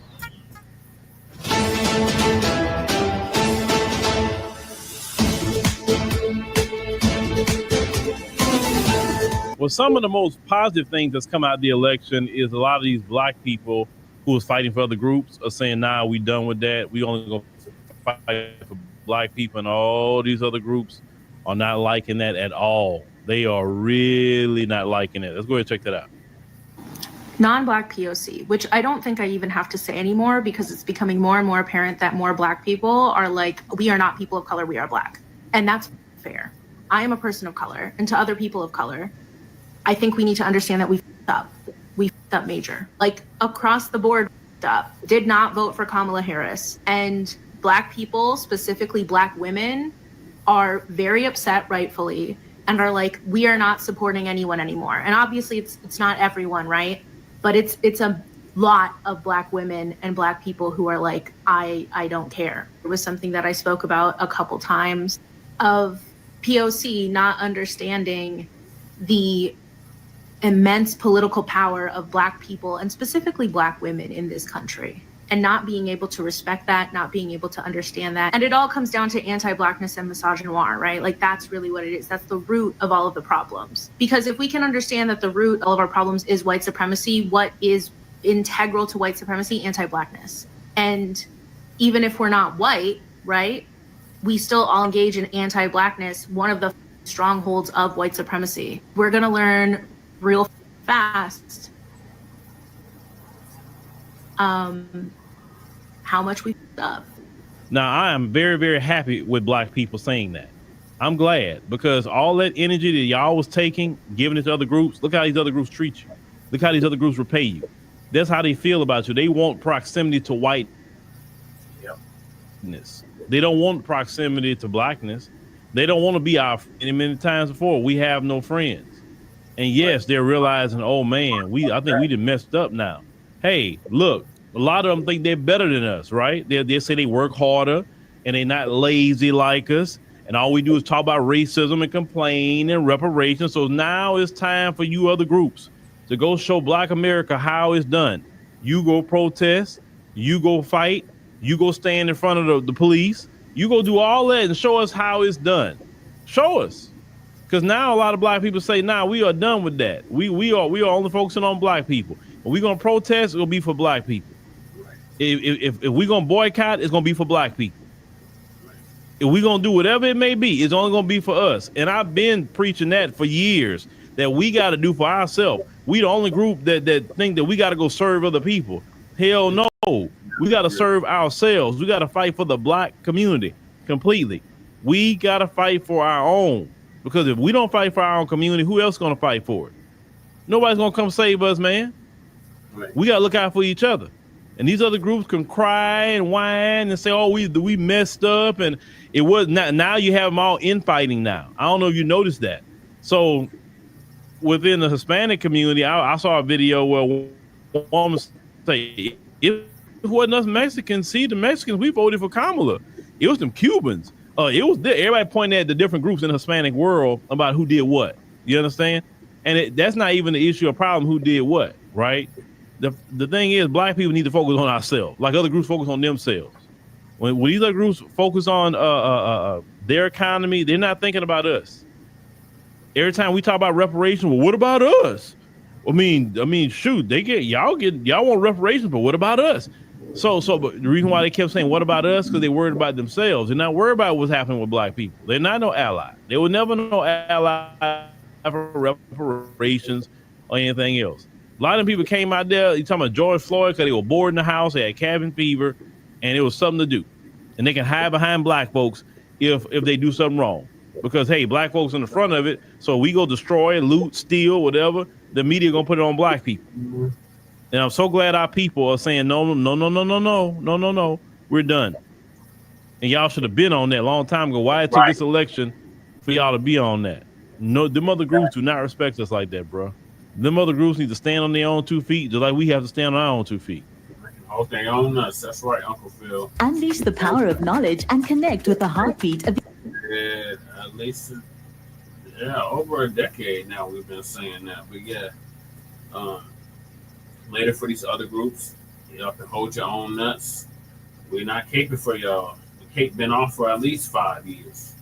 We're not caping for your other groups. So y'all got your issues, y'all problems. Y'all fight your own fight. Y'all not no allies. Y'all not no friends. None of that.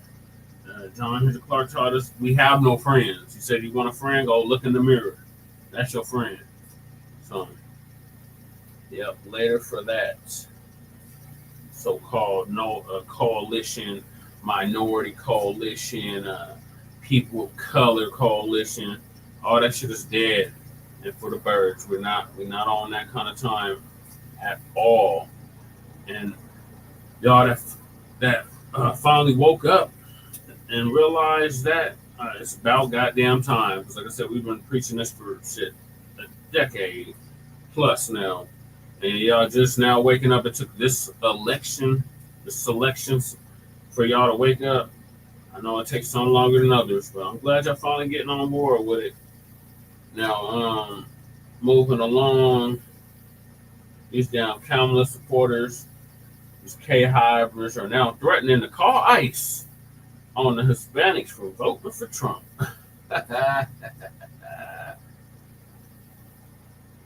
the African Diaspora. Download our African Diaspora News Channel app now on Google Play and Apple App Store. Stay informed with authentic and diverse perspectives, breaking news, and cultural insights. Immerse yourself in a community that celebrates unity, resilience, and progress. Experience the vibrancy of the diaspora at your fingertips. Don't miss out. Empower your perspective today. Search African Diaspora News Channel and join the conversation. So some of you Black Americans out there, y'all are really mad. Y'all are really mad that the way you voted for Biden and Kamala backfired on you. You're mad to the tune of you want to weaponize ICE on Hispanics because they didn't vote the way you voted. They didn't vote for more of what Kamala was selling. Now, if you did your homework, you know that Hispanics don't really cut for that deletion of babies all like that. They keep their babies, which is why they're where they are in population here in the United States, because they're like, now miss me with all that, Planned Parenthood stuff. We're going to keep our babies. It is Black people that bought into the ideology of, it's okay, I'm protecting my body, women reproductive rights, and when all it is the deletion of babies. Now, I don't want to say all it is, it entails some other stuff, but that's what Kamala Lynn was preaching. The deletion of babies, or you should have the right to do that, this, that, and the other. But the Hispanics said, well, that don't really line up with how we feel, whether it's religiously, morally, anything else. And they went and voted their interests. They voted a lot for Trump, right? And that was surprising to a lot of people. Well, they're like, well, I'm going to call on your family members. I'm going to call ICE on my neighbors. And it's like, knock it off, okay? You were boo-boo the fool. Not them. You were the fool that you wanted to continue voting for more of what got mass immigration the way it is in America in the first place. Because we know the Democratic Party, they benefit from the Black vote, but unfortunately the Black vote does not always think about what they're actually voting for. I mean Black people, not all of us, vote for symbolism. She would have been the first Black, this, that, and the other. That's all you wanted. You didn't care about nothing else. You didn't care that she told us no, we wasn't going to get reparations and none of that. But now you trying to weaponize what you can against the Hispanic because they thought about what a Kamala presidency meant to them and what a Trump presidency meant to them. And they're like, no, we don't like her always talking about deletion of babies and all that. You mad? See, it would behoove you to get some education about voting and who and what you're voting for. Because it's partially because of you, Black voter, that voted for Kamala and Biden, that they're over here, like I said. But yeah, you wanted to do it again. Do you think Kamala was going to do anything different? She says she wasn't. No. She was asked on The View if she would do anything differently from Biden. She says, well, I can't think of anything. So right there, she told you, yep, I'm going to keep doing it even more. So if you think the borders are open wide now, you just wait till I get inaugurated. That's pretty much what she was saying. But yet you want to get them out of here now. Well, Trump said he's getting them out of here, and they should leave. They should leave and have to come back here the right way, right? You couldn't go to nobody else's country, go in there, set up shop, and say, "Here, I'm here. Take care of me. Give me everything I want." You couldn't do that. They'd be like, "Yeah, you need to get out of here." So, Right. you know, even still, y'all are saying, "Oh, well, now Hispanics are saying, oh, you know, Trump is going to deport my family member, this, that, and the other." Well, if their family members are here and they supposed to be, yeah, they should go and come back the right way. But y'all forget that there's a lot of Hispanics that were born here and that are citizens. So when you think about the Hispanic community, not that I'm trying to defend the Hispanic community, my commentary really is to tell you, be careful what you vote for. But there's a lot of them that are here legally. They live here, they're born here, and a whole lot of other stuff. So you might be calling ICE on somebody who deserves to be here because you a fool for voting for more of nothing. So anyway, y'all tell me what you think of that. And for more insightful commentary, please subscribe to this channel and my channel, The Demetria. Right, Demetria K. Thank you for that. Yeah, you damn Democratic Shields, goddamn K Hive. You thought everybody was gonna go with that bullshit? Nah, hell no. Them Latinos said hell to the nah and voted for Trump. So now y'all want to call ICE on them because they didn't vote how you wanted them to vote. The hell out of here with that dumb shit. All right, so moving along, we got Colorado joins Governor's Alliance against Trump administration's policies to deport the illegal immigrants. So our punk ass governor Polis done joint forces with these other governors from these other blue states, or so-called blue states, with these sanctuary cities and all that madness, in an effort to go against Trump's mass deportations. Hilarious. Hilarious. What the hell is this thing?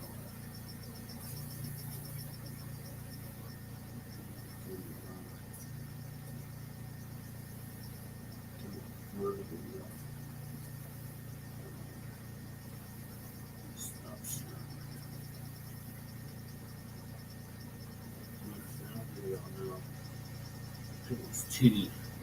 Yes, it's TD Media Group.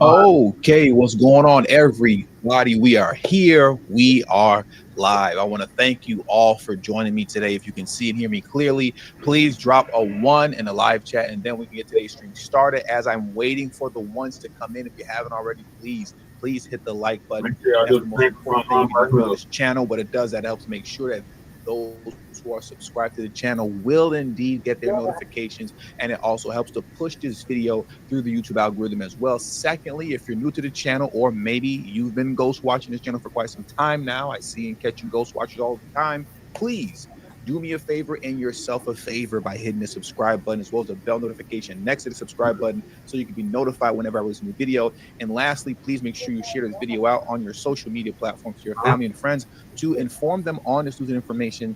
And yes, that does help to give me a slight boost in the YouTube algorithm as well. And most importantly, lastly, Telegram. Please follow me on Telegram to help circumvent shadow banning and social media censorship. That is extremely important. And now that I see the ones are coming into the chat, let's get the show started. Let's get it started. Because ladies and gentlemen, the resistance against Trump's presidency by DNC governors is growing. The resistance is definitely growing larger. Now, whether or not it's growing stronger is another conversation to be had. And I don't really honestly believe it's going to be that strong, but we'll get into that a little bit later. but the resistance is growing. And what's interesting is that now the resistance is official. It's official. It's not just me referring to it as a resistance anymore. No, as you can see here, this article reads the title: Pritzker, Colorado Governor Paulus launch governor's coalition to protect against threats of autocracy under Trump. So as you can see, it's official now. And the Colorado governor, Jared Paulus, has now officially entered this alliance, right? So now this consists of, we have Jared Paulus, governor of Colorado, Governor Newsom here in California, Governor Pritzker, obviously in Illinois, Governor Hochul in New York, and Governor Healy, Maura Healey in Massachusetts. And we can't leave out also the co-stars, right? The co-stars, you can call them, the extra characters, right? You have Attorney General Letitia James, who was on board with this, though she's not a governor, so she's not officially a part of the coalition, but she is by proxy as far as her allegiance to Governor Hochul is concerned. And then we also have Brandon Johnson, the mayor of Chicago, who has now also entered into the conversation as well. And we will get a little bit more into Brandon Johnson later on in the stream. But let's go through this article first very quickly. I want to go through this first just to give you guys a quick breakdown of what's actually going on here. Illinois Governor J.B. Pritzker and Colorado Governor Jared Paulus have formed a coalition of governors to fight against increasing threats of autocracy and strengthen democracy during a second Donald Trump presidency. The goal of governors safeguarding democracy, or GSD, is to protect state-level institutions of democracy, is to protect state-level institutions of democracy and to use their collective legislative, budgetary, executive, and administrative powers. Pritzker said it will catalyze collaboration across state lines. It's built off the model that all of us governors have already successfully pioneered through the Reproductive Freedom Alliance, Pritzker said.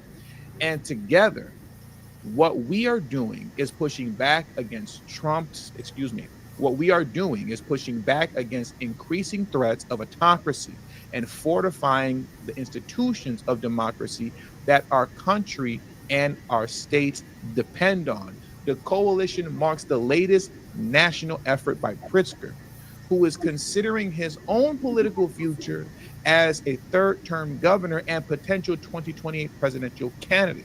The Democratic governor formed the nonprofit Think Big America last year to help support abortion rights on ballot initiatives. The group was victorious in 7 states. I want to get back into that a little bit later.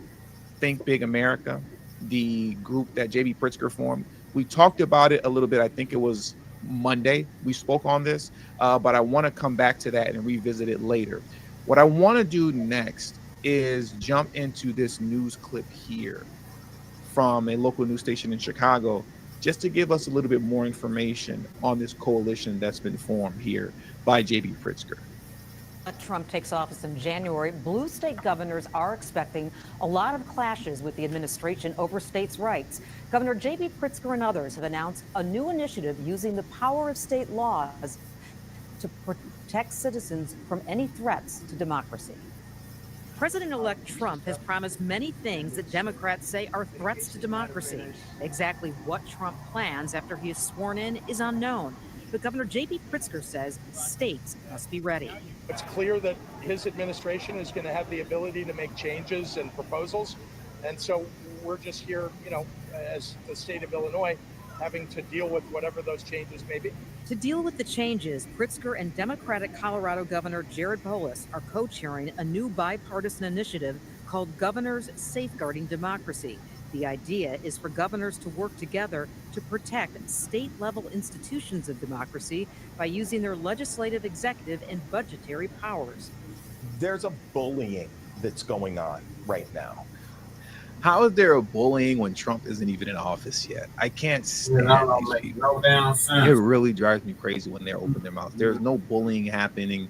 Nothing has even occurred yet because the man isn't even in office yet. It's completely ridiculous. At the 58th and I-25 Furniture Row, we have a thing about more. More than 85,000 square feet. More than 100 There's a bullying that's going on right now. And I think in many ways, the governors coming together make it a little easier and a little more palatable for a lot of people to act. ACLU of Illinois' Ed Yanka says state laws protecting issues like abortion or LGBTQ rights are examples of safeguarding democracy. In Illinois, it is illegal to fire someone because they're gay, lesbian, or they're transgender. When has Trump ever said anything of that nature concerning firing someone based off of their, dating preferences, right? Regardless of gender, we'll say. When has he ever said anything like that? You see how all these people know to do is to fearmonger and to lie and to insinuate complete nonsense and foolishness. Trump has never uttered a word about people needing to get fired from their jobs based upon their dating preferences. This is completely ridiculous and nonsensical. To fire someone because they're gay, lesbian, or they're transgender. That would still be the case no matter what it is that the president orders from Washington, D.C. While Pritzker's new initiative is about protecting democracy, former Illinois House Republican leader Jim Durkin says politics is also definitely a big part of it. It's a huge part of it because what we have to understand now, going back to the other initiative, right, that J.B. Pritzker formed last year. I want to jump back into this article here, but I want to pull up another one. We covered this on Monday. Pro-life group billionaire Pritzker pro-life group billionaire Pritzker's national abortion push is about 2028 primary. A lot of this stuff that we're seeing here is just grandstanding, particularly from J.B. Pritzker. Is grandstanding with him getting ready to push forward to run for president in 2028. In between the, I believe it's called Think Big America, nonprofit that he launched last year, and now we have this coalition of governors called Governors Safeguarding Democracy, GSD. This is him getting ready to run for president in 2028. And for the most part, he's pretty much outdoing all the other governors right now. Gavin Newsom, as far as I'm concerned, is making a push too. He's going to be trying to, lay the groundwork down to run for president as well. But Pritzker is very much so ahead of the game in doing this, right? He's ahead of the game in doing this. And that's what this is really all about for the most part.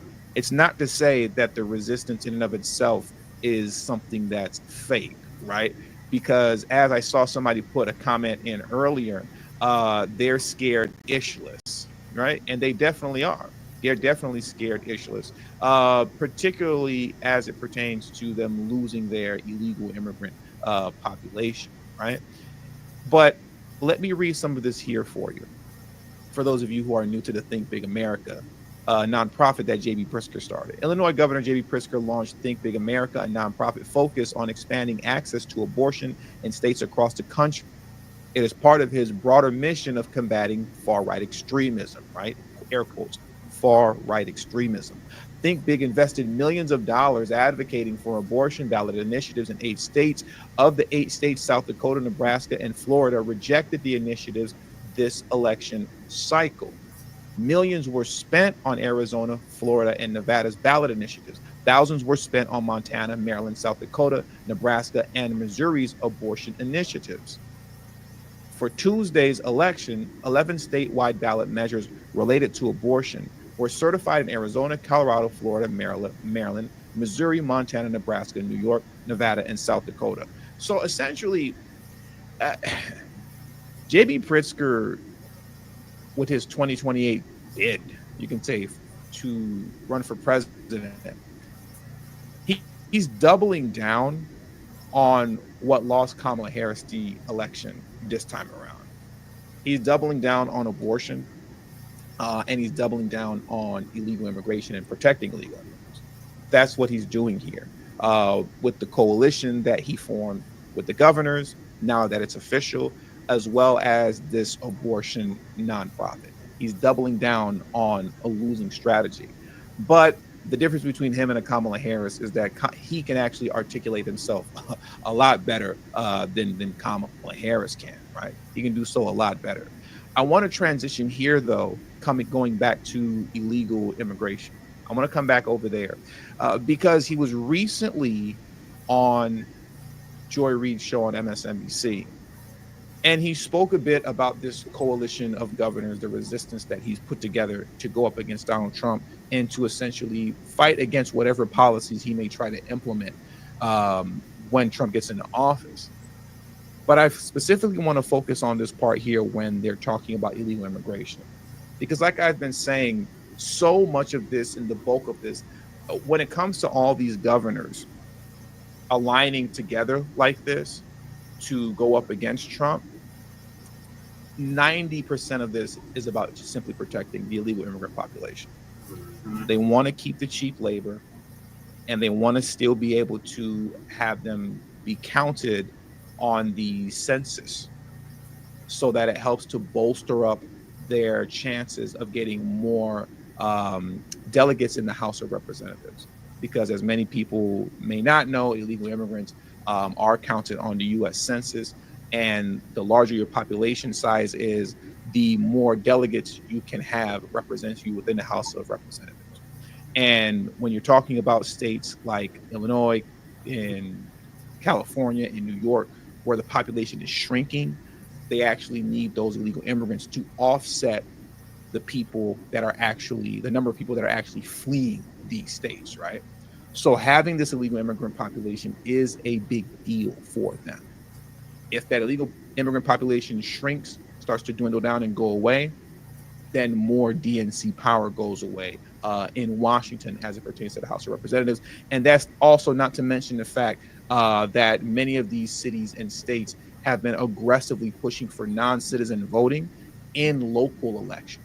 They've been pushing aggressively for that.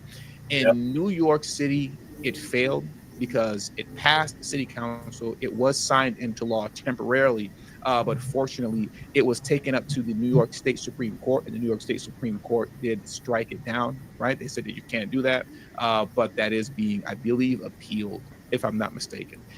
Non-citizen voting has officially passed in Washington, D.C. So, quote, non-citizens can vote in local elections in Washington, D.C.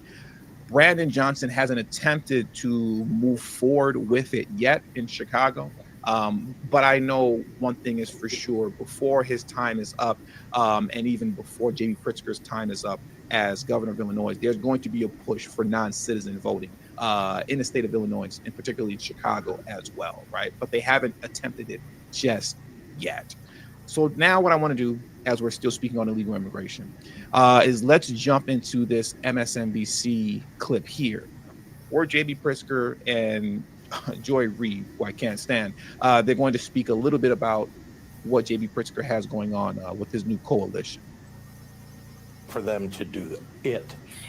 Is there, I mean, in the state of Illinois, is there federal property that a Trump administration could simply say, we don't care what you say and what your laws say, Governor Pritzker, we're going to use that federal property to build internment camps in your state? I can't stand this woman. Right. Is there federal property in your state that Trump can take to turn them into concentration camps for illegal immigrants? This is conspiracy theory, misinformation, dangerous rhetoric nonsense that she's pushing right here. Tom Homan, Trump's border czar, has stated on numerous occasions, hundreds of times already, that there are no concentration camps going to be built, and they aren't even going to be sweeping through neighborhoods aggressively. But the deportations are going to be very targeted. They're targeted deportations concerning the criminal population within the illegal immigrant population. Now, technically, they would all be criminal, right? But you have the illegal immigrant population, and then you have that criminal element that exists concerning Trinidad and Agua, and then the 400 plus thousand, 400 some odd thousand, what is it, convicted criminals that were convicted in their home country but are now here in America. Of that 400 plus thousand, it might be 600 plus thousand actually. But of that number, 13,000, close to 14,000 of them have been convicted of homicide in their home country. They're now here. And I believe another 13,000 have been convicted of violating women, we'll say, in their home country, and they're now here, right? Once again, highlighting the fact and the reality that when Trump said they're emptying out their jails and sending their criminals here, he literally was telling the truth about it. But I don't want to go on that rant because we all know and understand that to be true already. My point is that I wanted to highlight the fact that Tom Homan already stated 101 times that they're going to be specifically targeting the criminal element within the illegal immigrant population, and that there are not going to be concentration camps, because he said that a million and one times already.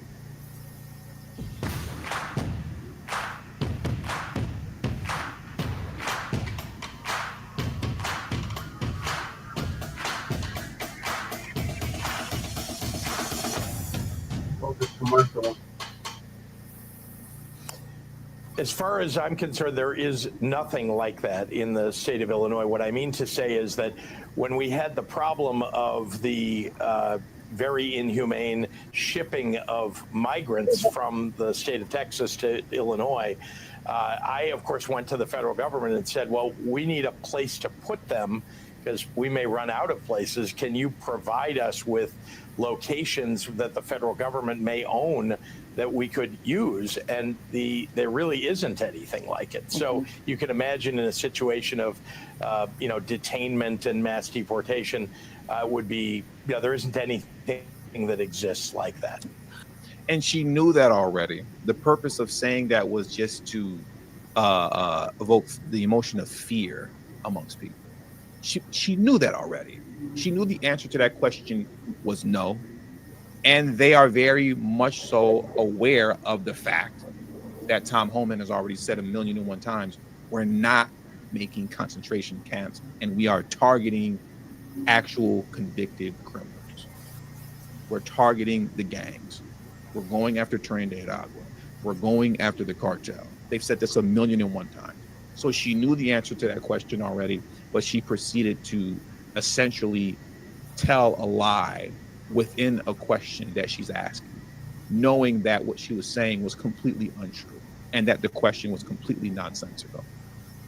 Let me go through this. These are the 15 states that have Democratic trifectas, meaning Democrats control both houses in the legislature as well as the governorship. And Illinois ranks 4th on that list after California, New York, and New Jersey. Illinois has about 400,000 known undocumented people. And the economic impact of trying to force the removal of those people, 30% of construction trades, such as plasterers, roofers, and painters, are alleged to be undocumented. 28% of graders and sorters of agricultural products. 25% of housekeeping cleaners. We could go on. This woman is stupid. She's literally making the argument for mass deportation. You're literally making the argument for it. You're literally making the argument for mass deportation. Look at all those jobs. Look, that's specifically in the state of Illinois. Look at all of those jobs that could have gone to American citizens in the state of Illinois, but instead is going to illegal immigrants. They're showing you on the screen right now. These are all the jobs that illegal immigrants are working in the state of Illinois that American citizens don't have access to and have been blocked out of in the state of Illinois. Good paying jobs, or that would be good paying jobs if they were paying an honest wage to citizens. but instead it's going to the illegal immigrant population. Jay Legend, black jobs, right? Donald Trump hands black jobs. This is what Trump was talking about. The black jobs for the black population, black jobs. That's what he was talking about. She's literally making the argument for mass deportation. What a fool, to say the very least. It would cost your state a great deal of money, and it would cost your economy, I would assume, a lot if these workers were ripped out of Illinois, no? That's true. And again, as I said earlier, many of these folks are working today. They are paying taxes. All of these are working. Everyone that I just mentioned are working, right? That's right. And so they're paying taxes and not getting any benefits from it.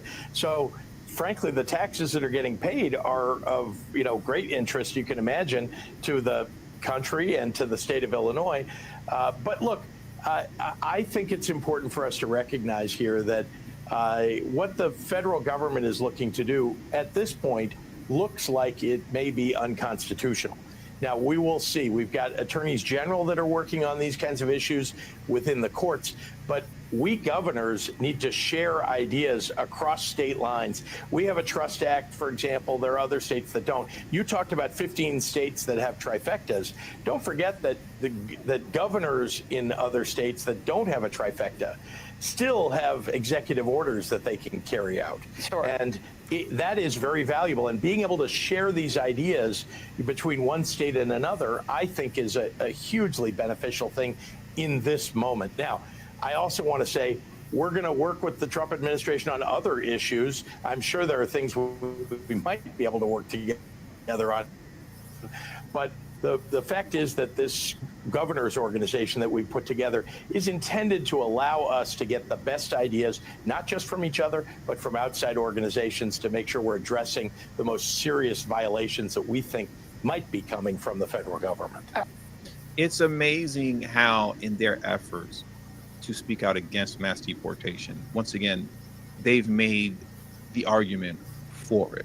So they can't even provide a proper defense against it, because in trying to be against it, you show and prove by way of the data that she put on the screen. Once again, as you can see here, this is just a small handful of the jobs in Illinois that could be going to American citizens, but it's not. You've been locked out and blocked out of the opportunity of even being able to have those jobs, because those jobs are going to illegal immigrants in that state. And apparently we can't have mass deportation in Illinois because you're going to remove them from those jobs. And then what will happen to the economy? Well, I'll tell you what will happen to the economy. Everything would stay the same, because now those jobs will be open to American citizens who would work those jobs, right? None of these jobs that you see here are jobs that American citizens wouldn't work. They're just jobs that they want an honest wage for. That's all. But apparently, if you're asking for an honest wage, you're asking for a little bit too much, right? Uppity Americans wanting to be paid properly for a hard day's work. But as you can see here, as we cap this portion off, we're going to get into Brandon Johnson, because he has entered into the conversation now. These people are fighting so much harder for the illegal immigrant population than you've ever seen them fight for the citizen population. They can care less about you and me. Like I said, this whole coalition of governors, right? The resistance of governors that has formed together, it's very much so, in my opinion, 90% was created for the purposes of protecting the illegal immigrant population. And now what we're going to see here next is that Brandon Johnson, of course, is fully on board with this, and has even gone as far as to say that he will not be bullied by Trump. Let's jump into this here, and please hit the like button if you haven't already. Mayor Brandon Johnson making it Mayor Brandon Johnson making it clear today whether it's protecting undocumented families in Chicago or his budget priorities, he will not compromise on his values. But on the budget, he seems willing to ease some of the pain on his proposed property tax hike. Mayor Brandon Johnson's proposed $300 million property tax hike has received significant criticism from alderpersons from the moment he introduced it right up until today, as public safety and other departments were getting their budgets scrutinized. What we know is this: we are working to ensure that we go line by line to squeeze this budget as much as we can before we ask for $1 more from taxpayers. In light of all the pushback from the council, the mayor suggesting his tax hike plan may not have been as serious as originally thought. Well, I don't listen. That tax hike plan was completely shut down by city council. The city council voted against it 50-0. Brandon Johnson wanted to raise the property taxes of American citizens in the city of Chicago to cover the $1 billion deficit that they're now in the red of because of the illegal immigrant population. They are in the hole, $1 billion behind the migrant crisis and funding it. And the plan for Brandon Johnson was to tax you, raise your property taxes up in order to cover it. But fortunately, city council actually did the right thing for once in Chicago, and they shut that down. But now listen to how he's going to explain this away. Brandon Johnson is an idiot too. Let's listen to how he's going to explain this away. Not have been as serious as originally thought. Well, I don't necessarily consider it as pushback. I'll say it like this. So as a public school teacher, sometimes we do things to get people's attention. And so now that we have the attention of everyone, I've said from the very beginning, this is a proposal. I am a collaborative mayor. Brandon Johnson basically said, I was just playing. I was just playing. I was just joking, guys. Since my proposal to raise the property taxes of American citizens in Chicago failed, to which I was raising those taxes up to cover the migrant crisis. Since it failed, I was just joking. I just wanted to get your attention. Okay, Brandon, sure. Mayor Johnson said layoffs and furloughs are still out of the question, and he won't defer making a supplemental pension payment this year. The mayor denied misreading the council when he announced the property tax hike. My finance team continues to have robust conversations about other forms of revenue that they should consider. Also today, with the potential loss of federal dollars for law enforcement if the city won't cooperate with the Trump administration's plans to deport undocumented immigrants, the mayor making it clear Chicago will not be bullied into helping ICE agents. If I was Mexican, I'd feel so disrespected by that flag that I did. Saul, are you still here? How do you feel about that flag, Saul, if you're still here? Let me know if you're still here, bro. That is disrespectful. That is too disrespectful. It's clear Chicago will not be bullied into helping ICE agents. We're not going to bend or break or cower to someone's threat. We're going to stand up and unite around our shared values, and they have my assurance that I'm going to protect the families of this city. He is going to protect the illegal immigrant population no matter what, and he will not be bullied. He will not be bullied by the threats of Donald Trump and his administration. Right. So once again, he has now entered the conversation as well as part of the resistance against Donald Trump. So that does it for today's show. Just wanted to update you guys on what's going on with the resistance front against Trump. Then I want to thank you all for joining me today. Please hit the like button on your way out. Subscribe to the channel if you're new to the channel, and follow me on Telegram. Please, that is extremely important. Next, we're going to get into the super chats. I have to give my thank yous to those of you who showed love and support on today's stream. So let's jump into some of these questions and statements right now. Let's jump into it right now. My man Saul, who always keeps my family fed. Saul said, why don't these Dems want to keep their residents safe? P.S. Bro, I sounded like a responsible desperado last year. My voice made me. Now, it was good talking to you yesterday on the private street, man. It was good talking to you on the private street. But, you know, going back to that question, why don't these Dems want to keep their residents safe? That's a great question. And I really, that's something that I can't answer. That's something that I can't answer. Because once again, I keep saying, Tom Homan has already said 1,000,001 times, they're going after the criminals, right? The criminal element. Terrain de Aragua, the cartels, you know, all the entire criminal element of the illegal immigrant population. That's who they're targeting. He said they're targeted deportation. And obviously, too, they're gonna be picking up those who have skipped out on their asylum court hearings, right? Because over half, more than half of those who cross the border illegally claiming to seek asylum, they never go to their actual court hearings. So I'm sure some of them will be picked up too, but it's mainly going to be targeting the criminal element, right? The criminal element of the illegal immigrant population. They know this, so why they're against it is beyond me. We see what's happening in Tennessee right now.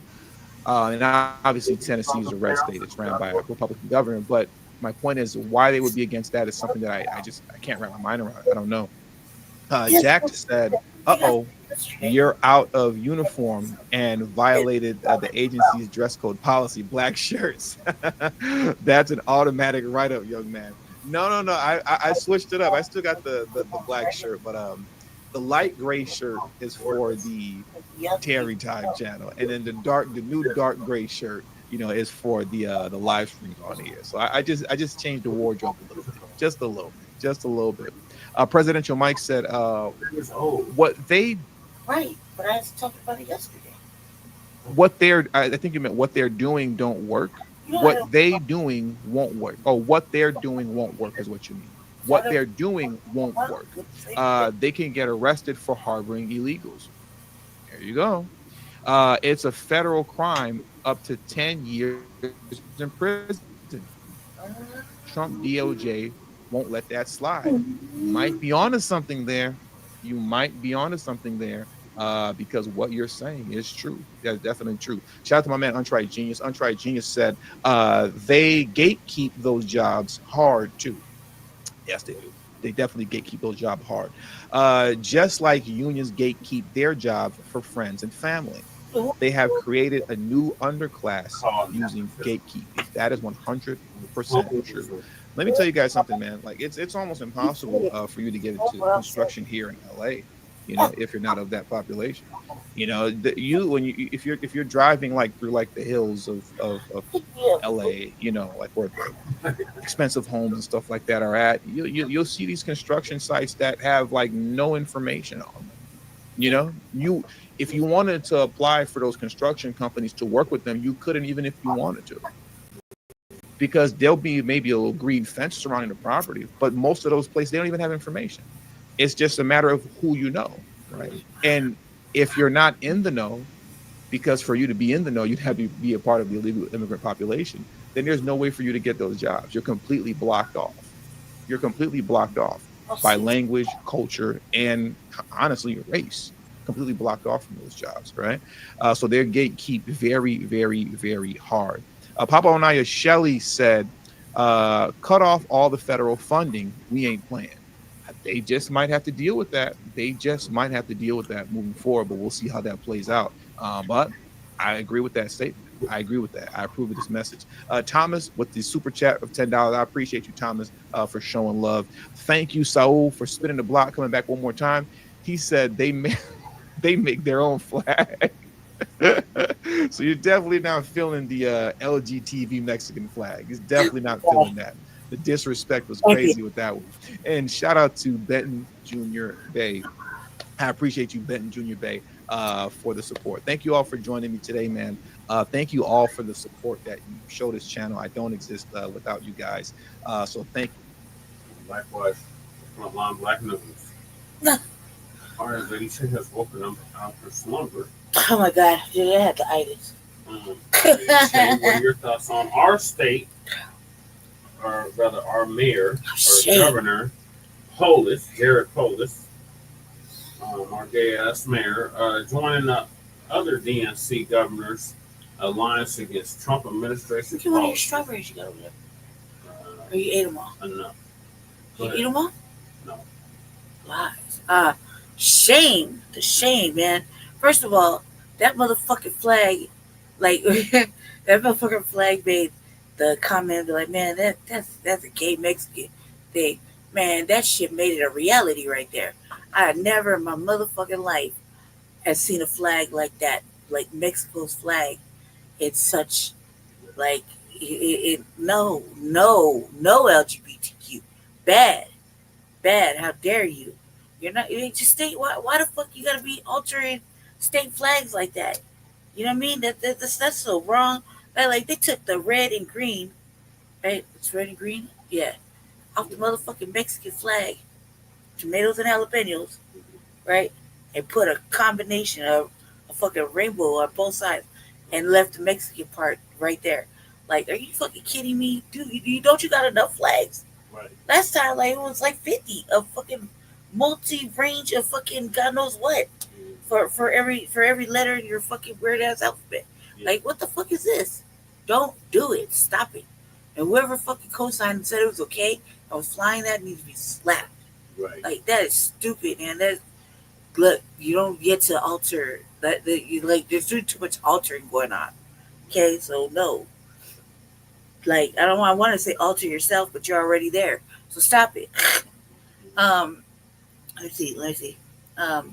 What I didn't like, Polis, like Cherry Polis, man. Like, this is exactly what I was talking about yesterday. I was talking about all this yesterday, about how we wouldn't be working these jobs anyway, even if they were freed up. And I guess how TD Media Group put it better than I could have yesterday. He said because they're not the wage isn't fair for Americans.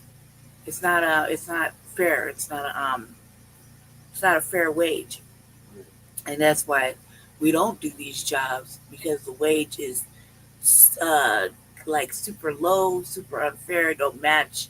We wouldn't do it. So he said it better. He just said it better. Everything I was saying yesterday, um, about the wage not being what we would like it to be, and of how we would not think it was worth our efforts. That's why they have those those jobs. As far as the construction work, you line. I remember like when Jesse was running the second to the last campaign, we went to go turn in our signatures, and I was like, God damn, Jesse, do you see any black people on the street? We didn't. We didn't see any black people working construction. And then so there's times where I feel like I miss black people.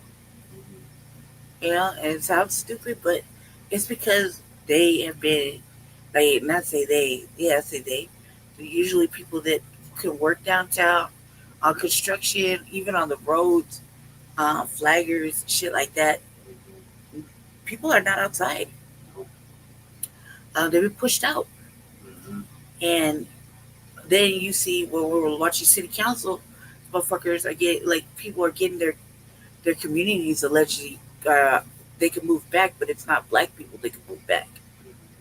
It's alleged indigenous to that area can move back, but not black people. And I find that to be another fucking atrocity. Hmm. Yeah, like five fucking parking lots and not one black people could have operated in. You know what I mean? Yeah. Does that sound kind of sus?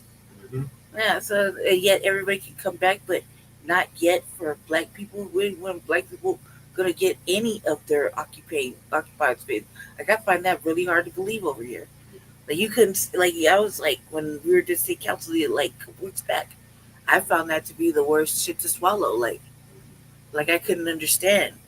So what I think is that he said everything I was saying yesterday in a better way, because these wages aren't competitive for us. We wouldn't even work these jobs because they're not fair wages. And then they'll find another reason to, what do you call it? Cheat us out of our pay. Yeah. Because we got a big wage theft issue here in Colorado. And Yeah, it's we're like usually, number 3 in the nation. it's usually black people here, whether they're tethered blacks or what, or FBA, you know what I mean? We have a really big wage theft issue here. And the people that go to city council, they're either tethered. Where I'm saying this not in a negative way. They're from probably foreign black uh, population Yeah. and or immigrant population. And either way, even with the Americans here, they're not getting paid what they're worth, and that's why labor is so easily given out to the alleged illegals that are coming. Um, so I don't know. I don't think they could fix it. I think Jared Pohl is hopping on this bandwagon. Like I'm pretty sure Mike Johnston Yeah. or he'll be Johnson doing that Johnston. here shortly. Yeah, it's probably done the same thing. They just haven't haven't mentioned it. But I also want to say this: I don't like how they portray, like the black mayors, with their same with whatever they're doing, as always bad. When you won't count fucking Mayor Johnston, if he's Mayor Johnston's like the catalyst, like that motherfucker is in on it too. So he's just as guilty as Johnson and Adams and whatever other black mayor you want to throw in there is fucking up on these sanctuary cities. Just because he's white does not mean he ain't guilty. And I just want that to be very motherfucking clear. Right. That I see his white ass. His white ass is guilty as fuck too. Of fucking of hiding money and fucking misappropriation. You know what I mean? And inviting people into our city or state, and giving them the goodies and freebie fucking giveaways. Yeah. And keeping benign neglect evidently fucking clear. Whether black motherfuckers here want to see it or not, we've been telling them for fucking ever about benign neglect, and that white people in our black spaces are not only guilty, complicit, but you as a fucking faith leader or whatever the fuck you're supposed to be doing in blackface are complicit to our fucking denial of going up and advancing. So I just want that very clear. Don't sleep on Mike Johnson. That motherfucker right there is just as bad as Brandon, Eric, and whoever else. You know, it's just as bad. He's just not. If he wasn't mentioned in this program, it's probably for lack of the fucking journalist due diligence. But he might be on that list too if everybody else is on that list. He's just like when they first came and they went over there to Washington, remember, and went beg for money. Yeah. It was all three of them, Yeah. and Mike Johnson was the leader, Yeah. right? And what did black folk do? Well, I think really Johnston's probably the leader of it. You know what I mean? But either way, one of the two J's is complicit of gathering the other. So, you know, don't sleep on him. Keep an eye on him too, because you know white ain't right. Right. White ain't right. So, and the black folk that follow this or allow this is just as bad. Still treason and still enemy to our people type bullshit. And you're black and you're doing it. You know you're wrong. You can't come back from it. Like I'm just like who don't give passes? Who don't give SETI? They said you like a buzz, that's it. And I'm like that. I'm like that. I got no free pass, no reform pass, no. You changed because no, I don't abuse when I see it. No, I don't like it, Jesse. I don't like it at all. I think that he's making it like this. Look, you lost. Like the Democrats like this that are doing this shit, they ain't come to an understanding. They lost. Like, let it go. You're gonna have to deal with it. In our state, the Denver might be able to slide because of sanctuary city shit. But trust and believe, Brandy Marie Majors is on the job of working on writing something to get that shit kind of squashed. That sanctuary city We never shit voted on it is in stupid. the first place. We never voted on it. It was just like an idea, like a memo. It's an answer to Trump. in It's like 2017 like a that- written letter. It was that our black mayor at the time, Yeah. Hancock. Mhm. had concocted. Excuse me, family. I was drinking some Kool-Aid. Excuse me. Um, it was just like a letter, like a 2-paragraph letter, and that was that over here. So it's gonna be simple. Well, I don't know if it's gonna be simple, but I want to say it's gonna be simple. But as much as I watch City Council, I've been reading and everything. My brain is overwhelmed with the created motherfucking loops and hoops that they have put in place to book this motherfucking process.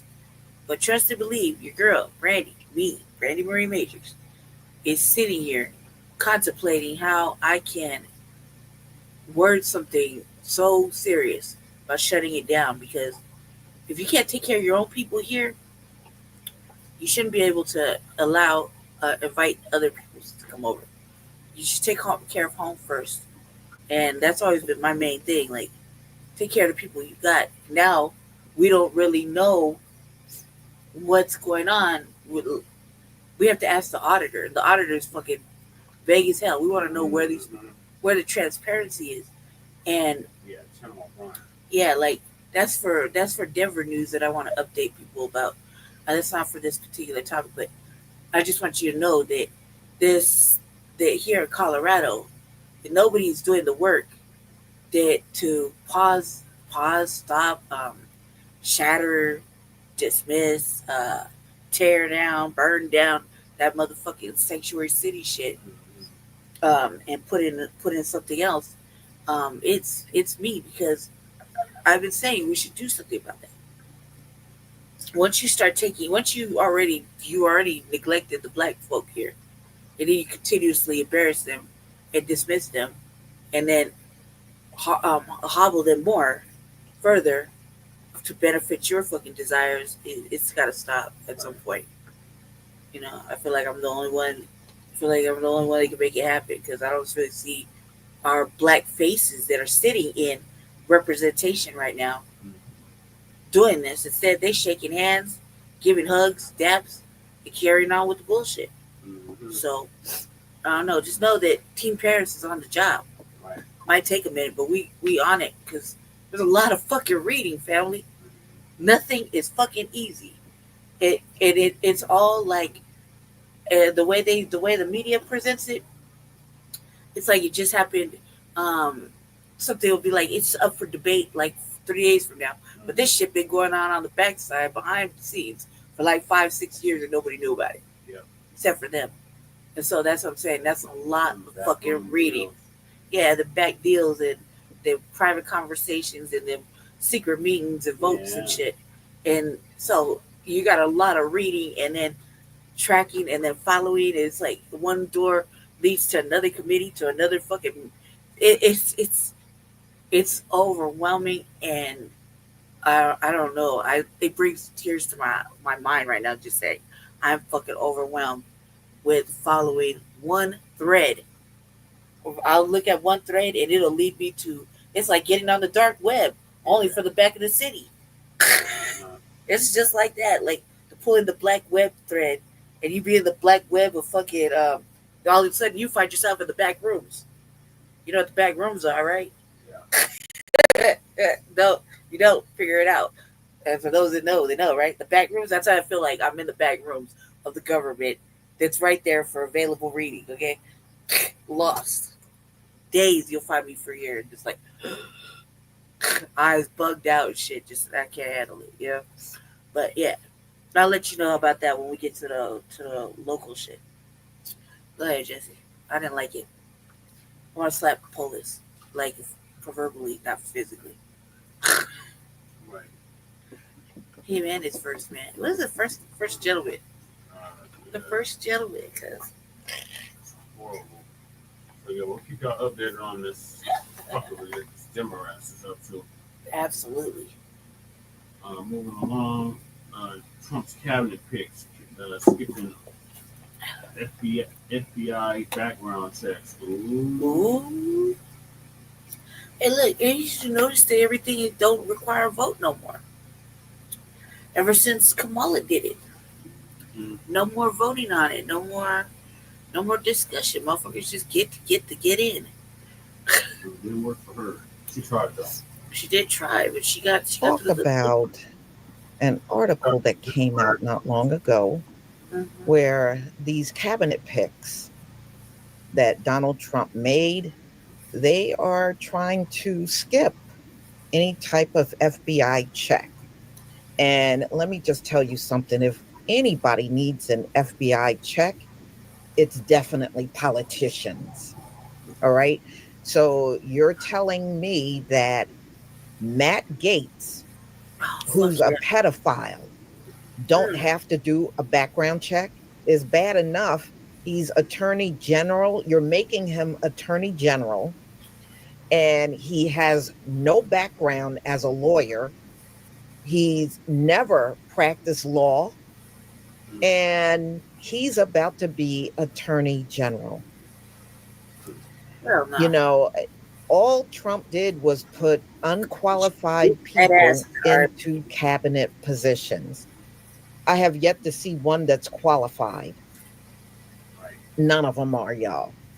And it just goes to show you, you know, the way Trump is getting these people is the way they do things on a daily basis when it comes down to hiring on these jobs as well.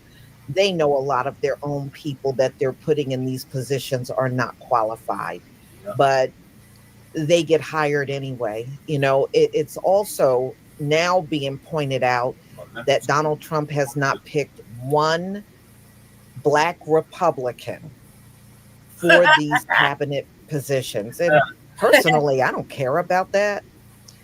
As far as I'm concerned, the raccoons are getting exactly what they deserve.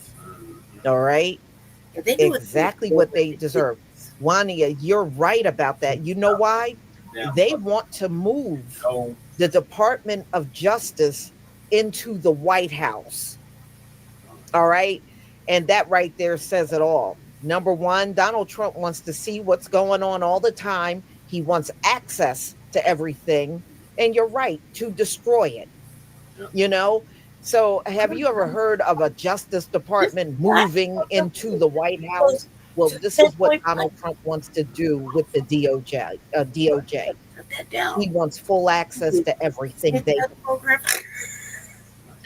I'm not fucked up. So They can shut that down tomorrow. I'll be okay. do I think this is right? Hell no. If the average man and woman, whenever you go to a job, you got to have your background checked. Whether you like it or not, they will do a full background. You know they do it on us because they're nosy as hell. So they ain't gonna miss an opportunity to look in our background. So if we are subjected to that, I don't think politicians should ever be exempt. If you want to find your most crooked people on the planet, they're your politicians. You can best believe it. Unaltered girl. And I heard there are more allegations on that head Seth guy that he picked for the Department of Defense, who is not qualified at all. He is not a general. He was not that high in rank when he was in the military, but this is who you're putting over the Department of Defense. And you're going to move out these generals that have master's degrees, PhDs. They have a long career in the military, work their way up through the ranks. They got to go. And this low-ranking guy that have no real notoriety while he was in the military, he's going to be the head of the Department of Defense. Boy, you can't make it up. You cannot make this stuff up. You know, so that's what they're going to do. And like I said, there's people are pointing out how Donald Trump didn't pick not one Black MAGA. He didn't pick none of you raccoons. And I know somebody brought up Tim Scott. Tim Scott got a position in the Senate. That's not a cabinet position. And I really, truly believe they gave that to Tim Scott so they wouldn't have to give him a cabinet position. I really think that's why they gave it to him. Oh, yeah, make him the chair of something in the Senate. And that's what they did. And I really think Trump really didn't want him for anything. That's why he was given that chair position. I think it's commerce and banking. Yeah. And as far as Byron Donald, I guess Donald Trump don't know who he is anymore. He was out there campaigning the entire time. Y'all remember when he went to the barbershop? He went to the barbershop and was going around trying to get people in our community to vote Republican. He did all of that, traveling the country, campaigning for Donald Trump. And now Donald Trump don't even know who the hell he is. And I think that is hilarious. I think that is funny. So, hey, this is what he wanted. He got all the people in place that he wants, that are going to say yes to everything he wants, right? So he don't want that all messed up with no FBI background check. He got the people he wants. Now, don't mess with them. Let him do whatever he wants. Oh, well. All right. So let's get into it. So Trump's team skipped FBI checks for cabinet picks. So President-elect Donald Trump transition team is bypassing traditional FBI background checks. And they said they're using, instead of the FBI, they're using private companies to conduct vetting of potential candidates for administration jobs. You know why they're using private companies? Because a lot of these people that he picked are under investigation. They got shady backgrounds, pedophiles, assaulting women. In fact, a headset, they said that there's some more women that have come forward. And that's what he doesn't want revealed. So they're trying to shield the backgrounds of these folks from the public. All right. So much for being transparent. Donald Trump has no intention on being transparent for nobody, not even the MAGA fools. So that's why he's using a private company. So Trump and his allies believe the FBI is slow and plagued with issues that could stymie the president-elect plan to quickly begin the work of implementing his agenda. That sounds like that's an excuse. That's an excuse. Well, if that's the case, how come it didn't stymie anybody else that works for the White House? Fucking able. I'm just saying. Individuals. Critics say the intrusive background checks sometimes turn up embarrassing information used to inflict political damage. Well, maybe you shouldn't be picking somebody that have an embarrassing background. You ever thought of that? I'm just saying. The discussion comes as Trump has floated several controversial choices for high-level positions in the U.S. government, including Matt Gaetz for Attorney General, who he is not qualified for that. Tulsi Gabbard. There are a lot of people that are saying Tulsi is a Russian spy. She's a transplant. And I've been hearing this about her for many years. And I don't know whether it's true or not, but it's been floated out there. I think the first time I heard about this was like around 2016 about her, saying that she was a Russian plant. She's just and her getting this position can put the country in danger. Now, I don't know what kind of background she has, but that has been out there for quite some time. In fact, it was even floated around when Hillary Clinton was running against Donald Trump. I was hearing it even then. Oh no, not the propagator of Russian Ultimately, the bots. president Gosh, has she's the name, final Lisa. That's authority on who he nominates and decides to share intelligence with, regardless on, So they're saying he could decide whether or not he wants to share the findings of their background. And just judging from all the problems Donald Trump has had legally, he ain't going to share nothing with the public. That's just my guess on the whole thing. But circumventing background checks would be bucking a long established norm in Washington. It also reflects Trump's deep mistrust of the national security establishment, which he derised as deep state. Sources says that he's privately questioned the need for law enforcement background checks. Oh, okay. But, does that get many of us out of background checks if we want to get certain jobs? It just seems very hypocritical. Dan Meyer, national security attorney in Washington, D.C., said the incoming Trump administration doesn't want harmony. They want the FBI to coordinate a norm. They want to hammer the norm. Some of Trump advisors began circulating a memo before the election urging him to bypass the traditional background check process for some of his appointees. A source briefed on the memo told CNN, instead using law enforcement. The memo proposed hiring private researchers who could move more quickly to perform background checks. Y'all, this sounds like a bunch of BS to me. If everybody else got to go through this, I don't see why Donald Trump picks would be exempt. I would think they should do it more than anyone else because you are the lawmakers. And the things they do in these positions could potentially impact all of us. Y'all, do you know there are people already annoyed with Elon Musk being around Donald Trump every day? They said he's right there every day.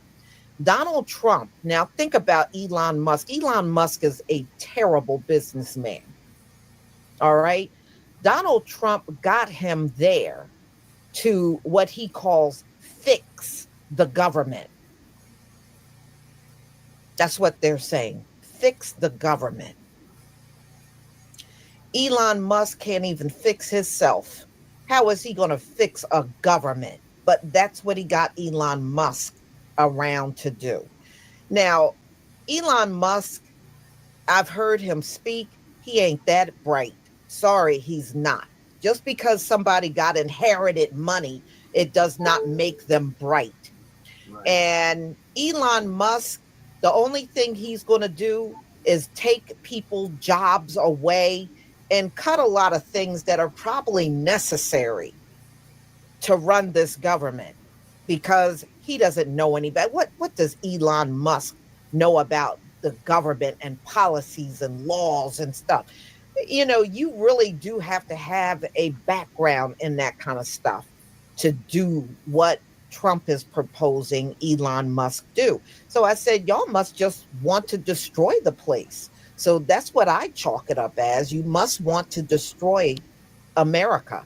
This is from the inside out. Plain and simple. And I don't know. I just don't think this love affair between Elon Musk and Donald Trump will withstand the test of time. And I don't think Donald Trump, you know how vain Donald Trump is as a person. He don't want nobody around that upstage him. Are you kidding me? He don't want that. So, yeah, it must be a lot of money involved for him to be around. Because now, whenever you see pictures of Donald Trump, you virtually see Elon Musk right there.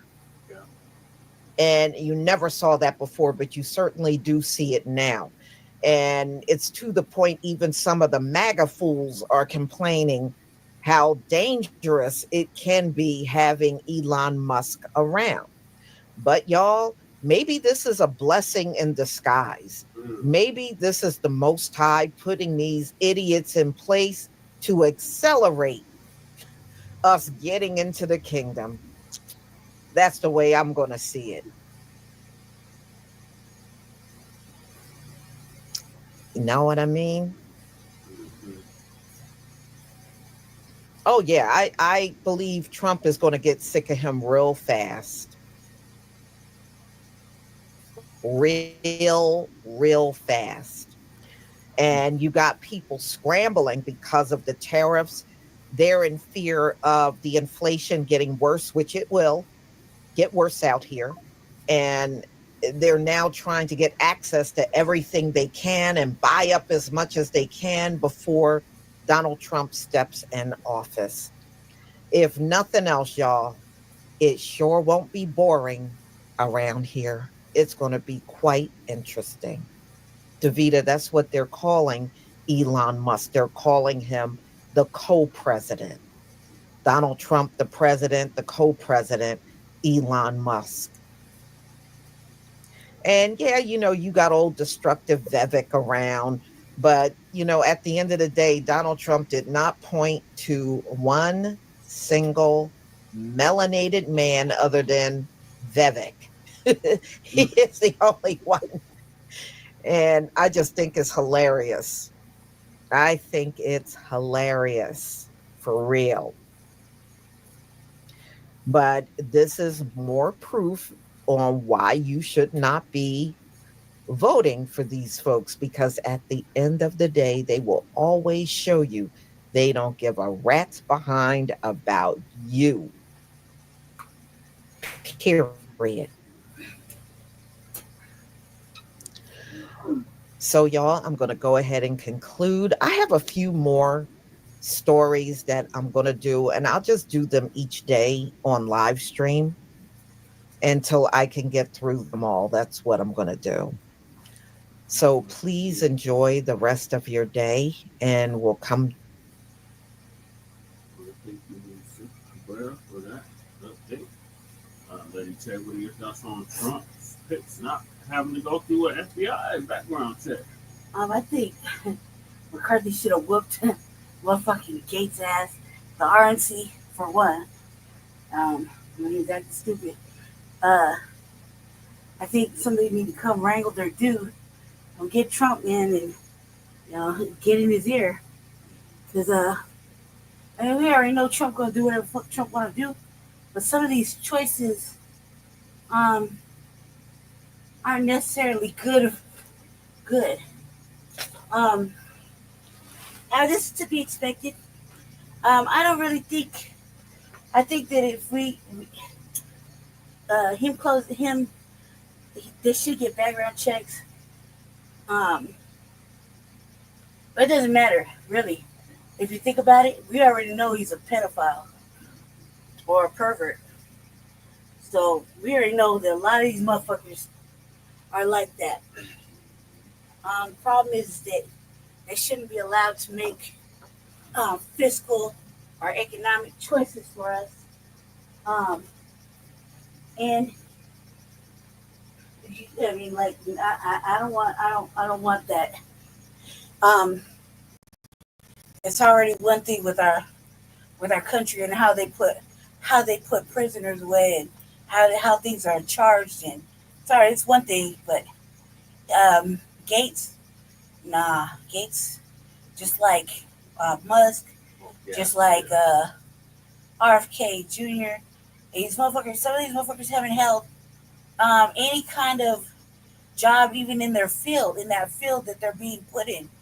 And I think that's probably the biggest problem right there, is that they haven't even held a position in anything, not even a intern position, a shadowing, just nothing with any of these positions. So they don't necessarily know what they're getting into. Gates has had his eye on that AG position for a minute, for at least a year or two. He's mentioned it. However, he hasn't held any kind of lawyering or anything like that. He hasn't shadowed nobody. Um, I don't even know why he's even allowed to be in office when everybody knows about him. He went on a whole coup, a whole thing to get McCarthy out of his seat. And uh, that really kind of messed things up. It really kind of showed them not having unity, not being able to come up with a leader. It was a lot. It was a lot of shit, and you could blame Gates for that, for just us watching that sham. Uh, It's pronounced Gats. But yeah. Gates, whatever that fucking crazy ass looking fucking weird ass over surgical fucking lead his face. Like super excited with that Botox, man. And it's not necessarily helping him. Like at all. It makes him look fucking like a fat clown. Right. The makings of a fat clown. Even though he's not fat, he's just weird looking. Very with a frumpy jelly like motherfucking weirdos, Anyways, flabby, that's the look I was looking for. I just don't think it's a good look. I just don't think it's good, and it probably won't be. That's gonna shit that he's gonna need major oversight. So somebody's gonna need to be in charge of looking at him and judging every motherfucking decision he makes. He's gonna need his own an oversight board or an oversight committee just for him and his nonsensical decisions. Um, I think that's what's gonna be needed. And belligerently like auditing of his shit. Like I don't feel like he's gonna be a good leader. Wasn't really a good leader in the position he was in anyway. RFK Jr. Damn, the thirst is real. You know what I mean? What was that about? Who was the obey your thirst? Sprite, right? Yeah, obviously somebody's obeying fucking RFK Jr.'s thirst right there for a motherfucking position. Well, we already know when that shit is crazy. Well, we already know when he dropped out the race and back.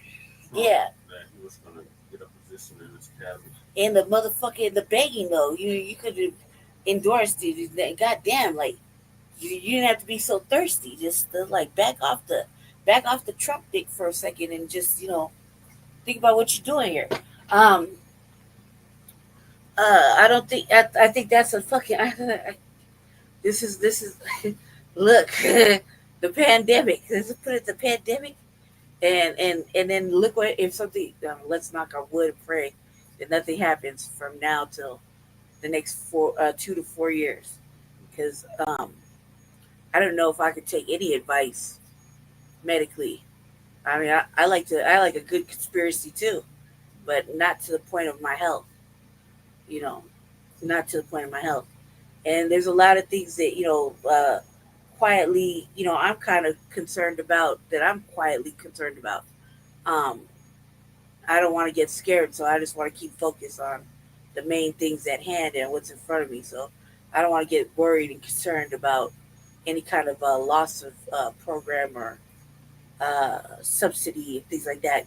Especially when it comes to subsidies, like programs and things like that the people that suffer with benign neglect got to deal with. And Elon Musk talking about we don't need or we shouldn't have when he is the main propagator of using our subsidies. Okay, that motherfucker is built off of our subsidies. So how dare you? Yeah, how dare you fucking white boy? How dare you fucking say you're gonna take away anything from us when you utilize and have made wealth off of us and our subsidies? Like you fucking he definitely should not be in charge of nothing except just cutting a check. and that's it. And like God, don't even get me started. I don't like it. I do think I'm not fucked up with him shutting off the FBI though, because that's part of the 10-point Panther program. One of the things they did, like closing it down, shutting it off. Not having them go through no FBI. No, but that's one of the things he wants to do. Yeah, he also want to get British House support and the IRS. Again, Again, some things I'm just not fucked up with. If you look at it from a perspective that But he wants to it's get rid of the overreach. FBI for a whole different reason than we want to get rid of the FBI. Yeah, for his own nefarious reasons. Obviously, you're correct. I wouldn't be fucked up with it because it'll, we don't necessarily need them any motherfucking way.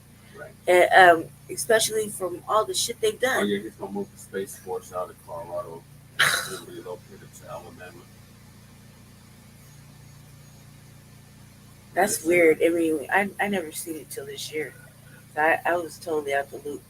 I seen it. I was like, what happened to the Air? So it replaced the Air Force Base. I mean, well, it replaced the title of the Air Force Base. Yeah. I went there one time and I went there one time when I was married into the military. Yeah. So I had my military ID. Mm-hmm. And so now looking at this, I was like, oh my God, what the fuck is Space Force? I've been there before too. I been there when it was the Air Force Base, and not Space Force. I don't even know what the fuck they do there. I don't even want to know. I don't want to know. I don't want to know about that. I just want to know. I feel like we need clarity about where everything stands after he signs into the office, as far as our military and naval and our fucking nuclear stuff. I want to know what's cracking with that and not what's not going to change, because we have stuff He said here. he was gonna put Herschel Walker in charge of that. Oh, that motherfucker! What, man? There needs to be a boycott of that. Somebody needs, like, none of the look. It's all speculation. Might be contracts, but can't they be reneged? Can't they be taken back and ripped up and said, "You ain't in there yet, dude"? This is all fantasy fiction right now. Isn't there somebody to say that? Like, he ain't in the office yet. He's just making suggestive plans. Yeah. Like, this is what this is, right? Suggestion. Congress has to approve. Right. So this is like, I suggest we put Joe Blow in the seat of dickhead.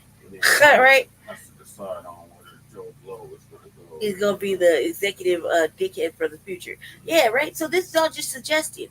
So somebody can get a hold of this shit, right? Be like, yeah, we're gonna say no, Trump. Well, Pence is already trying to get a hold of it already. Yeah, but there's somebody that he can fucking like. Yeah, he's respect. already trying to stop RFK Jr. from getting that position. Thank God for Pence, man. He lives through. Pence is still a real one, right? Say what you want, but Pence is still a real one. Good boy. Cause somebody get behind Pence and help that shit along. Because maybe the government should stand together and back that shit down a little bit. Because he's he ain't shadowed nobody. He ain't learned from. You know what I mean? We can't just because he ripped and he looked like he been lifting weights and bodybuilding. Don't necessarily mean he got our best interest at heart. You know what I mean? At all. I'm not fucked up. I kind of like am a little concerned about, but not concerned. I'm kind of interested into why he didn't put no black folk up there. But again, you stupid fuckers, why you get up there and fucking put the cape on and try to save him? Wait, put the cape on and you did the dance and now you ain't got shit. So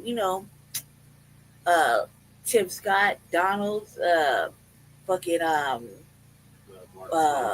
Thompson, motherfucking what's his name? Herschel Walker. Fucking Herschel Walker got the mindset of a 5-year-old. Like, CTE. And that's not even being funny. Like, I mean, that motherfucker's like he's entertaining for a short time, but not for long-term decisions. That Wesley Hunt, dude. Elders. That was at the RNC, yeah, Larry Elders. Fucking Smiley. That's Tim Scott. Tim Scott, for real. Tim Scott, it's Tim Scott. Fucking get up, dust your motherfucking self off, and fucking defend yourself. God damn it, that is not even a fucking real position. Defend yourself. Like I'm so disappointed, man. And all you fucking black Republicans, defend yourself. Like Tim Scott, like defend yourself. Say fuck no, I deserve better. Even he might laugh in your face, but fucking stand on it. Buck your chest out and stand on it. Like, at least that's not even a real seat. If Vivek get a better position than you, that's saying something. You know what I mean? That's really saying something. So I would think about it like that. Bill said, Oh, we weren't concerned about who this cabinet picks were going to be. And we're not. We're not. But it's just saying, if you asked us what we thought, I think that Tim Scott needed to defend himself and rip that fucking suggestion up and say, do better. What day and age do you think we're in? Like, but that's just me. I wouldn't do it, but I'm not them, so I just wouldn't do it. I don't like it. I don't like it at all, sir. So, like Lisa was saying, do you think this is like the double standard or complete hypocrisy because they put black people through background checks all the time? Yeah, we should. If they can't do it, we shouldn't do it. I mean, that's the whole point of being unapologetic, standing on shit. I federally, like, I mean, it's gonna be hard for us to say, like, you know, I got friends that have federal jobs, right? So it's gonna be hard, and they're black. I got black people that I know personally that are very close to me that hold state and federal jobs, right? So I think that if, and plus they're in a position where they're Schedule F type people too, where they can lose their job at any given point for no motherfucking reason, which I've seen in my personal family is very close to me, happened just a month or two ago. Yeah. And it was very disarming and upsetting because it was during the middle of a probational period with the government. It's like probational periods could last up to a year, you know, of starting a new position in the government, right? Yeah, it's disheartening. That's what I said. It's not like you said disheartening. I did say that too. I did say that too. It just is that they're going to continuously have to. Black people are under the most scrutinized group, which again, don't consider this as a DEI situation. This is just in general normally. So black people are under already scrutinized and under the microscope, and then they're extra we have micromanaged and watched, you know, to where they can't function in their position independently. Last hired, First fired, right? And so I think that we shouldn't be doing this shit. If you're talking about black jobs and shit like that, that should be considered too. And a lot of these people have the qualifications. I know plenty of fucking people here that are black and have the qualifications that none of these people that are about to hold these seats have. So I don't think that Trump is going to hire necessarily any black folk, because he doesn't, and he fires motherfuckers quickly. Yeah, like so Omarosa. Yeah, Omarosa, right? That's twice she got fired around Trump. Mm-hmm. You'd have thought she'd learn the first time. Right. So I'm just saying, though. We shouldn't expect him to put any black folk in there, and we shouldn't be concerned or feel sad for Tim Scott because we don't like Tim Scott any motherfucking way. Right. So why we feel sad that he didn't get no position, or the position he got was just a nameplate in the fucking seat. That's it. That's all he got. He didn't get nothing advanced. He didn't get no uplift of income or anything like that. He got that here, motherfucker. Shut up. Yeah, and that was the point. So we shouldn't feel really too bad. And why we defending Tim Scott right now is like kind of hypocritical on our end. We should really be looking at ourselves like why we feel some kind of way about Tim Scott not getting anything. But Tim Scott did this shit to himself. Right. You know what I mean? He was kissing ass the whole time. And why he, you know, serves him right. He should have known not to be sitting and eating suppering with the devil. He should know that supper with the devil never ends well. So, you know, I don't know why we feel some kind of way about that, and I'm going to analyze that internally too, because I do feel some kind of way a little bit, which is stupid, right? Why do we feel some kind of way? Like, like we should, like we feel some kind of way that Tim Scott got the boot of destiny. He did all that damn tap And he didn't get nothing. And we're like, why did Tim Scott get a position? Like, why we in defense of Tim Why Scott? did Tim Scott didn't get a position? Yeah. Byron Donalds and get no Yeah, what? position? Like, this is internally. Like, we should question this amongst ourselves. Like, what the fuck is wrong with us? We don't like that motherfucker anyway. We always calling him bad names, laughing at his motherfucking punk ass, and now we're like, why you do Tim Scott like that? Oh, Trump, why you do him like that? What the fuck is wrong with us? We need to stay straight on what our likes and dislikes of fucking Tim Scott. Because I feel it too, family. I'm like, I'm like making a joke out of it, but I had to ask myself, why the fuck am I? Like, why the fuck do I feel any kind of way if Tim Scott in a fucking position or not? Right. Fuck him. He married a stick. Yeah, he did all that in the hopes of He's gay as fuck. Like, he's gay. That motherfucker is gay as hell. He married an old white fucking stick with big teeth like him. Like, what the fuck is wrong with this? Like, why do we feel so kind of, we got to do some analyzation, Black family, because there's something wrong with us. Because we're like, hey, Trump, how you going to do Tim Scott like that? And we don't even like Tim Scott. Because of the fucking injustice for some reason. Jesus Christ.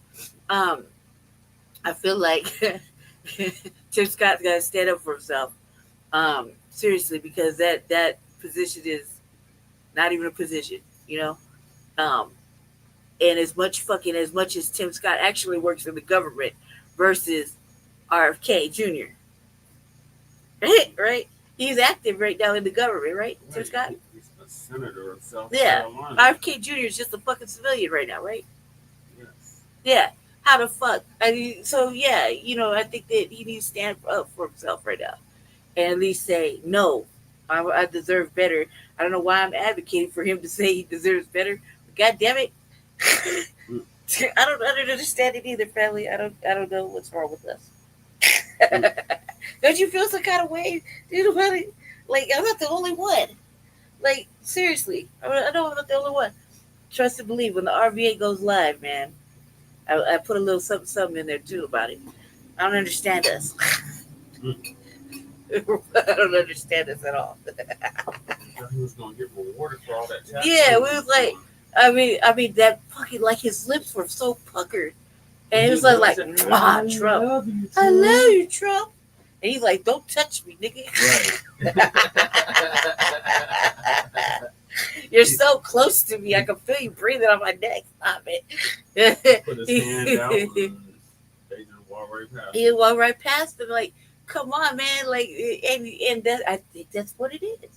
Like, we don't like him, but we don't want to see him get disrespected.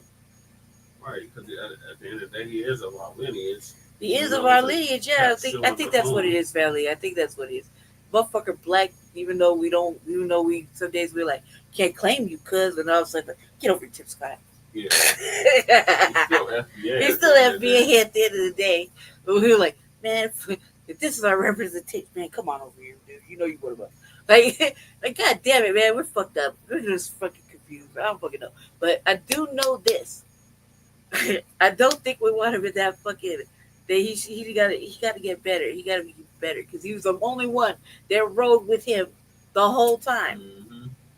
Trump, Tim Scott was the only one that had his back from the start to the end. Yep. Like, I mean, the lips to ass fucking ratio was equal. He did not back down or back off the ass at all. All that ass kissing just to not get. It was like that. Both cheeks. Both cheeks. He cuffed him. He loved him. He held him. He cuddled him. You know, he he coddled the white ass. Okay, and to be shunned like this is like, I don't know why we feel like, God damn it, Tim. No. We feel some kind of way. See, that's when it's supposed to come, baby. See what I'm saying? It's the same time it came yesterday. It shouldn't even be here yesterday. That's some such shit. That's what I said. This is on time.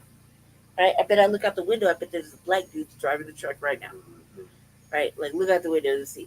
There's the two brothers driving the truck right now.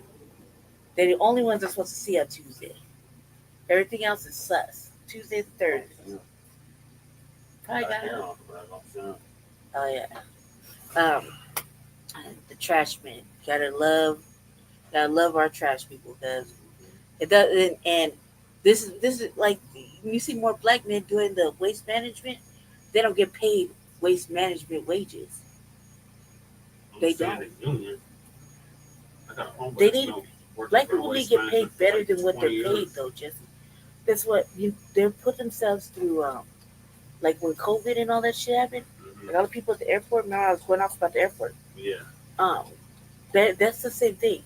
They put themselves through germy fucking situations, and they don't get paid hazard pay like that. They need hazard pay like majorly, major money. I think like if you're gonna do jobs like that. Exactly. That's what I'm saying. That's why when they say all these jobs are gonna open up, it don't matter until the wage is fucking fair and so you're not having to work two motherfucking jobs and the hours got like secretly family. I don't think everybody's really realizing, but like I got a brother, right? I have a brother. Brother work in the living room, right? My brother down there has to have two jobs. Two fucking jobs, legitimate jobs, just to start, putting a little savings away again, whatever. He has goals and shit, but he couldn't pay the fucking rent of not even this place by himself. You dig? So I don't think that we're really taking notice of that. So all these jobs that they may be kosher right now for motherfuckers that are thirsty and hungry for a job, like in our city, like 4 people just got shot over a motherfucking temp job. Yeah. This yesterday morning. Yeah. In our city, 4 motherfuckers at a temp job, right? 4 motherfuckers waiting in line. One motherfucker got turned down for a job, and he shot the fucking squad up, shot the whole place up. 4 people got shot just over a fucking temporary job. So the thirst is real, and I don't think that they're being fucking serious about the measure, the wording behind that. Go ahead, just. Cover that on the RDA. It's in the queue because I made a queue that every time the fucking we update the computer, shit goes down. Like me and Jesse are, and the last thread of our collective computering, like my shit. I need an upgrade, and Jesse needs a whole new laptop. I need a new phone. I don't even got a phone right now. I'm loving it. I ain't got no phone. However, my peoples are not loving it. Jesse can't get a hold of me. I gotta send the occasional ghost email his direction. But And a home pigeon. yeah. You know what I mean? Homing pigeon and an SOS sign. Sometimes I gotta set the Batgirl signal up like, hey, I need you. You know what I mean? So because I'm not one of the brothers that say I don't need a man. No, right now I'm too sick to not say I don't need him. So all kidding aside, but he would look at the jobs that are being offered in our city. If a motherfucker can shoot up the spot over a temp job, it's about to get stupid over here in our city, and I don't blame them. I don't blame anybody get caught stealing or none of that shit because it's about to go down. Like they're making it. These people are making it hard for us to live, and so you can't be angry with the poor for getting bucked and doing what they got to do to feed their family, themselves, and whatever else. You're talking about motherfuckers that want to work, getting so pissed off they shoot up the fucking spot. That's serious shit. You talk about motherfuckers that want to eat, they go in a grocery store and try to run out and then end up shooting up the store just to get some food out so he can feed his fucking family. That is some serious shit. You're not talking about motherfuckers just looking to go steal some shit and sell it outside for fucking whatever. You're talking about motherfuckers trying to feed their family shooting up the spot, that means that there's a fucking problem that you need to address. It's in Denver. Get on it, fucking mayor and governor, because you can't have people dying over a temporary job. That's hard. That says a temp job. Not no. I mean, if they temp job, you get a check at the end of the day. That's $80 to a motherfucker. Like anywhere between $70 and $80 that people make. You know what I mean? And they're there waiting, like on the news. I got it in my queue. Dude said he's been there since 2 a.m. And the shit's going down at like 9 a.m. You know what I mean? And he running for his motherfucking life. His bullets fly, 10 bullets, cause shot up the spot and hurt 4 people over a fucking job. I believe it. I do. Having worked those temp jobs, I definitely believe it. Me too. I did it too, man. I did it too, family. I used to get the good printing jobs and the good little collating jobs when I was well, and I used to walk independently before I got sick. I used to work. I used to like to go to get the print jobs at the printing company. Yeah. Because my father worked at a box company. He worked for the Line Box before it closed down. And so he used to take me as like his little helper sometimes to go work in the box plant, in the box company. So I learned to appreciate cardboard. And when I was homeless, appreciating cardboard. If you grew up with a box maker, then you know how the many values of cardboard as you're homeless. You know what I mean? And that motherfucking cardboard kept 2 feet of snow off of me and warmed through the whole motherfucking night. So I'm telling you, I learned very young from having a father that had to support 2 children by himself working at the box company. So in order to get that job, though, you had to go in as a casual. They call them casuals. Temp person. Temp worker, And until they like you enough, they want to put you on. And I would try to go, and every week I'd be either there with my pops, or I'd be at another collating paper factory, or doing something else, collating and binding books and things like that, which is fun. Shrink wrapping. I learned a lot of shit about being inside. These are jobs that I liked doing because of the physicalities of it all. And it's not a lot of thinking for somebody that shouldn't be doing a lot of thinking and just doing a lot of movement, So I can understand being at the temp agency, sitting there waiting, and with all the other motherfuckers, and sometimes they don't even have a job for me, and I'd leave after 6 hours of sitting there looking at them and watching motherfuckers come in and out and gossiping, smoking cigarettes, and just waiting. I could understand the anger, frustration, and then when I did work, I'd come back and I got an $80 check. I could go take the ace and bam, I'm eating for the night, or I'm getting a room, or I'm putting it up or whatever. So I could dig it. I understand. And dude, you shoot up a job because you're there temporarily waiting. That means you are fucking hungry. You are hungry and you got a baby or something. There's something going on with you that you needed to do that. That you felt like, I can't take this no right now. Yeah. I ain't got time for no. So I put that in the queue, family. That's in there. I got a lot of things up there. I had to adjust my queue because I can't be doing the same topics as the Frontline Black News. Just like Shabaka don't do the same topics as the Frontline Black News. So we all got a little something different. That's what keeps it fresh and interesting. Go ahead. All right, so moving along to another buck dancer, Sambo, who Willie D made a whole song about called Coon. Charles Coon Ass Barkley is calling out the Democratic Party, telling them, stop whining, stop complaining. You only have yourself to blame, pretty much is what he's saying. They need to face reality. They need to stop this meltdown over Trump's election win. I don't know which one I should play. Tim Blacc or the research guy? I think you played the research guy yesterday, right? Yeah. But I don't remember if it was on the same topic. No, it's on a different topic. I don't know. The research guy kind of feel odd about him, but Tim Blacc is always a good one. But it don't matter to me, really.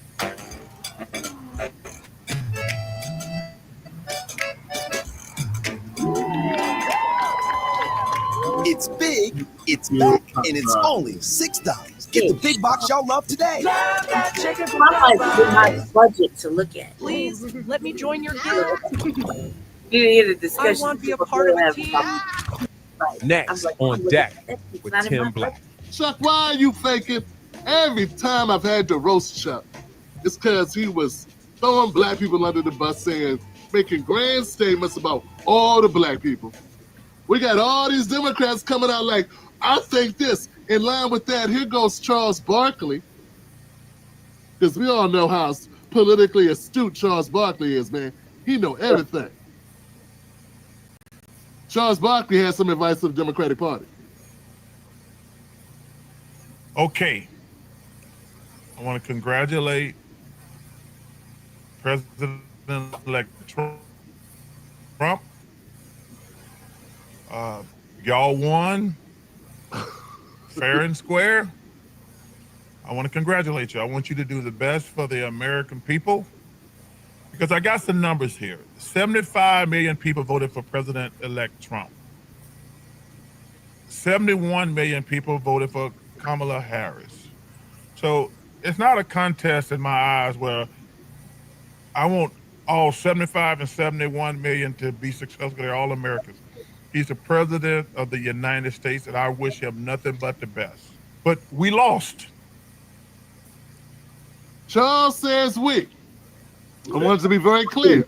Charles is a Democrat. That was we. Charles is such a Democrat. I remember covering Charles a couple months ago, like 6 months ago. It's on my video channel. Just, when you go to my channel, do a search, Charles Barkley. Cover Charles a lot. And Chucky said it was terrible. He said Trump was terrible and that Trump was going to go after all his enemies and this stuff. So Chuck considered himself an enemy to Trump. So it was Chuck and what's Oprah's friend? Gail. They got the good gig on CBS. Gail King. Yeah, because they had a show. Remember the show on CNN? King Charles or whatever? Yeah. So anyway, Chuck now, I guess Chuck is scared. He don't want no problems. He don't want no problem. But Chuck is a Democrat. So yeah, keep that in mind here, guys. Wish him nothing but the best. But we lost. And I just want to say this to the Democrats, which I'm an independent who voted Democratic. Why you say we, dog? Because he's a If you were an independent and voted Democrat, why'd you say we? Yeah, See, it don't make sense. See, this is the problem I had with a lot of independents. They ain't really independent. Nah, because if you was independent, you wouldn't be saying we, dog. You'd be saying the Democrats' laws. You'd be talking in, third person. That'd be a separate entity from yourself. But see, Chuck, you know what I'm saying, he played basketball and really well, and I'm sure he's a good businessman. He probably made a lot of money. He's probably got a lot of investments. Lord knows he's done a lot of gambling.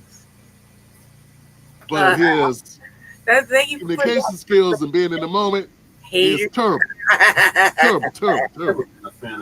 So yeah, Chuck, you told yourself. Do me this favor. Shut the up. When you win, you get to say what you want to. When you lose, you need to shut the hell up. So Chuck is trying to. About winning. Chucky here is trying to create a career for himself again. Him and that's Ernie. That's Ernie. Hey, Ernie. That's Ernie from NBA Tonight. TNT Tonight. NBA on TNT Tonight. Whatever. The TNT show that they used to do. Okay, so now I get it. It's just missing Kenny, the Jet Smith, and Shaq. So the steam room. Okay, this is interesting. Hey, Chuck, man. Yeah, man. Now, look, man, I'm not gonna knock your hustle. I know the TNT contract's over, and you gotta have something to do.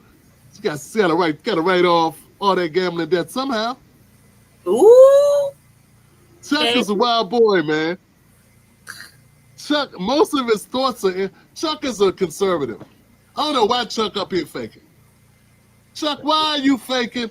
Every time I've had to roast Chuck, it's because he was throwing black people under the bus, saying, making grand statements about all the black people. Oh, we need to just do this, and we need to just do that. Yeah, see, Chuck has this ability that for some reason a lot of people don't understand it. You know, that ability where whenever he's talking about black people, he talks for all black people. He act like he the spokesman of black people. He'll be like, well, black people, what we need to do is just do this. And I don't know why we do this. And I don't know why we do that. He never talks about just himself or the people he kick it with, people on his block, maybe people in his family. He talk about the entire group of black people. Now, what's funny about this is conservatives hate when liberals do this to them.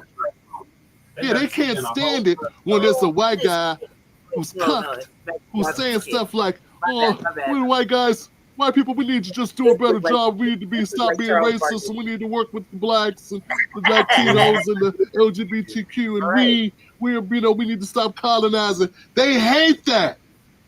They can't stand it. They get livid, especially MAGAs. MAGAs hate it. I understand why they hate it, because I hate it too. But guess what they love? They love when Chuck does it to us. And that's why I have a problem. That's why I can never go MAGA, because of stuff like this. They would agree with Chuck when Chuck goes, black people need to do this, and all the black people have a problem. And all black people, they like that, because someone's talking about them. But when the shoe is on the other foot, all of a sudden, they get insulted. I'm trying to educate people and make you understand your failures. Yeah.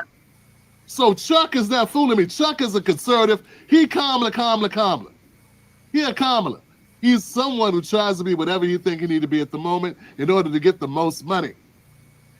He is a sleazeball or a capitalist, however you want to put that. Opportunist. That's how he has no ethics. He just gonna blend in to whatever works for him. I've been covering Chuck off and on for the last 15 years.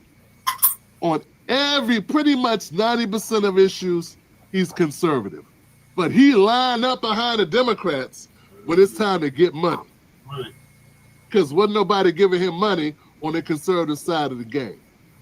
Well, no. You understand what I'm saying? So he lines up with the Democrats. Now he's saying independent, but he just slipped up. He said it. I don't know why, but we lost. All right, Chuck, go ahead, Chuck. Tell the people, man. Oh, President Biden they didn't get him out the race soon enough. Kamala didn't do this. We lost because we had no game plan. We still haven't solved the immigration problem, have no viable answers, never addressed inflation, bringing all these stupid stars out to rally the vote. What was that? Hey, I love Beyonce. What bringing her out? That ain't gonna make me vote a certain way. Cardi B, I like Cardi B. That ain't gonna make me vote a certain type of way. You guys lost because y'all stupid. Come up with solutions. I don't think everybody voted for Trump is racist or whatever. I'm not a fan of the guy, but he's the president. I'm gonna have to respect the office. Oh, Chuck.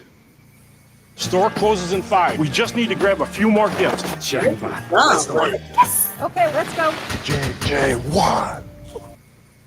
Take your own advice, Chuck, and shut the Chuck up. Yeah, shut the Chuck up, Chuck. Look, man, you ain't saying nothing that you ain't heard from somebody on independent media say, and now you're regurgitating it because you realize it's the good play. As a matter of fact, I see a lot of this going on. A lot of this happens from these so-called mainstream people. They watch us, then they steal our talking points and run and repeat them. That's all they do. But the proof is he really doesn't know what he's talking about. He just heard a top of the line comment.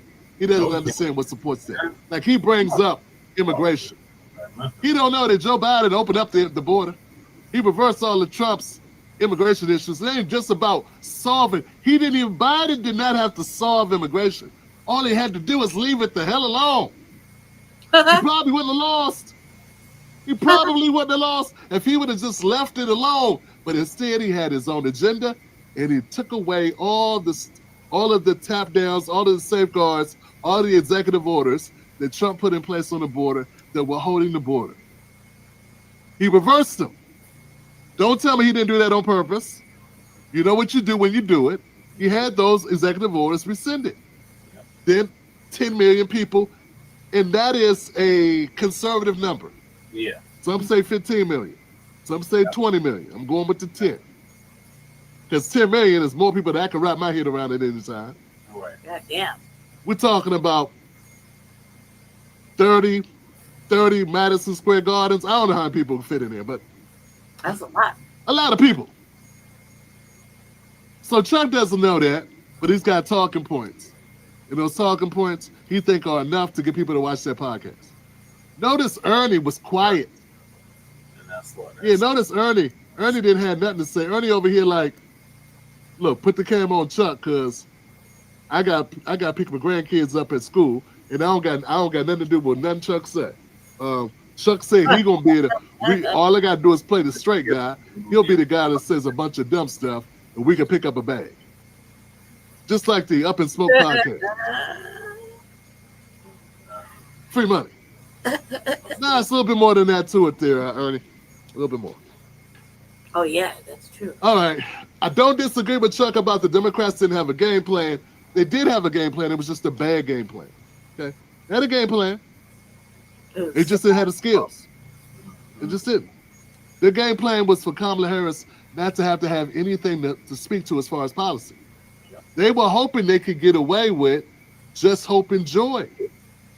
That's sort of what Obama did, if you think about it. Wasn't that what policy was Obama running on in 2008? Sambo did. Guess who was running Kamala's campaign? A lot of people in her campaign. They were from Obama. Now you see the similarities. Yep. But no one told Kamala, no one told her team, this ain't 2008. Right. This is 2024. We're on tangible. Things change in 16 years. All right, guys. Thank you for watching that segment. Become a member of the Tim Blacc Show. Tim Blacc, what are your thoughts on Charles Coon-ass Barkley? Now, all of a sudden, I'm going to call out the Democrats, so I'm going to stop whining and face reality. You lost. He's stupid. I mean, technically, who's we? I mean, him. Not us. We're winning over here. Yeah, no. They lost. They did. They did their old bullshit like they wanted to. They didn't listen. They didn't ask. That's all them, and he's part of that. So he means to say is he lost. You know, that's all I heard was he lost and he feels some kind of way about it. You know, he had the cape on for that broad too, just like Steve Harvey and the rest of them down shills. Mm-hmm. But like Tim Blacc said, he's not really a Democrat. He's a Republican. He try to act like he's an independent, but he's really a Republican. Mm-hmm. All right. Well, the last topic of the night, so past the 6-hour mark, is Morning Joe. I mean, it is MSDNC, MSNBC. Same ones as been going in on the dump and on Trump for the longest. Now they want to come to him begging him for an interview. All of a sudden, because their ratings done tanked, we covered that earlier. So now they want to try to get him on their show can increase the ratings. These monsters is a trip. They are.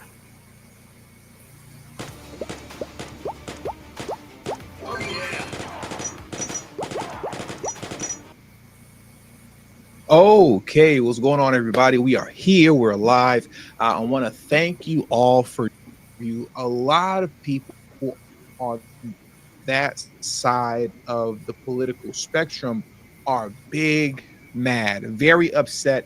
Even their own staffers are upset that Joe Scarborough and Mika Brzezinski went out to seek an interview with Donald Trump to maintain relevance and to help their show from sinking further and further down into the abyss of irrelevance, right? I just wanted to take a quick moment. We're not going to go through this whole article, but I just want to read you like a couple of quotes from their peers, staffers that work at MSNBC, contributors of MSNBC.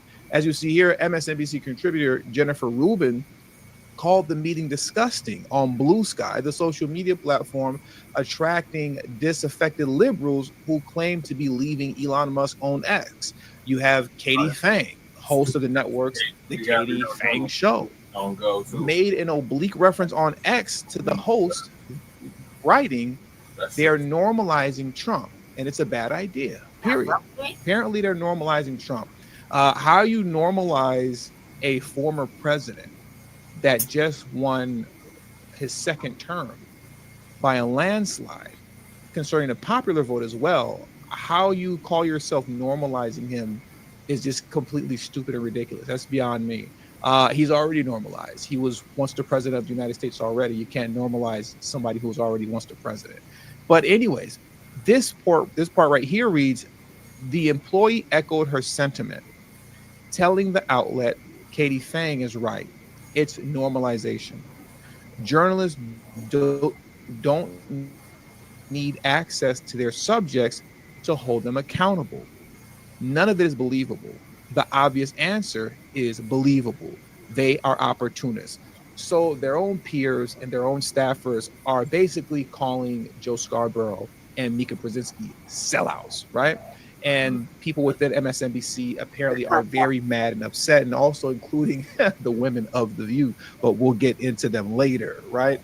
But what I want to do right now, before we hop into the actual video clip of Joe and Mika, I want to go back to this right here, the alternative, the DNC alternative to X called Blue Sky. I've never visited this social media site before, but I did hear that Joy Reid apparently left X and went over to Blue Sky. So I did a quick Google search. I said, well, let me check out what this Blue Sky thing is all about. And I came over here to Blue Sky, and there isn't much to say about it, but just when I was scrolling through, just seeing the post that Joy Reid is putting up on Blue Sky, it just kind of hit me like, okay, so Blue Sky is basically where Democrats go to cope. That's where they go to cope and basically escape reality, you know, because then they don't have to be around all the mean conservatives and mean Trump supporters, right? That continue to give them their daily dose of reality every time they hop on X. So basically they come over to this thing called Blue Sky to cope. And apparently there's some mass exodus of these DNC pundits leaving X to come over here. But nobody really cares, right? Nobody really cares about this. But let's get into the actual video clip right now of Mika and Joe Scarborough basically explaining why they chose to sell out. In a nutshell, they chose to sell out and basically walk back everything that they were standing on concerning how evil Trump is and how much of a dictator he is. And now they're literally begging him for an interview to stay relevant. So let's jump into this clip here. Week, Joe and I have heard from so many people, from political leaders to regular citizens, deeply dismayed by several of President-elect Trump's cabinet selections, and they are scared. Last Thursday, we expressed our own concerns on this broadcast and even said we would appreciate the opportunity to speak with the president-elect himself. On Friday, we were given the opportunity to do just that. Joe and I went to Mar-a-Lago to meet personally with President-elect Trump. It was the first time we have seen him in 7 years. Now, we talked about a lot of issues, including abortion, mass deportation, threats of political retribution against political opponents, and media outlets. We talked about that a good bit. And it's going to come as no surprise to anybody who watches this show, has watched it over the past year or over the past decade, that we didn't see eye to eye on a lot of issues, and we told him so. What we did agree on was to restart communications. My father often spoke with world leaders with whom he and the United States profoundly disagreed. That's a task shared by reporters and commentators alike. And it's also shared by those whose ratings are in the toilet and are desperate to stay relevant. So now they're begging Donald Trump for an interview to stay afloat on a sinking network, on a sinking show.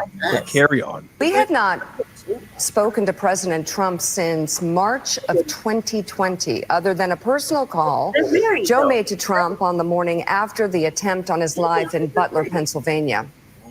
That also continues to go and show how fake these people are and how they literally would just sit up there and say anything, you know, in order to win the election. But then I'm surprised you let her talk. Once the election is over, because they are fake and they are opportunists, now they want to double back and interview Donald Trump for relevancy.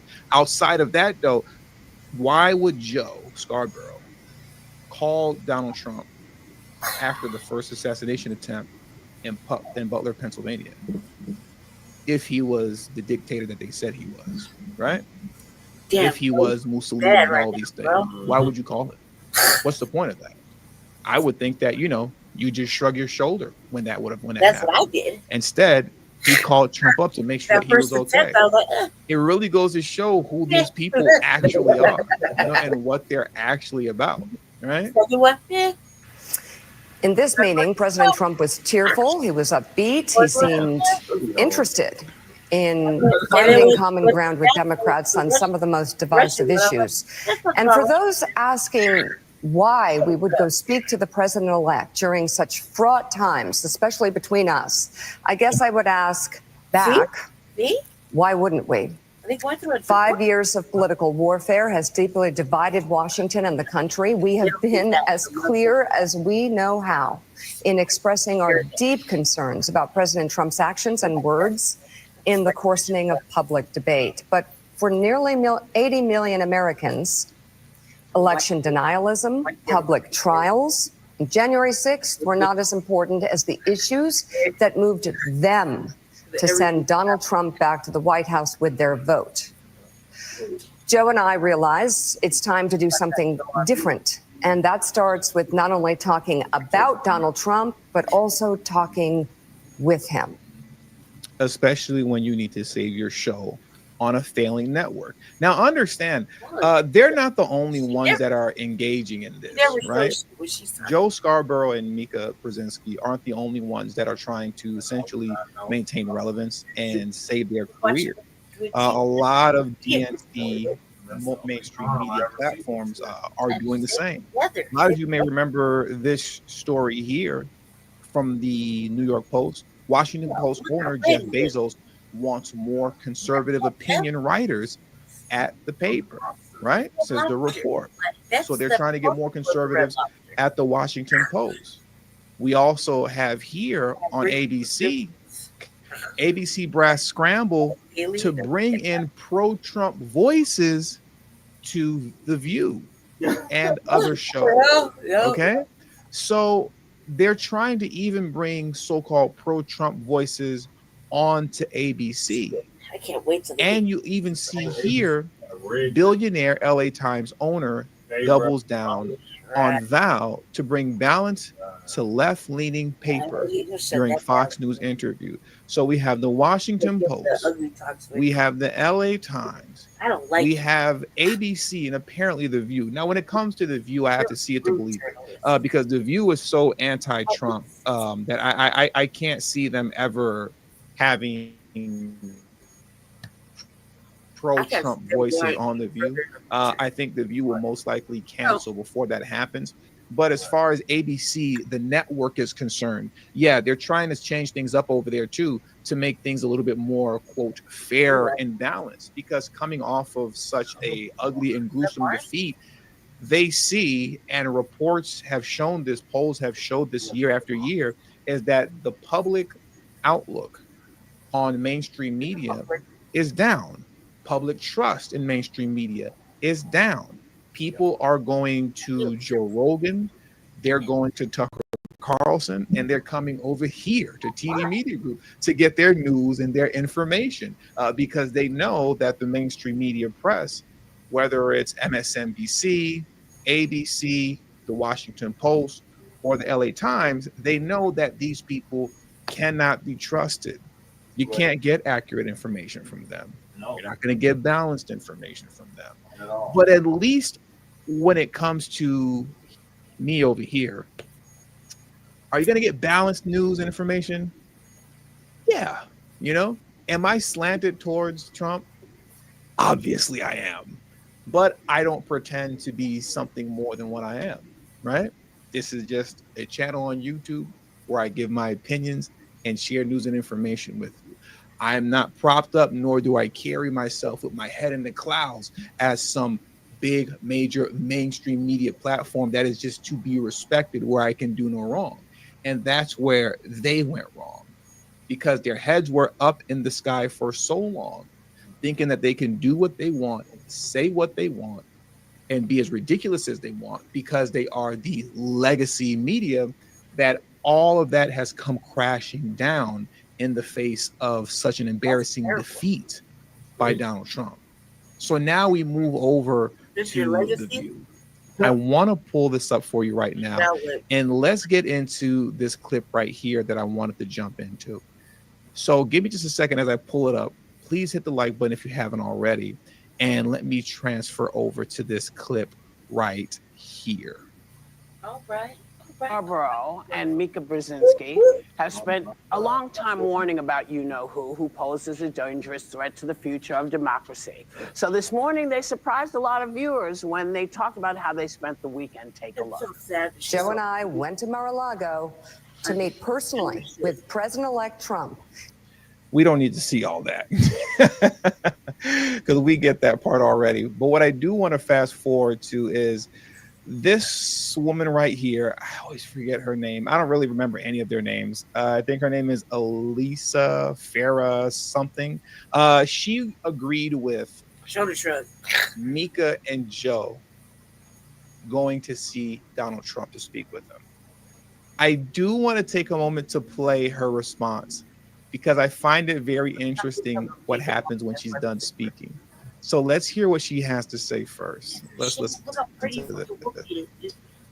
All that other right shit thing to do, and I've heard a lot of folks takes away from that. So is this the approach that is going to work with a gentleman who campaigned on calling the media the enemy of the people? So I actually think it was the right thing to do. And I've heard a lot of folks on the left coming after Joe and Mika saying, don't normalize him. Well, 75 million plus American voters normalized Donald Trump by making him President-elect Donald Trump. And this notion that if sort of the resistance who opposes him stayed in their safe bubbles, sat on their hands and just complained about him for 4 years, that would have a bigger impact than sitting down. I talked to Mika, actually. They met with him for over 90 minutes. They raised very valid concerns. They both see themselves as opinion journalists who want to actually be able to engage the person that they talk about every day, actually be able to raise issues with them when they're concerned.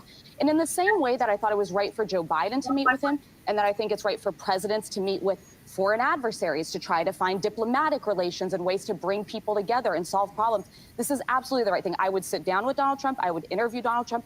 And I'll go a step further. I hope good people work for him. We need to stop demonizing people because they supported a man who just became president of the United States. We should hope good people are around him and smart journalists are challenging him.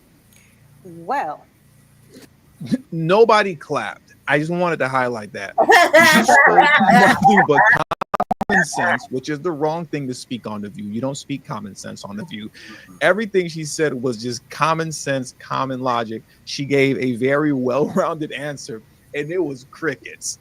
It was complete crickets. And normally on this garbage show, whenever one of these women say anything, applause erupts. But she said something that was just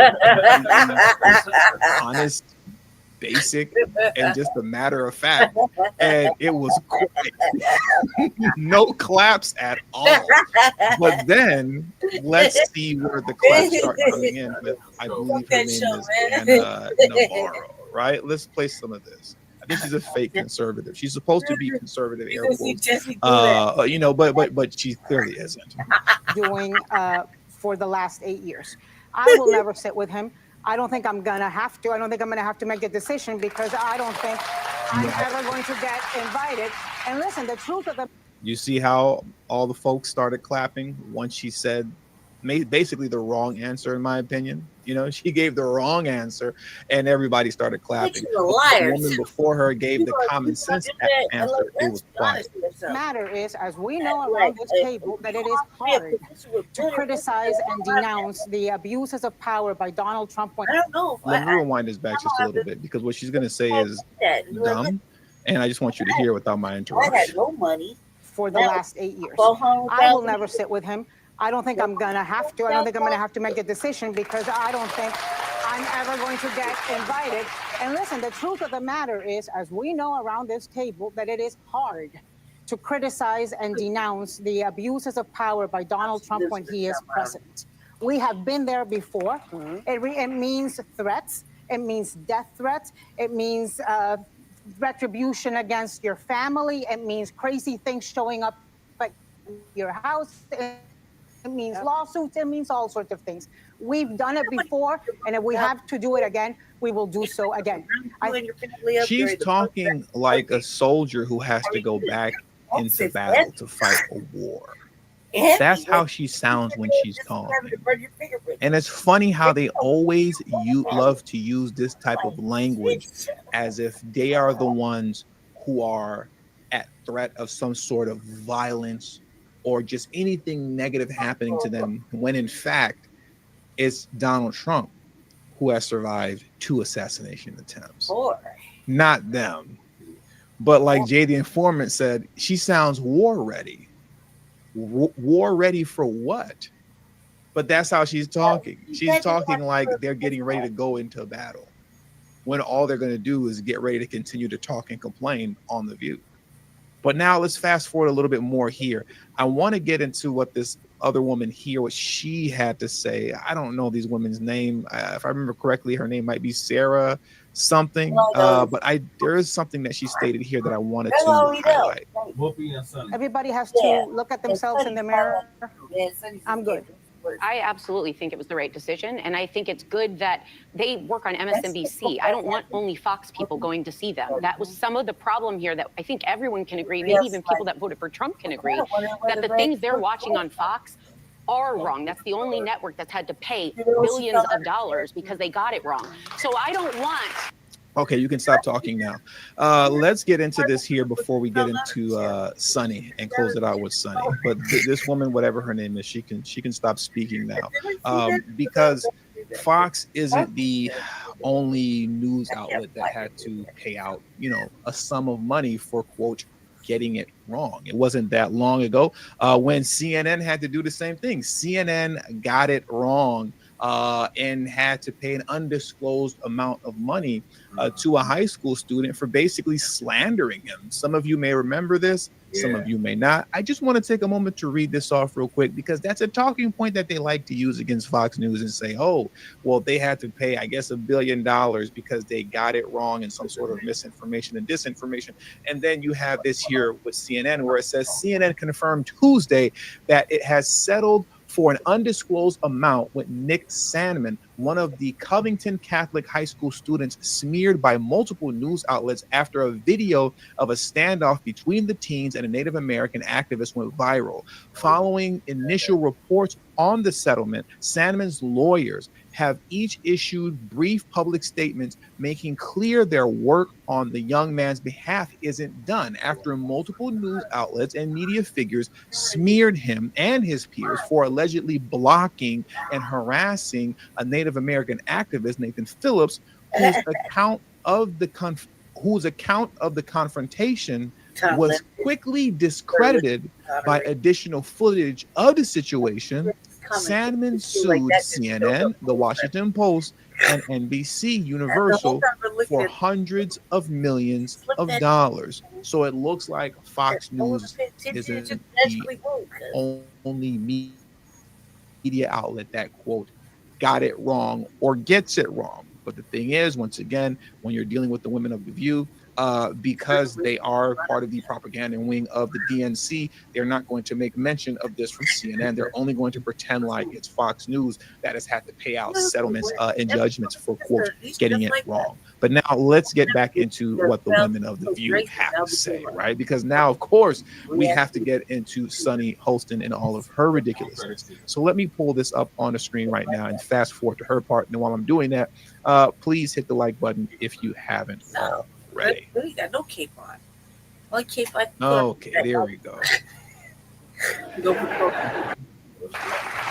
Nothing happened. None of you. Well, you know the stage. That's that crazy. You know, Tom. You know. Are you talking? Well, okay. They don't want to be. Look, the bottom line is that America needs a free press that is willing to speak truth to power right now. And that's not you, and your show should be canceled. More than ever. And I think that we have to be very clear-eyed when we think about the president-elect and cover the president-elect. And I don't think you need to sit down for 90 minutes at Mar-a-Lago and kiss his ring to be able to speak truth and to be able to cover a story. This is also the same woman that says that you shouldn't go spend Thanksgiving and Christmas with your family if any of your family members voted for Trump. She's advocating family separation this holiday season. If you have family members who voted for Trump, she wants you to stay home and not meet up with them for Thanksgiving and for Christmas. But once again, carry on. So maybe they're not journalists in the true sense. Maybe they're speaking their opinion journalists. But we have to remember that Trump is the guy who ushered in the era of fake news.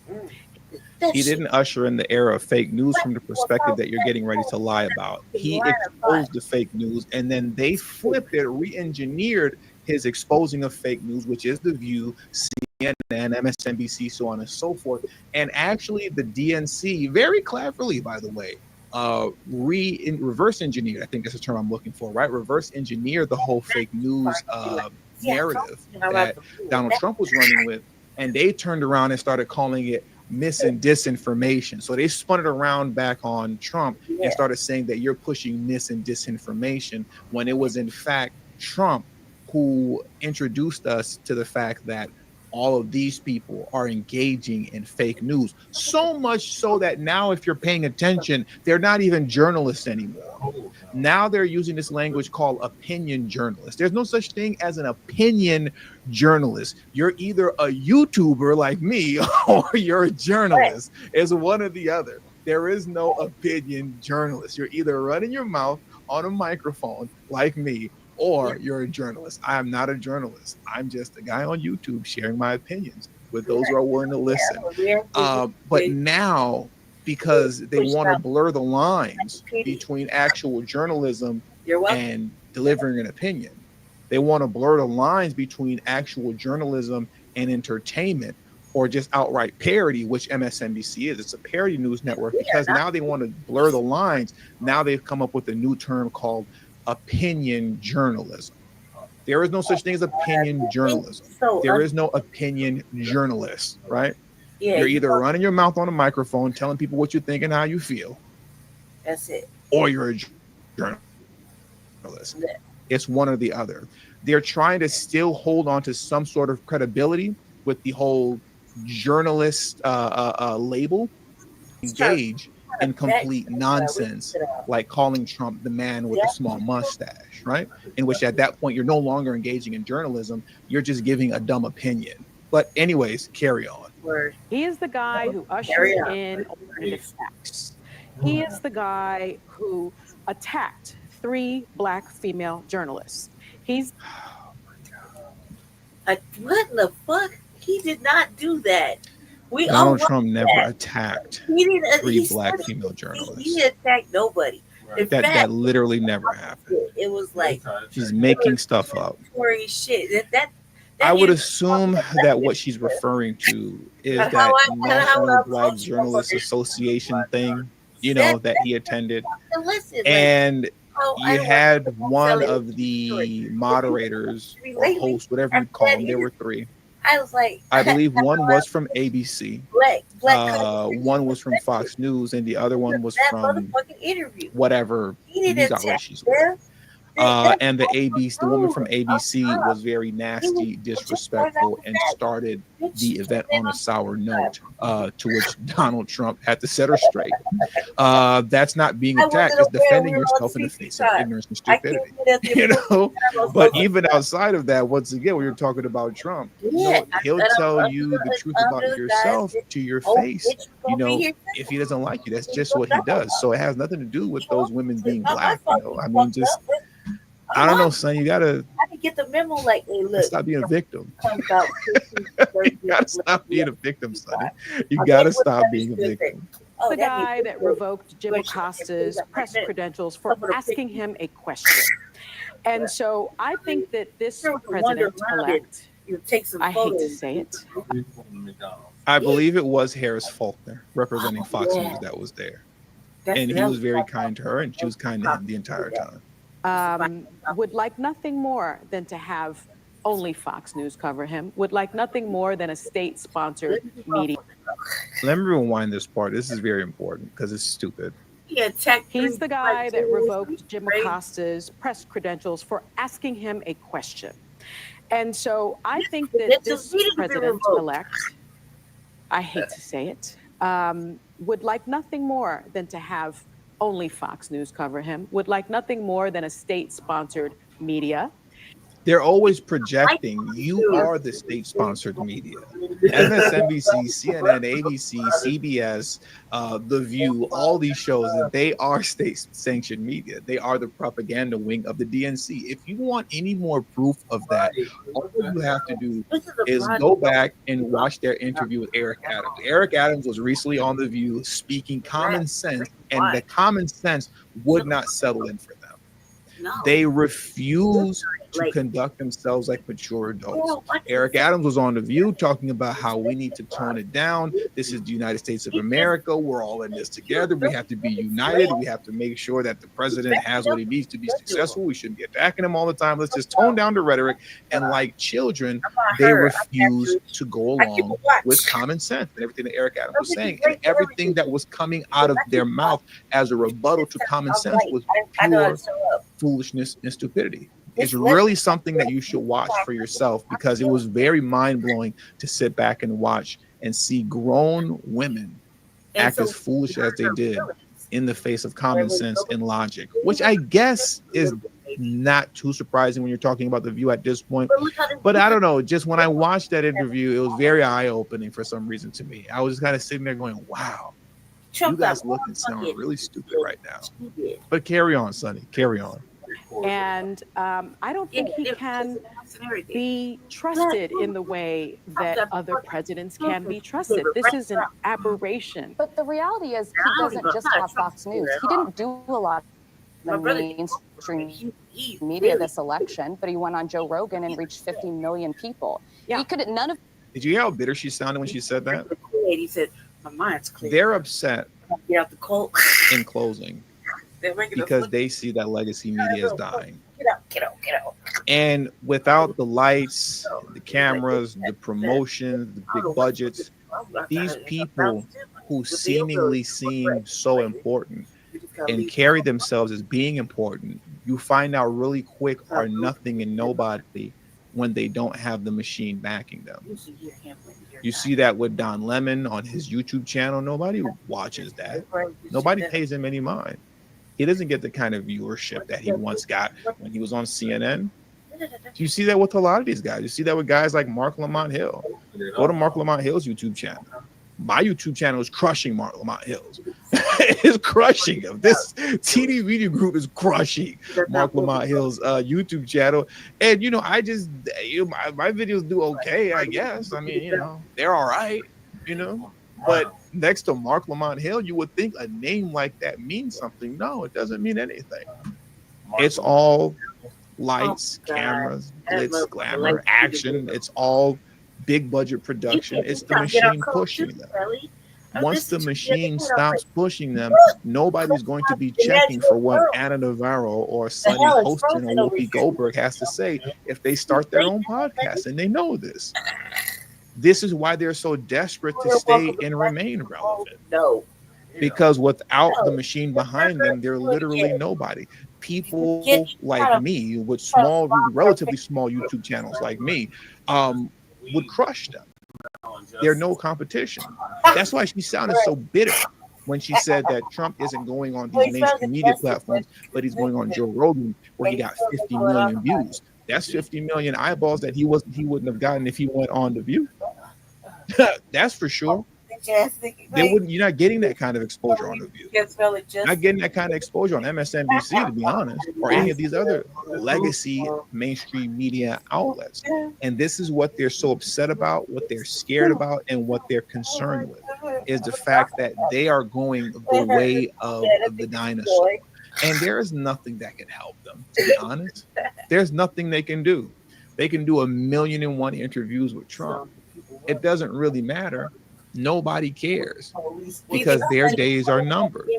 They've burnt too many bridges as it pertains to trust, and they've 100% exposed their hand in this election with all of the nonsense and just erratic fear mongering that they were doing, just for them to now all want to walk it back, or at least some of them are doing their best to walk it back, just so that they can stay and remain relevant. You're good at that. And at the end of the day, like I said, you too, it's just not going to work. It's just not going to work. And with all that being said, that does it for today's show. So I want to thank you all for joining me this evening. Make sure you're subscribed, because I'm going to be right back up here at 10 a.m. Pacific Standard Time tomorrow morning, around my usual time to go live on this channel. Which we would put a shirt on his hat on. Oh yeah, that shit was hilarious. All right, thank you, Brother Chris. Known as TD Media Group. Yes. All right, let's say what are your thoughts on this ridiculousness about Morning Joe? Man. And begging Trump for an interview in The View. So we only look at the Morning Joe and TD Media Group is talking about him. Yeah. So it was kind of odd to see that old boy and his bitch weren't sitting together. They were in two different green screens, and he let his bitch talk for once. Yeah. That was kind of weird and different and new. And I learned so much from that part. I had no idea. Mm-hmm. And then Joe was sitting there quiet, like, I can't explain this for myself. Because obviously he fucked up. They fucked up. Well, look, why? Here's my question is if I guess if you knew, then why would you go ahead and you're gonna go kiss the ring? But you just talked all that shit all year by not kissing the ring, and now you're gonna go kiss the ring. Right. It's like, are your pockets that light, and that you need to go and show the thirst, like so real? Yeah. You gotta go fly over there, talk a little shit, and kiss the ring, and obviously it didn't go well because you came back. And everybody's calling you a motherfucking sellout and whatever. And them over there on the that sham ass fucking show. I don't know why that show is still on. Right. Like, Jesus fucking Christ. And I mean, this is like, seriously, like, black people only know those two characters on there. Yeah. Whoopi and motherfucking Sonny. Yeah. And that's it. Everybody else, I don't know their name. In fact, I thought some white lady was sitting in place of Sonny, and then Sonny popped in there all of a sudden. Like they switched her out. That's what I thought at first. Until I was like, maybe I'm wrong. I don't know. The musical, magical motherfucking chairs over there with them. I find that why didn't at in any rate, this was a one clip that TD Media Group showed that Whoopi didn't speak. Yeah. that was crazy as hell. I was like, this is the one time, and it allowed me to enjoy how pretty Whoopi Goldberg is, because she's not talking, which is crazy to me. That sounds like the worst thing a motherfucker can say. She's so pretty when she's not talking that bullshit. Right. Like all of a sudden, I was like, God damn, do you see how pretty she is right now? Just commenting how good Whoopi Goldberg is very pretty. Like for some reason, she's getting older and she looks pretty, but until she fucking starts spewing that fucking nonsense, then all of a sudden that takes away from everything I just said, and she's back to looking like an old foot. Real shit. I was like, she didn't say a motherfucking thing through that whole thing. I was like, God damn, she's really pretty right now. You see how pretty she is, Jesse? Yeah. Because she wasn't talking. That is so sad that I said, oh my God, I'm going to go to hell for that. Yeah, no, I didn't like none of that. I think it's good for them to be called sellouts and fucking whatever else. Dude, look, they do that to everybody anyway. They just think they could get away with fucking madness, and now the shit done flipped around, and they're like, "Oh, let me go kiss the ring." And Sonny's a goddamn liar, and she got the invite. She'd be over there with her panties off around her knees trying to kiss ass and give up the fucking whatever to get a job, a better paying job than the View. Yeah. She would sell out the View in a heartbeat for more money. Let's not get it twisted. She got no loyalties. None. Chris Brown told us. None. She ain't loyal. So, you know, I don't understand why nobody gets that about them, but it is what it is.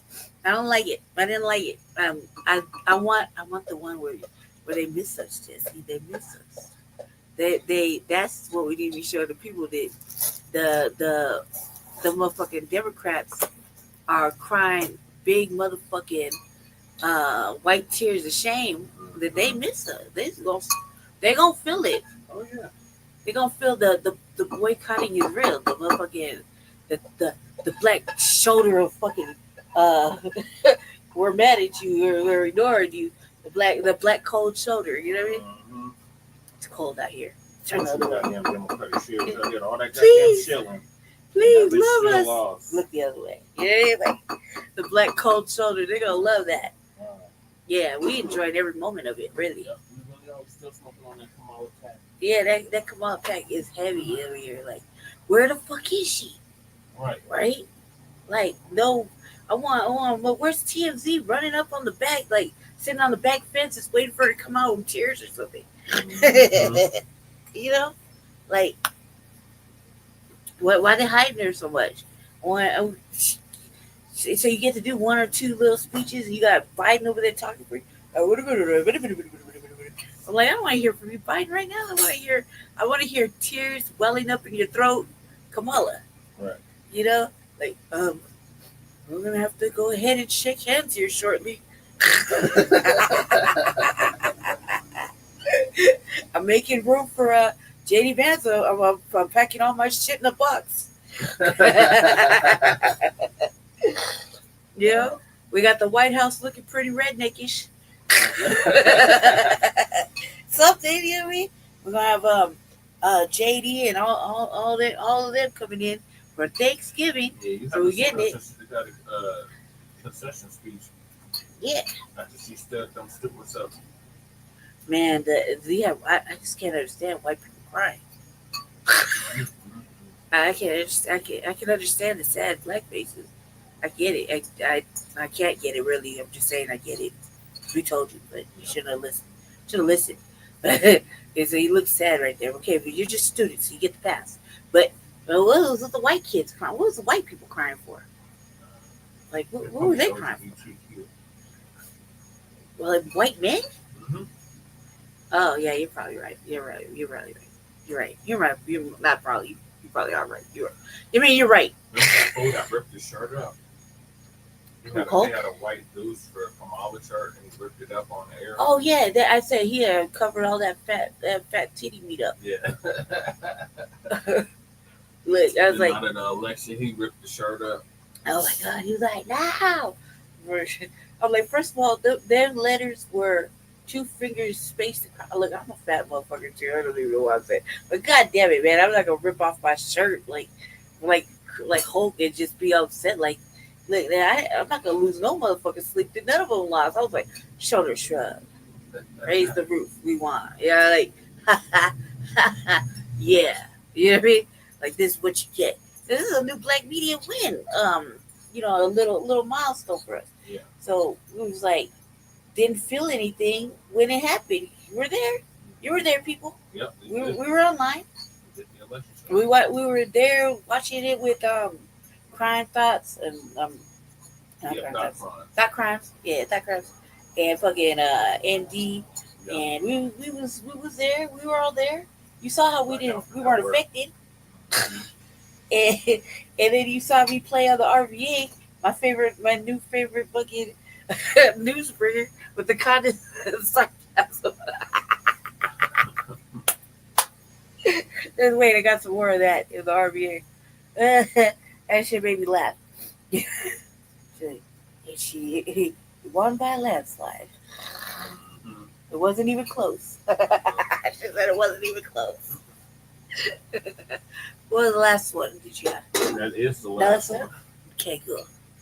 Everybody gotta stay black and favorite. It's already late. Yeah, just go ahead.